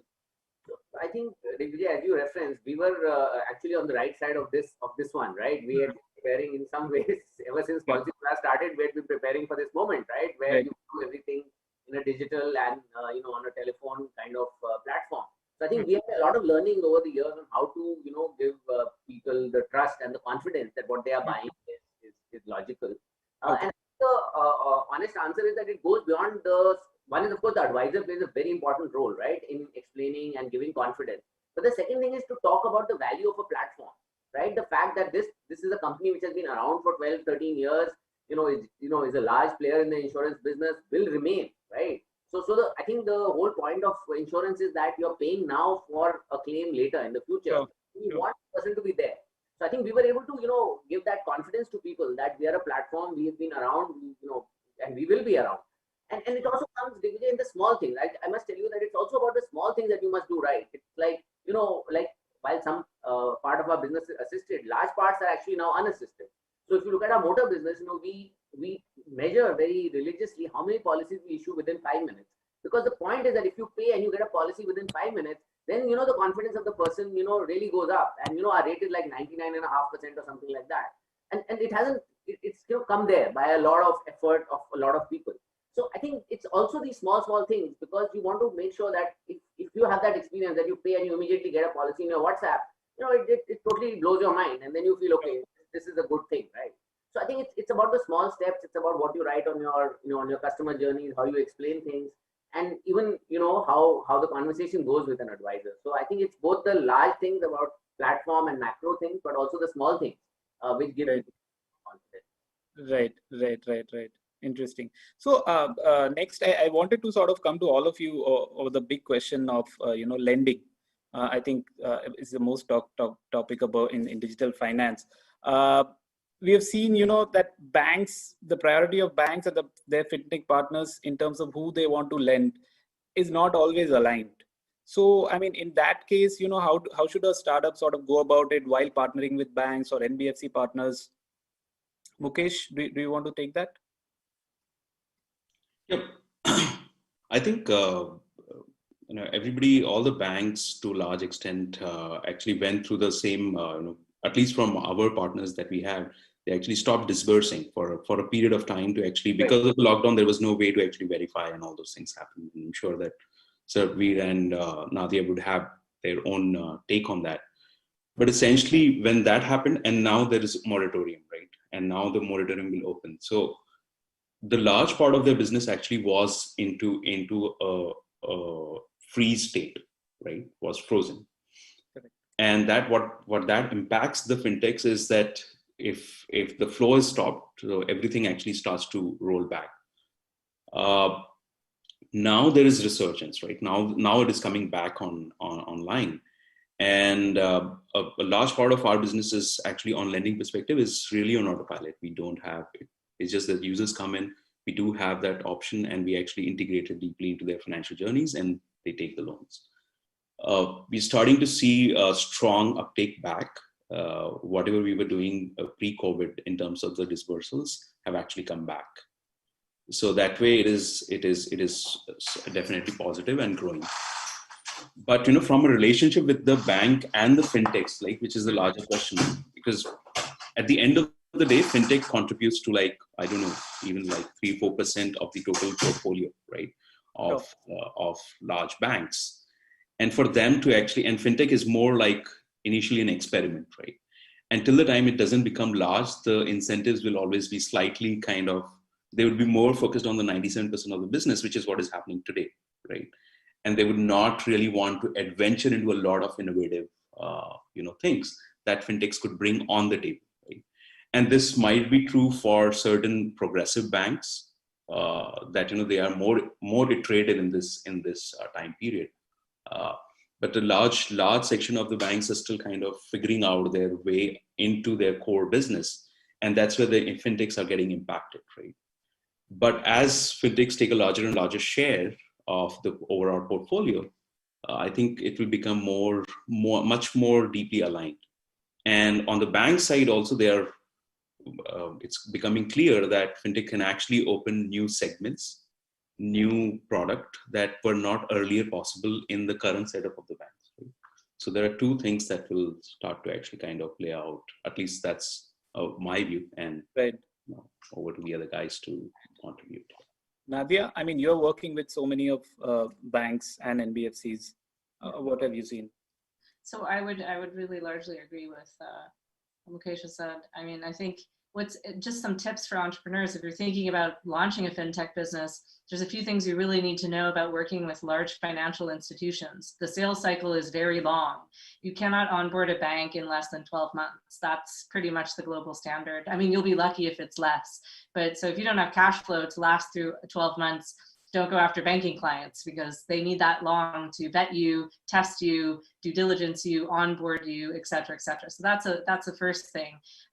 Secondly, it's like what was being said earlier is you need to figure out where do you fit into their strategic priority set of what they're trying to do. So you might have developed something really cool that's really fast, but if it incrementally only increases their profit by 0.0001%, and the disruption that it takes to introduce you versus what is already there is very significant, which is often the case with large financial institutions that have big legacy systems, they're never going to take you on because you're just not really aligned with their strategic priorities. If you're able to open a new segment for them or let them touch customer that they've never been able to before and help them manage the risk around that, or you can help them become vastly more efficient so that their return on equity really improves, they'll be really keen to work with you, I think. And the interesting thing about India, which is not the case in some of the other markets I work in, is the collaboration stage,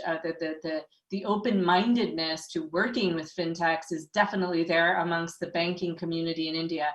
It's much more closed in the US and in Europe, where to a large extent, the financial institutions for many years have seen fintechs as cannibalizers of their business as opposed to partners. Whereas in India, I think because of the competitive landscape, the sheer number of lenders, the growth in the economy, lenders are much more keen. So it is, if you can slot in, if you can fit into the strategic priority and be delivering on those other points I mentioned, you have a great chance of doing something, of becoming big in India, actually. Right, very interesting. Sarbvir, would you like to add as well? I think Mukesh and Nadia covered pretty much. I think our experience, we have a large lending platform. Our experience is that the, prime lending has come back very fast. And the subprime is still relatively frozen. And I think as Nadia explained, you have to be very realistic if you want to work with financial institutions. Even though Indian financial institutions are more welcoming, it does take time. And I think her point about, aligning yourself with their priorities is very important because, it's not what you want. It's about, what they want. And of course, once you prove yourself, see the good news I think in India is that once you prove yourself and you show yourself to be a responsible steward and a positive distribution channel, then, you can ask for a lot of things and people will oblige. But you got to, get in first. So yeah, I think those are the only two things I would say. Right. So, we are kind of running short of time. Even I have so many questions to ask going forward. But if we can just take it quickly. I mean, we started the conversation with, what is that one big learning from the last year? If we can perhaps, take it from all of you and close it on a note that what is that one thing that you would like to sort of see in your startup sort of achieving in a sort of post-pandemic scenario, so to say. Mukesh or anyone? Sorry. No, I think, in one line, I feel that last week we were very reactionary. For obvious reasons, we had to react to what the environment was throwing at us. I think this year, our goal is to be much more sort of active and make things happen, rather than letting things happen to us. So I think that's really that one line I would say, that we have to make things happen in 2021 and not wait for the environment. Nice. Nadia? Yeah, I guess it's seizing the day. It's the same theme, resurging. But I mean, for our company, this year is all about we want to be known by the maximum number of SMEs in India as the place to go if you need help getting affordable finance for your business, and as a supportive partner who can help deliver you that finance when you need it most. So that's our really big goal for this year, is just to get to be more well known. Right. Mukesh, coming to you finally. Yeah, so I think for one line answer would be that there is a massive tailwind. We are lucky to actually be part of that tailwind and being in the pole position to actually do that. So it's all about seizing the opportunity, really ensuring that our consumers have, make more out of their savings. And that's what we are looking forward to. So right. Seize the opportunity is the underlying theme. Right. With that, I think we will have to sort of close our session, even though I would love to chat more. Just once again, thanks Sarbvir, thanks Nadia, and thanks Mukesh for joining us. I'm sure the audience would have learned a lot from today. And good luck to all of you. Thank you so much. Thank you everybody for joining us. Thank you Digvijay, thank you Nadia, Mukesh, and Sarbvir. From expanding digital finance to building an API economy for financial services. See you on the other side for our next session. Thank you, everyone. Thank you.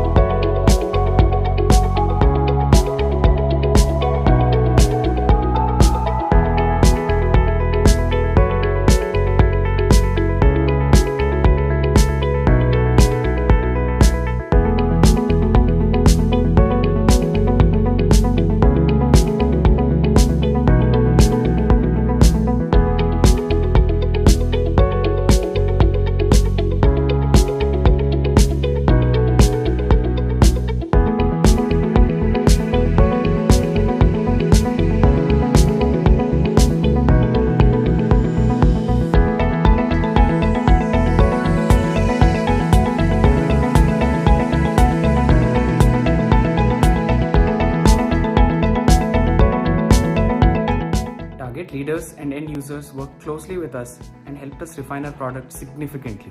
This engagement helps us get technical inputs that helps us refine our product to be able to serve at a global scale. Target has helped us in differentiating between competitors and future partners. The Target Accelerator has given us the fantastic chance to co-create and to enter the US market. We knew how to build a product, but now we know more about what it takes to build a company. I'm sure our learnings in the program are going to affect our product roadmap for many years to come. The opportunity to co-develop a robotic solution with the Target technology team. The accelerator program allowed us to test the robustness of our supply chain traceability solution.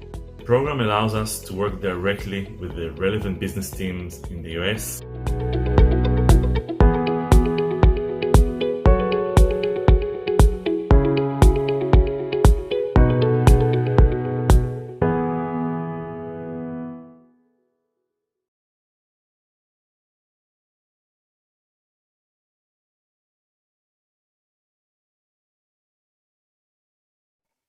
We're moving on now to our next panel, API Economy in Financial Services, and the panelists, Mabel Chacko, co-founder and CEO Open Money, Sahil Kini, co-founder and CEO of Setu, R. Madhusudan, founder YapPay, and Pramod Mulani, Senior Director at Visa. And chairing this session is Alok Mittal, co-founder and CEO Indifi. Alok, it's over to you.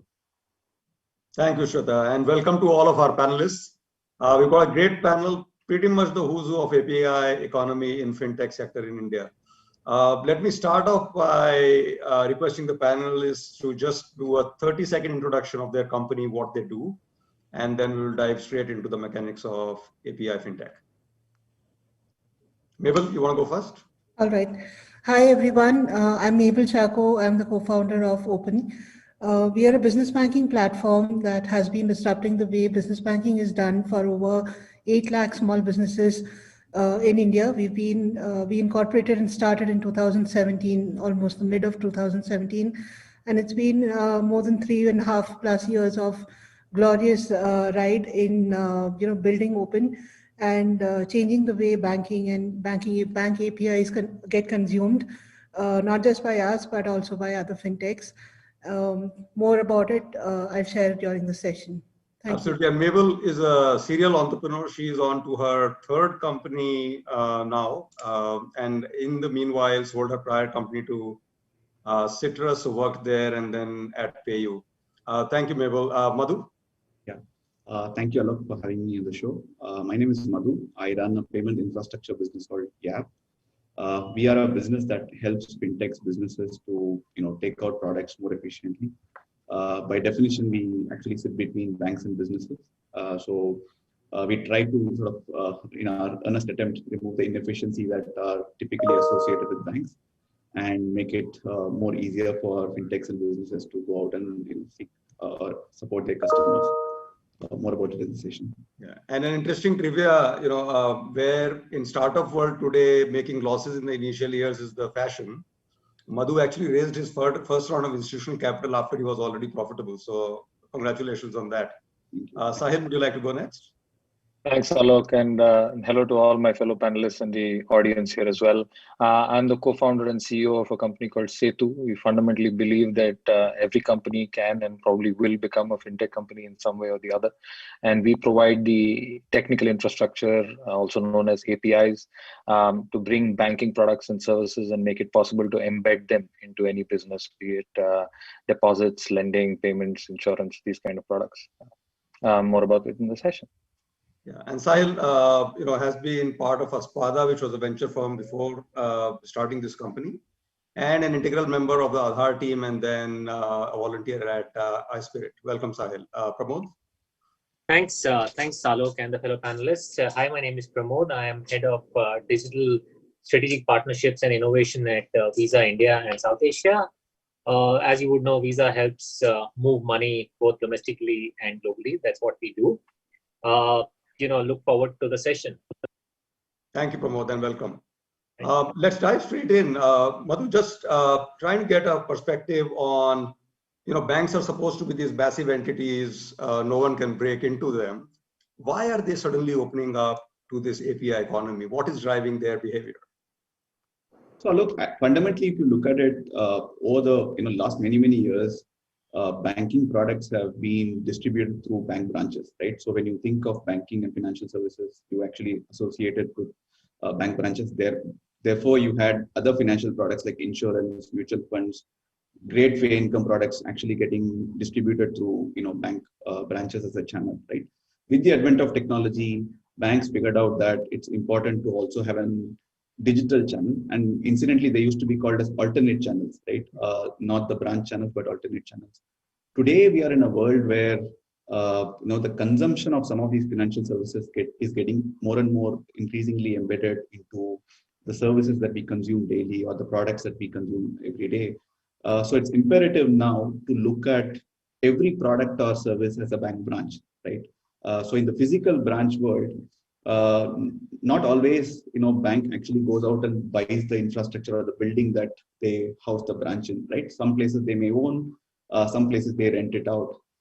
In the API world, if there are brands that are coming out and saying, we will offer this to our customers, that API brand actually becomes the branch, and players like us are actually the landlords who are actually facilitating that service, right? We don't own the license, but we have a property and we're able to seek rent for having, or using the property on which the brands are able to run their business, right? So, I mean, it's a little bit of an analogy that, is very... Yeah. So it's amazing, right?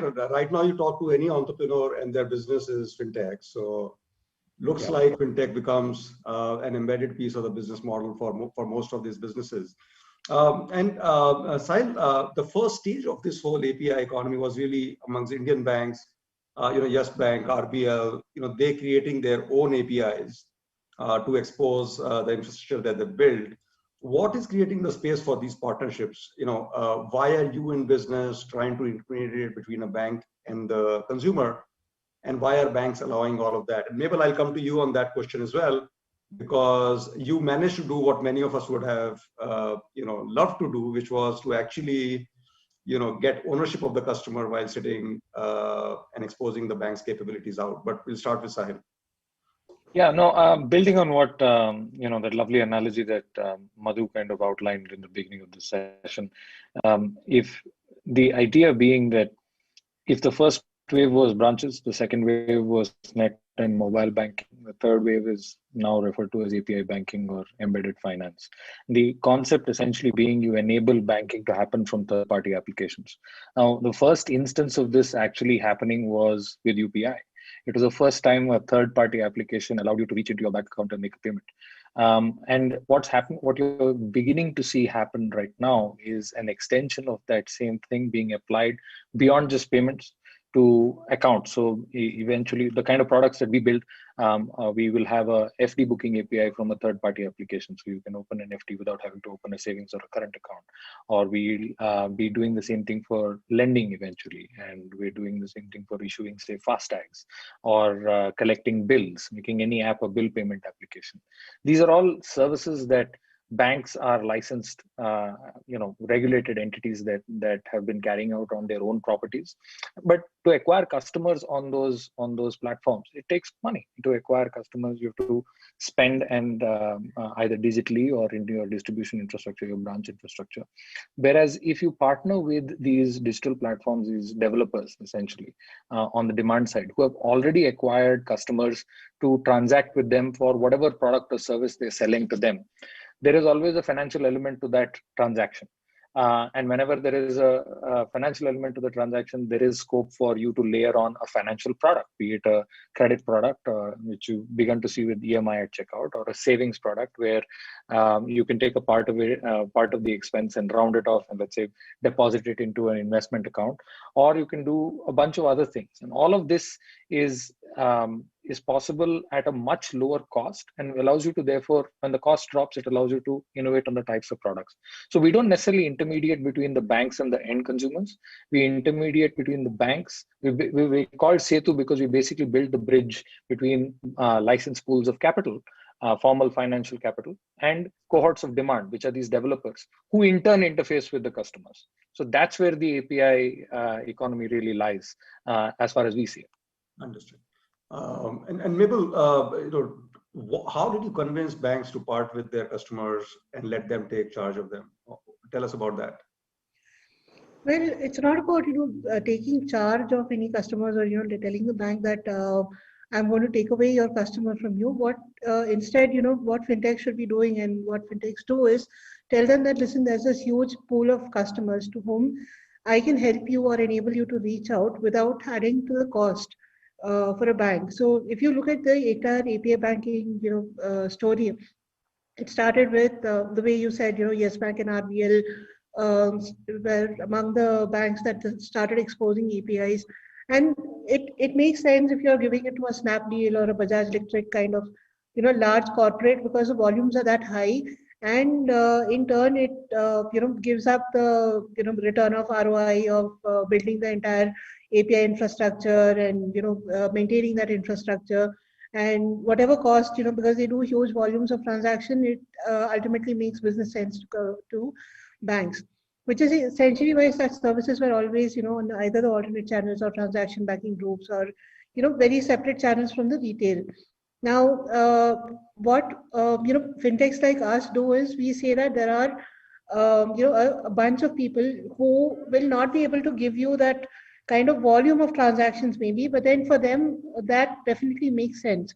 So it comes from the user demand that there are non-fintech companies coming in, approaching players like us and saying that, listen, I want to embed banking APIs or such and such APIs for me to do instant payouts, say a ride-sharing startup or a food delivery startup reaching out. Now they wouldn't want to go and interface with the bank and do all of those rigmarole of going through the business teams, compliance teams, and then finally getting things ready.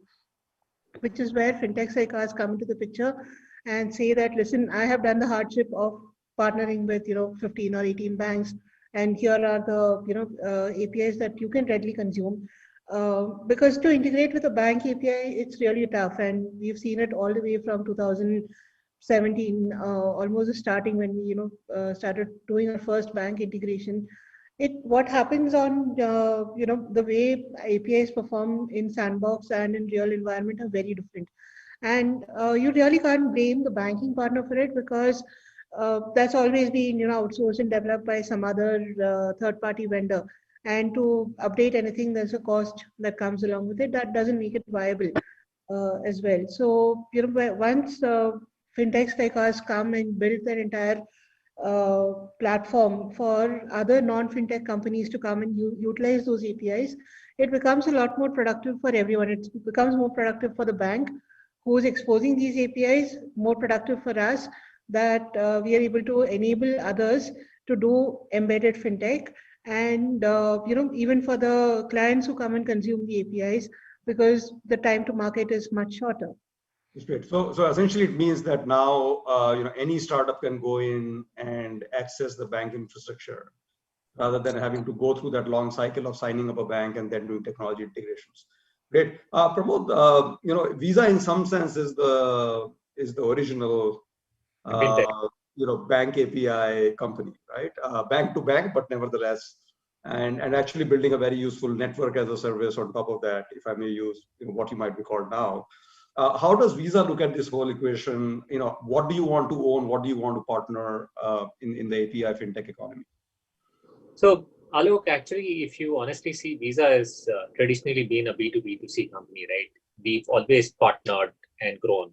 Globally, that's the platform. Visa has a platform. We partnered with banks in the past for many, many years. And then banks are the ones who own the consumer. In the last 3 years or 4 years, we've seen a pivot towards new age banking partners or new age financial partners coming into the ecosystem. Fintechs, who, because the world has changed so much now, the consumers have the most powerful devices in their hand with internet access, which is so seamless in India and cheap. We found that people want an experience which is quite seamless. Developers want to make apps which are top-notch experience. Partners like Madhu, partners like Sahil and Open really want to deliver those experiences to the consumers. So we really had to decide that if we want to work with partners like these, we really have to open up the ecosystem of Visa and get them to use some of the APIs that we built, which are very Visa specific, and some partner with banks to get them those APIs out in the market. So I think it's a mixed approach that Visa has taken, where we partner with banks and get the APIs out to fintechs, or Visa has its own APIs. For example, one of the easiest thing is to quote an example, if you want to travel abroad and figure out what are your merchant offers globally on your card, there is a Visa API which any fintech can integrate to go and say, hey, if I'm traveling sometime somewhere in future in Switzerland, these are the places and offers that I can get on my Visa card. So these are now available through an API. So I guess it's a mix and match approach that we've taken, some from the banks and some Visa's own APIs. Thank you, Pramod. So just kind of peeling another layer on this. I think different entrepreneurs on this panel have taken slightly different approaches to how they've gone about it, right? Open obviously started with being a provider of SME banking, and now extending yourself through being this API platform, which is openly available. Sahil, I think you started more at the infrastructure layer, right, with pure play APIs. And Madhu, you've taken somewhat of a mix of saying, we will be an API player, not an end consumer brand, but at the same time, we want to focus on some of the use cases. Now, in a market like India, which is still fairly shallow in terms of the number of companies that are providing this, is it a more, technology API-led approach that would work, or do you think you will need to invest significantly in creating these services and actually taking them to market, perhaps with other partners, to make a large business out here? And I'm happy to go in whichever order, but we'll just keep those comments short and snappy. Madhu, start with you. Sure. I think fundamentally what we are seeing, Alok, is that what is it that is getting disrupted, right? Today, the CTO offices in banks are getting disrupted. Their roles are getting redefined. No longer it is about giving out a tender and getting the platform in, because the CTOs have to think about how do I bring cohesiveness into a technology approach. The reason I say that is banks used to run technology in silos, right? You could have a credit card platform, you could have a UPI platform provided by different vendors. Over the last 4 or 5 years, they have all been brought together because of market forces, right? You have to basically be seen, tech ready, right? In many ways. So therefore, what we are seeing is that when banks go through this, reorientation in terms of how they look at their technology offering, it's best to build for 2030 and not for 2010, right?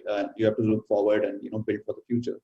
And that is what we are seeing increasingly, being taken up at CXO levels in banks, saying, are we ready for not even an API economy? Are we ready for an IoT economy, right? So where the financial services can become nano and get delivered in daily use cases. And in many ways, in India, is uniquely poised in many ways because we have a public good infrastructure that is actually powering up a lot of these things, right? And yeah, that would be my comment. Mehul, how do you think about it as you go from being a end consumer brand, consumer being the small business in your case, to opening up the API layer itself? Do you think you will remain specialized on a small business use case, or would you see yourself as a more horizontal platform? We would still remain focused on small businesses, and that is the core of our philosophy. It primarily, the opening up of APIs came from the demand that we had from our own set of users who wanted to, new emerging business models that were coming out that wanted access to these kind of APIs. And we remain focused and dedicated to the small businesses and catering to whatever the user demand is. And that's something that's a very core philosophy for us at Open. It's a Y Combinator philosophy that, we've learned, and, it's called build things people want. So if people want APIs, then yes, we do have APIs. If they want to come and use just the banking services on our platform, they're welcome to do that. But if they want to programmatically move money, pay their drivers or delivery partners as well, we are open for such business models as well. Sahil, Madhu made an interesting point about the public infrastructure, the whole India stack revolution that you've been part of. And at some level, you could make an argument that the public infrastructure APIs are driving now the enterprise activity. But at the same time, right, the public infrastructure is motivated towards creating open standards. Entrepreneurs typically, want to innovate, not necessarily in an open standard environment. And then there is also this notion of the public infrastructure creeping enough to start subsuming some of the API functionality that entrepreneurs might want to build. How do you see that conflict playing out? Is it more of an enabler? Is it more of a threat? Or does it start to push the API players more into the services zone?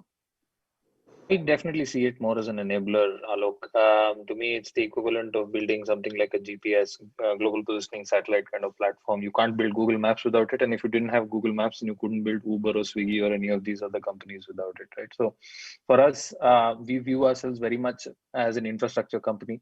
We are Ekalavya to Visa's Drona. We see what they've done over the last 40, 50 years and like the value of building infrastructure over and this is not a short-term business. This is not even a 5 or 10-year business, it's a 30-year business at the very least. So you're going to have to take that view and you're going to have to be very patient if you're going to be a pure play infrastructure company. And whatever infrastructure is available in the public domain, there is always value to be added by kind of making that consumable by the enterprise class or making that consumable by developers. Just because it's an open infrastructure exists doesn't mean that everybody is able to kind of use it or take the full benefit out of it. So we will continue to kind of be an infrastructure company. We might build some reference implementations that people can, and that we might open source, or we might make it possible for people to embed it as SDKs within their application to save some development effort for our developers. But we view that more as the kind of reference implementation that an ARM would do for their chipset designs, right? So that's the kind of philosophy that we have. That means that before we kind of hit tremendous revenue scale, it might take it might take time. There's always an installation period and a deployment period whenever you're thinking about an infrastructure business. So you can't monetize. Just a word of caution there. Don't tell the 30-year story to your private equity investors. I already have. Some of them bought into it. Go figure. But what I was about to say is you can't monetize a bridge when it's half built. Nobody's going to drive across. You're going to fall into the river.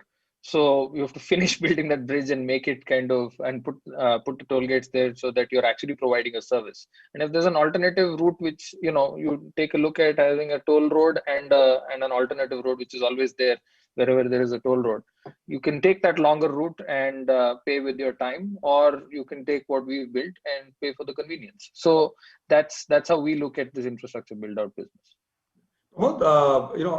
What would be your perspective on this? Visa again, coming, if you look at Visa with the lens of the API economy, while it has enabled a lot of interconnections, it has really built a strong core that is defensible by itself. Do you see the risk of many of the API companies really becoming, technology solution provider? Or where is the potential to own the intellectual property in this business? So look, it's it's a very interesting question, right? The way we've seen it open up, we would believe we need many more such platform players to get consumers the right financial services, right? Just look at the financial penetration in this country. Look at the amount of cash that's still being used. Look at the amount of investment products that are there. Look at the mutual fund penetration. Look at the insurance penetration. You need so many more platforms to come in, so many more APIs to come in, because there is so much internet in people's hand. There are smartphones in people's hand. So you need more and more such platforms to come in so that people can consume financial services in the way they want it to be. Because historically, people had to go to a bank, go to a branch, walk into a process that the bank had defined. What is happening now is that the new age players are defining how basically services are delivered to the consumers in the way they want. So that's the big difference that's happened, right? So we believe Visa is here to kind of serve many of these platform players who are, beginning to serve the consumer in the way they want. There is an intellectual property that Visa owns, which is basically moving money, which it has, evolved over 60 years. I mean, 1960 to 2020 is actually 60 years of intellectual property in moving money systems, fraud prevention, cyber security. I think there's a lot of it that goes into moving money. And when you start opening the top layer, which we started to, we believe there is so much more opportunity to scale that up. In fact, now, we started to offer risk as a service, cyber security as this thing, analytics as a service. So I guess there's a bunch of things we've started to open up, which we believe will only help the consumer get the right financial product. I think this is interesting, because I see this almost as, are you providing API as a service, or you're providing a service as an API? And I think some of that will play out as we move forward. Last couple of minutes, if there are entrepreneurs in the audience, what does all of this mean to them? Should they be thinking about building end consumer businesses using APIs from one or more of you? Should they be targeting to build the API business because that seems so attractive? Just where do you see more and more entrepreneurial activity to happen? And maybe Sahil, we can start with you here. I always kind of look at this as it's a question of your worldview. Do you view the world as a jungle or a garden? If there's a jungle, then everybody's out to eat you. If you view the world as a garden, everyone's out to make the world a more beautiful place. And I would, the only thing that I would say to entrepreneurs who are looking at kind of building in the fintech domain is a couple of things. One, much like building any other company, this is hard. Don't want to make this rosy just because fintech is hot. 5 years down the line, I don't know if it will continue to be hot, but frankly, you shouldn't care if that's the business that you're going to be in. And working with banks, like Mabel pointed out, is even harder. It requires tremendous patience. It requires tremendous grit and tenacity. And it requires a fairly deep knowledge of not just the technical pieces of work, but also there's a lot of tribal knowledge in financial services that you need to work very hard to kind of get a hold of, which is not written down anywhere.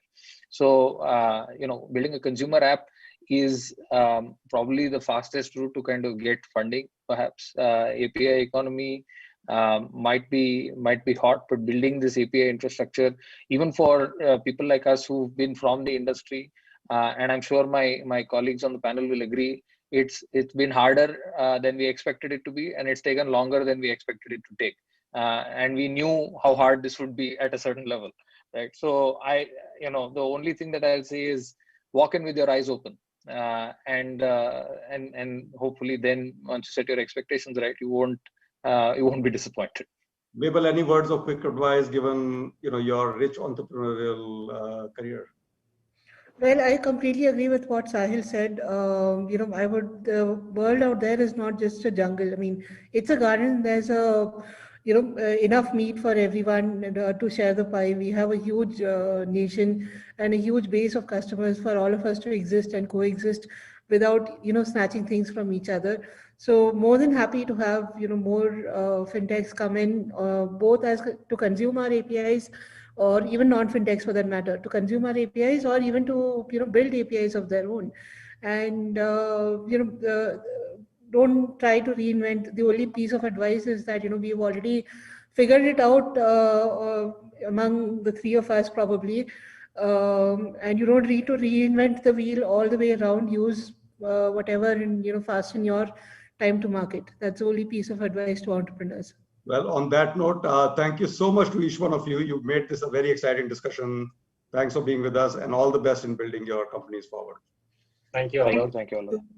Thank you so much, Alok and panelists. I would like to thank you all for making this panel an exciting one. And before we end the day today, we have one final panel on talking about global trends in the fintech space. And we have speakers from two ends of the globe. We've got Prashant of Fundbox from Silicon Valley, and we have Amrish Rao of Pine Labs signing in from Singapore. Please do stay on for our final keynote of the day. Thank you so much.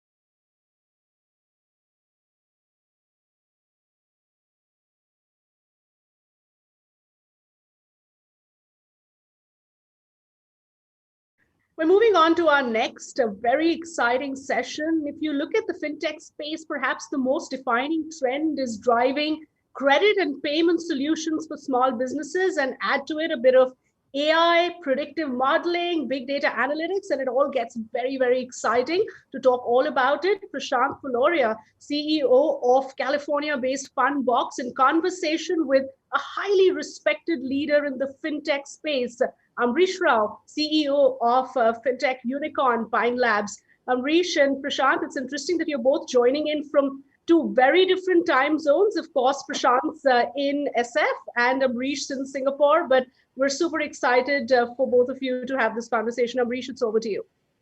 Thank you, Shweta. Thank you very much. Hey, Prashant, thanks for joining in. We would love to get to hear your perspective about what's happening in the credit space around the world. India is going through a phenomenal change. Payments are being disrupted. UPI has played a fantastic role. And I guess the next wave is going to be around credit. And we're going to look forward to what you will share as your experiences. Just for everybody, a bit of background on Prashant. Prashant has a very interesting background, having worked with Google, having worked with Yahoo, and then also continues to be a lecturer at some great schools in the US, and now for the last 4 years has been with Fundbox. With that as a background, Prashant, why don't I just start off with a very simple question which says, enlighten us, what does Fundbox do and what are you guys working towards? Yeah. Thank you, Amrish. Thank you. Fundbox is an American company, actually an Israeli-American company that focuses on building a financial platform for small businesses. Our mission is to power the small business economy today in the US and hopefully in many other parts of the world tomorrow with payments and credit solutions. And the key to what we do is really using data, using transactional data from businesses and applying that to understand the business reality and the ecosystem of businesses around it, to make predictions and assess risk, and use that AI that we've built to power payments and credit solutions. Every time a small business comes to Fundbox, we ask it to connect something. It could be a bank account, it could be an invoicing system, it could be an accounting platform, it could be an e-commerce payment system like a PayPal. And we use the transactional data from that connection to understand the business, but also to understand all its counterparties. Who is it doing business with? And so as businesses come and join Fundbox, we stitch together that data into a graph, which is a graph of businesses and their interactions.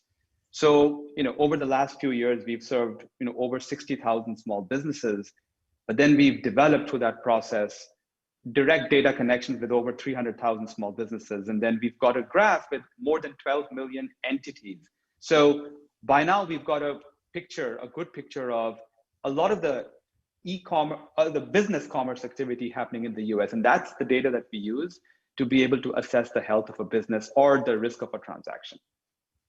Before we go on, just one more question about Fundbox.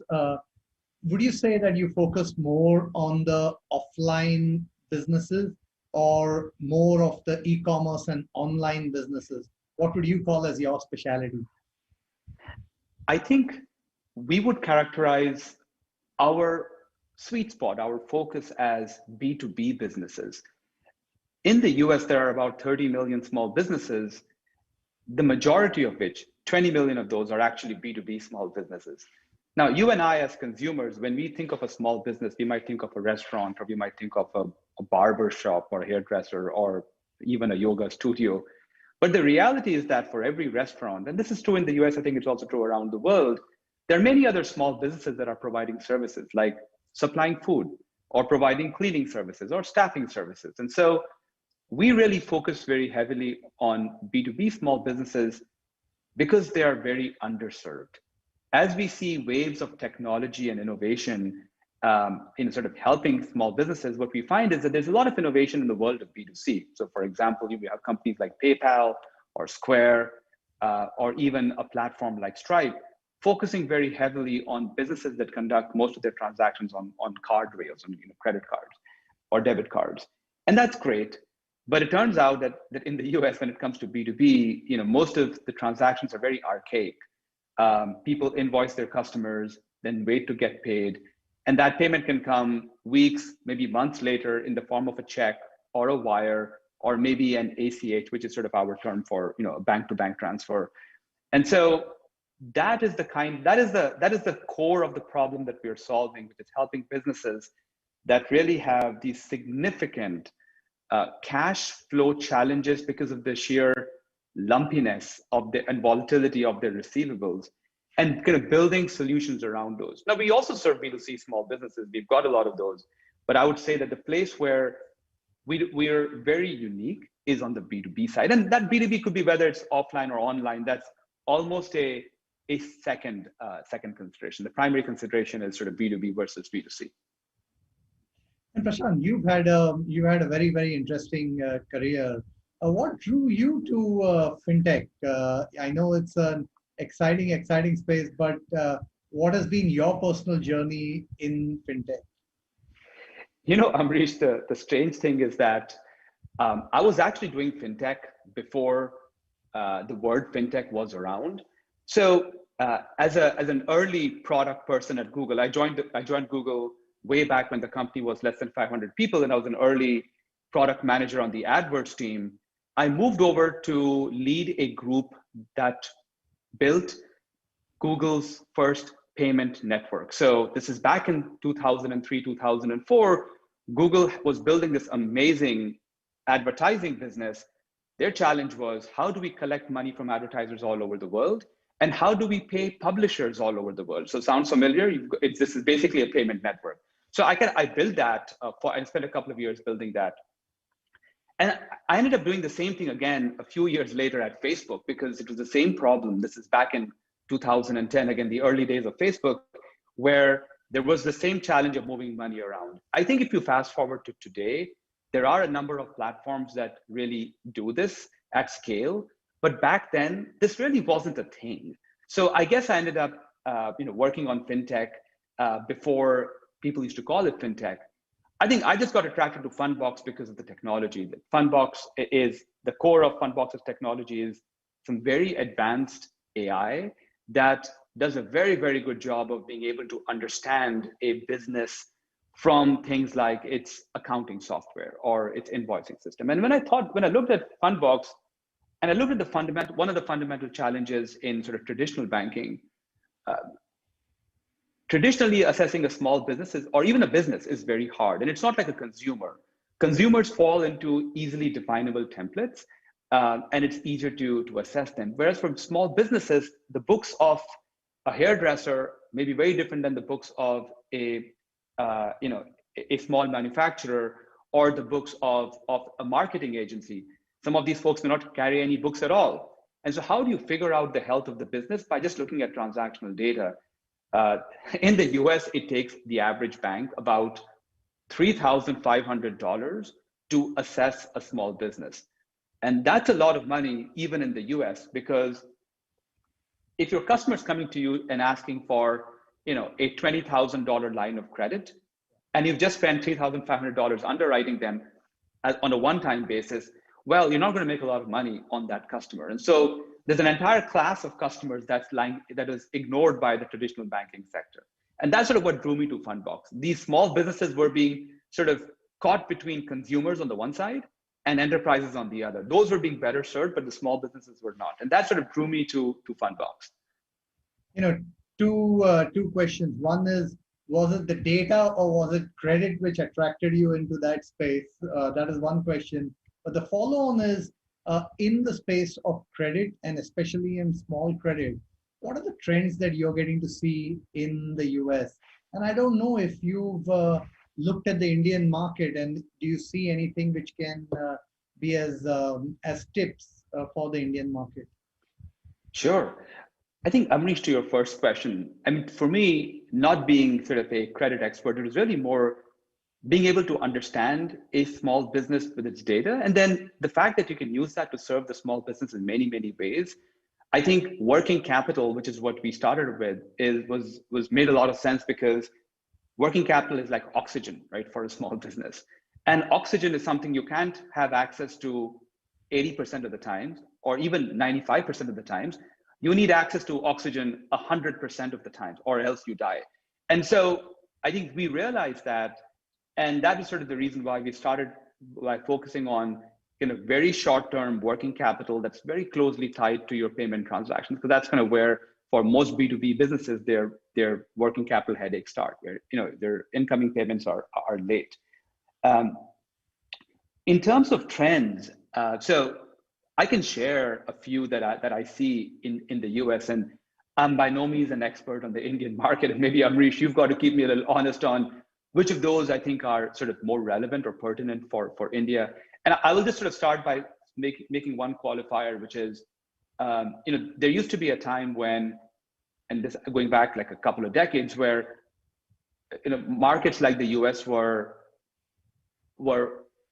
always a few years or a few decades ahead of markets like India. But I think today what's happened is, in many ways, Asian markets in India as well have leapfrogged certain steps, and in some cases are actually way ahead. So in some cases, it makes sense to learn from the Western world, so to speak. But I think in many other cases, the Western world is looking very intently at markets like China, markets like India, markets like Southeast Asia, where there's a lot of innovation going on. So I think in terms of trends, what I'll just say is a few things. One, small businesses continue to be underserved. And it's really interesting because this isn't a new phenomenon. It's been going on for a very, very long time. But I think that COVID has actually really set back small businesses and the way they're served by traditional financial institutions, again, by a few years. If you look at what's happening in the financial markets or in the market in the US, many banks have really pulled back their credit offerings for small businesses, just given sort of the risk that they see in the sector. And many independent credit providers have actually gone out of business because of the recession that started back in like March or April of last year. So I think that there's still a lot of opportunity in terms of small businesses being underserved. I think that the thing I brought up earlier, which is working capital being locked up in unpaid invoices, is a very big deal. There is almost $1 trillion, almost $1 trillion of money that's locked up in unpaid invoices to small businesses. I'm not talking about large enterprises paying other large enterprises on a net 90 basis. I'm talking of small businesses not getting paid. And like $1 trillion is like 5% of the US economy. It's a very large, it's a very, very big drag.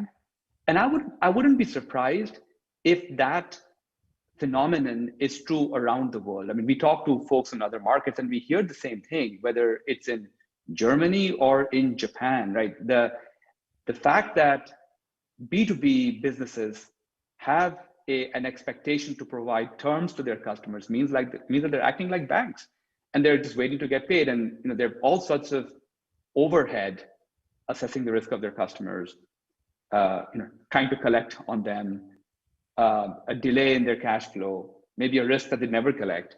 So I think that overhang of unpaid invoices is big and it's getting bigger. I think the other thing we see is small businesses like consumers are looking for credit and financial services more broadly in context. So the idea of getting out of your daily habit and workflow and going to a bank or something to let's say get a small financial product is less and less appealing. More people want to be able to get access to credit or to a payment solution right when they're in the middle of doing something. So if I'm buying a piece of equipment, like I want to be able to get credit for that purchase now and then move on with my life, as opposed to having to go to a bank and then wait for a week or a few days and get access to capital to come back and buy the piece of equipment. So I think there's a big opportunity to do a better job than incumbents by thinking of ways in which you sort of provide those financial services, including credit, in the daily, weekly, monthly workflows of your customer. And oftentimes you can get just better conversions and better retention if you're doing that. And so we see that a lot. We see on the B2C side, for example, Shopify using Stripe Capital to power credit for their very, very large network is a big move. Fundbox, and we serve small businesses while being embedded inside of the QuickBooks accounting platform, which is the largest accounting platform in the US. So there's a lot of that embedding going on. I think everybody now understands the value of providing financial services in your product, whether you're a fintech player or whether you're just like a B2B SaaS company or a B2B marketplace.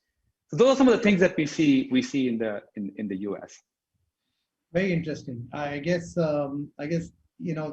if you have a platform in which is very strong addressing your target segment, and if you can overlay a credit product which takes the friction out, delivers credit quickly, obviously makes a very big difference.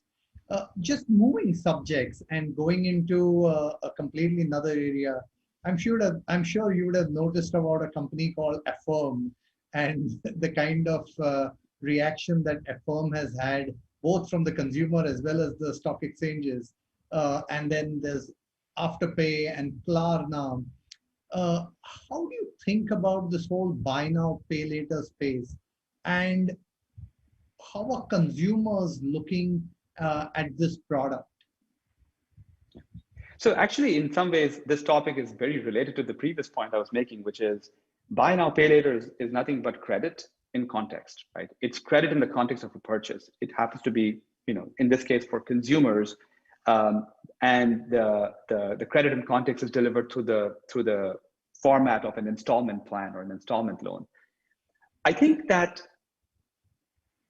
buying in installments is something which makes a lot of sense to people, both like intellectually and emotionally. So for example, before the internet, like if you were to get on a road and drive down a street in the US, you might come across like people selling mattresses, right? And I'm talking mattress stores, and they would have big signs outside the store like pay in 4 easy installments, or whatever large ticket item, a piece of furniture or something else. And so installment plans have existed. I think, and I think this is true around the world for some time now in the offline world. And in the US, you've had banks like Synchrony, which have really powered installment loans for a number of merchants. I think what companies like Affirm and Klarna and Afterpay have done is really create a beautiful experience online for the same thing. So they've brought that idea of the installment plan online, and people like it because people tend to be a little bit more hesitant to put a balance on their credit card, the revolving balance. Yeah. And because one, you're mixing up a bunch of things. You may have bought a mattress, you may have bought a cup of coffee, and now they're part of the same balance. So it's sort of mentally, you can't tell those apart. Then the other thing is that you don't exactly know how much you're going to be paying in interest or fees over time. An installment plan's kind of easy, or it could be made in a very sort of easy way. And I think what happened was in the US in particular, but I think it's also true for other Western markets, when consumer commerce moved online, I think banks were a little slow to support the same installment plan metaphor, if you will, in the online world. And I'm not fully sure, Amrish, why that was the case. It could have been technology, it could have been regulation, but it left a gap. And I think this was the gap that companies like Affirm and Klarna and Afterpay did a wonderful job of filling with just beautiful experiences.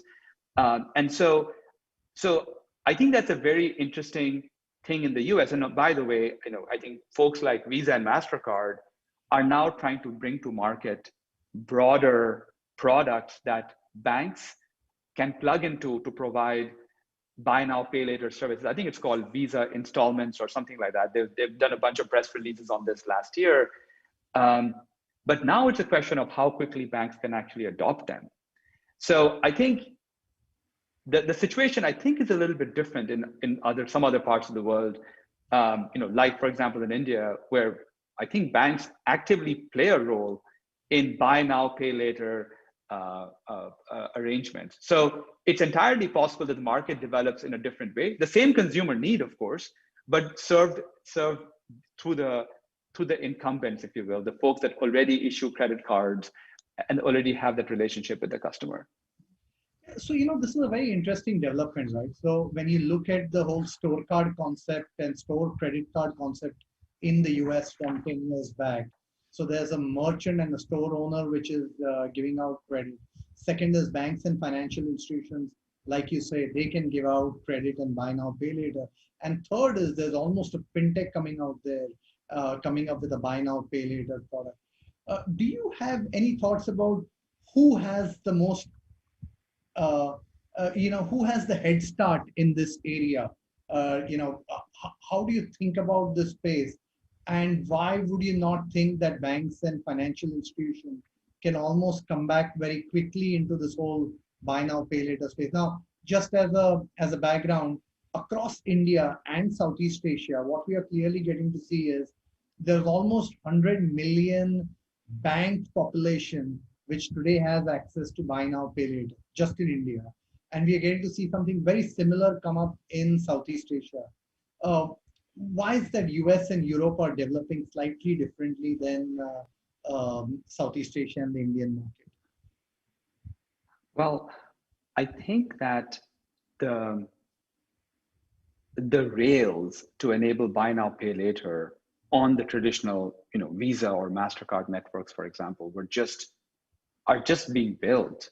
I think the announcements from Visa came out, I think, in the second half of 2020. And in some ways seemed a little bit of a reaction to the rise of Affirm and Klarna and Afterpay.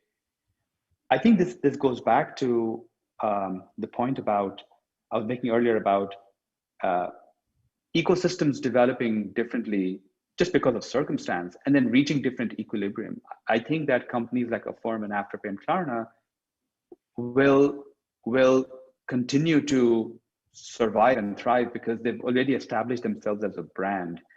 And so for certain categories of either customers or categories of purchases, there's sort of a strong association. Like if I'm thinking about maybe buying fashion, Afterpay has a very, very strong brand, both with merchants that are selling fashion apparel or what have you, as well as with consumers. So these are getting to be consumer brands. And so they're capturing parts of the market. Now, of course, their penetration in overall e-commerce is still very, very small. And so I think that if the banks move quickly and get on and get on with the new sort of the new products that the networks, the associations, the Visa, MasterCards of the world are offering, I think they will sort of also make a lot of progress. But a lot of this is it's a question of sort of circumstance. I actually think that it's entirely possible, maybe even likely, that if the networks and the banks move quickly in India, then ultimately you have a two-sided network running already in place. You have merchants on the one side working with their acquiring banks. You've got consumers working with their issuing banks.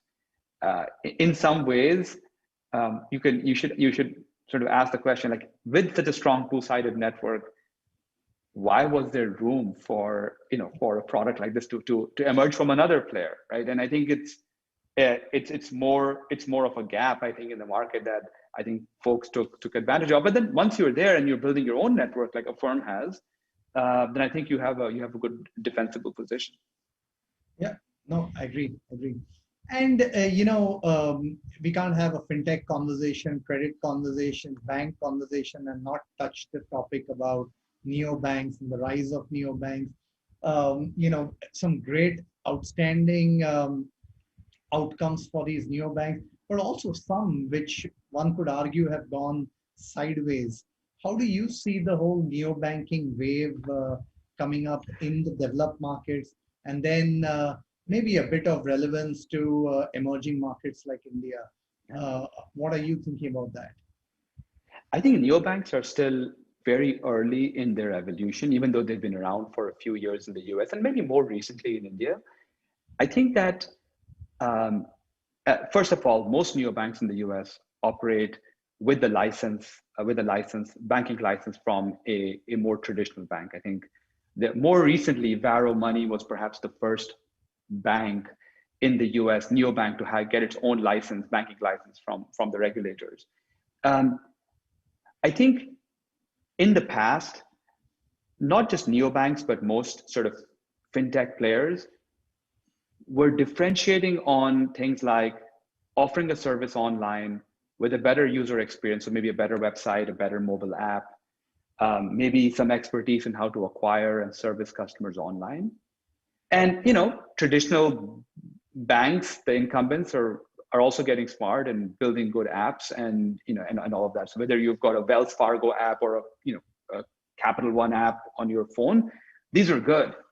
So I think that for neobanks in particular, but more broadly for fintech players to succeed longer term, or at least disrupt, it's important to have more sustainable competitive advantages.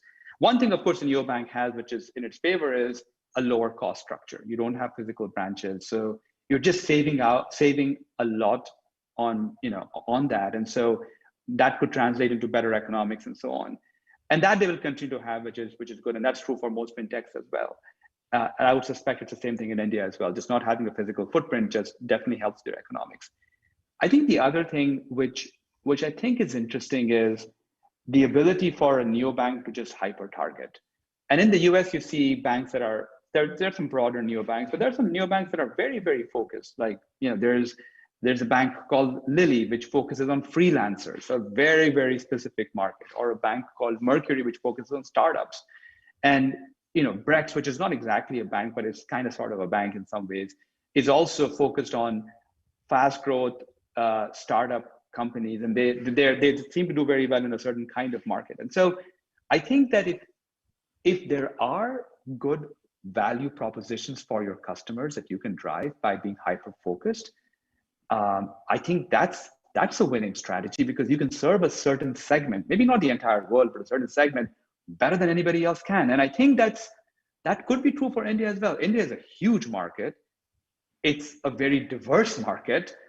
And so I would guess, and you know this better than me, that there are probably many segments of the market that require specific things. Like I was thinking about, but what if I'm a small business, but I'm heavy into exports? Maybe the fact that most of my revenue comes from other countries or buyers in other countries, and I have to deal with all of the currency fluctuations and getting paid and so on is a segment. And so I think that aspect of being focused on serving a target market could be good for neobanks in India as well. Sure. Hey, fascinating conversation. We've run out of time. Prashant, I'm going to thank you right now. And Atul, I'm going to thank you too. Really, really nice of you to have put this together, Atul. So appreciate what you're doing. Thank you. Great evening to everybody. Thank you so much. Bye. Thank you indeed, Prashant. It was great to have you with us and engrossing insights that you shared in this conversation. Since you play in a band as well, we hope next time we can entice you to play a little bit, one of the beautiful guitars that we see behind you. Oh, thank you so much. I used to actually play with a band called Euphoria. I don't know if you know Oh, Euphoria. wow. Okay, great. Yeah. Yes, of course. So this is again, this is 25 years ago. But yes, and on the Delhi circuit, that's what I used to do when I was back in college. But really, thank you so much. And thanks, Atul. Thanks, Amrish. Amrish, really good to meet you. We should stay in touch regardless. And thank you so much, Geetika. Thanks. And Amrish, absolutely, of course, helping bring out the on-point discussion. It's always great and very special to have you with us at the TIE platform. And also a special thanks to Pine Labs for being a partner at Resurgence TiECon. It's been really something that we appreciate. Ladies and gentlemen, we've had an action-packed day 2 at Resurgence TiECon. I hope you've enjoyed it just as much as we have enjoyed bringing it to you. Do remember that tomorrow we have an early start. We start sharp at 9 a.m. with a session on metrics near inflection point, which is a fireside chat for healthcare with Gagan Singh, Country President and MD AstraZeneca, Dr. Sangeeta Reddy, Joint MD Apollo Hospitals, in conversation with Namita Thapar, ED MCure Pharma. We also have a pitch fest for pre-Series A and Series A, as well as an Ask Me Anything session with Manish Khetrupal of Waterbridge Ventures in conversation with Atul Nath of Candid Marketing. So do remember to join in, log in by 8:45 a.m. so that you can help us have a on-time start at 9 a.m. Look forward to seeing you in less than 12 hours again. Take care and get some good rest.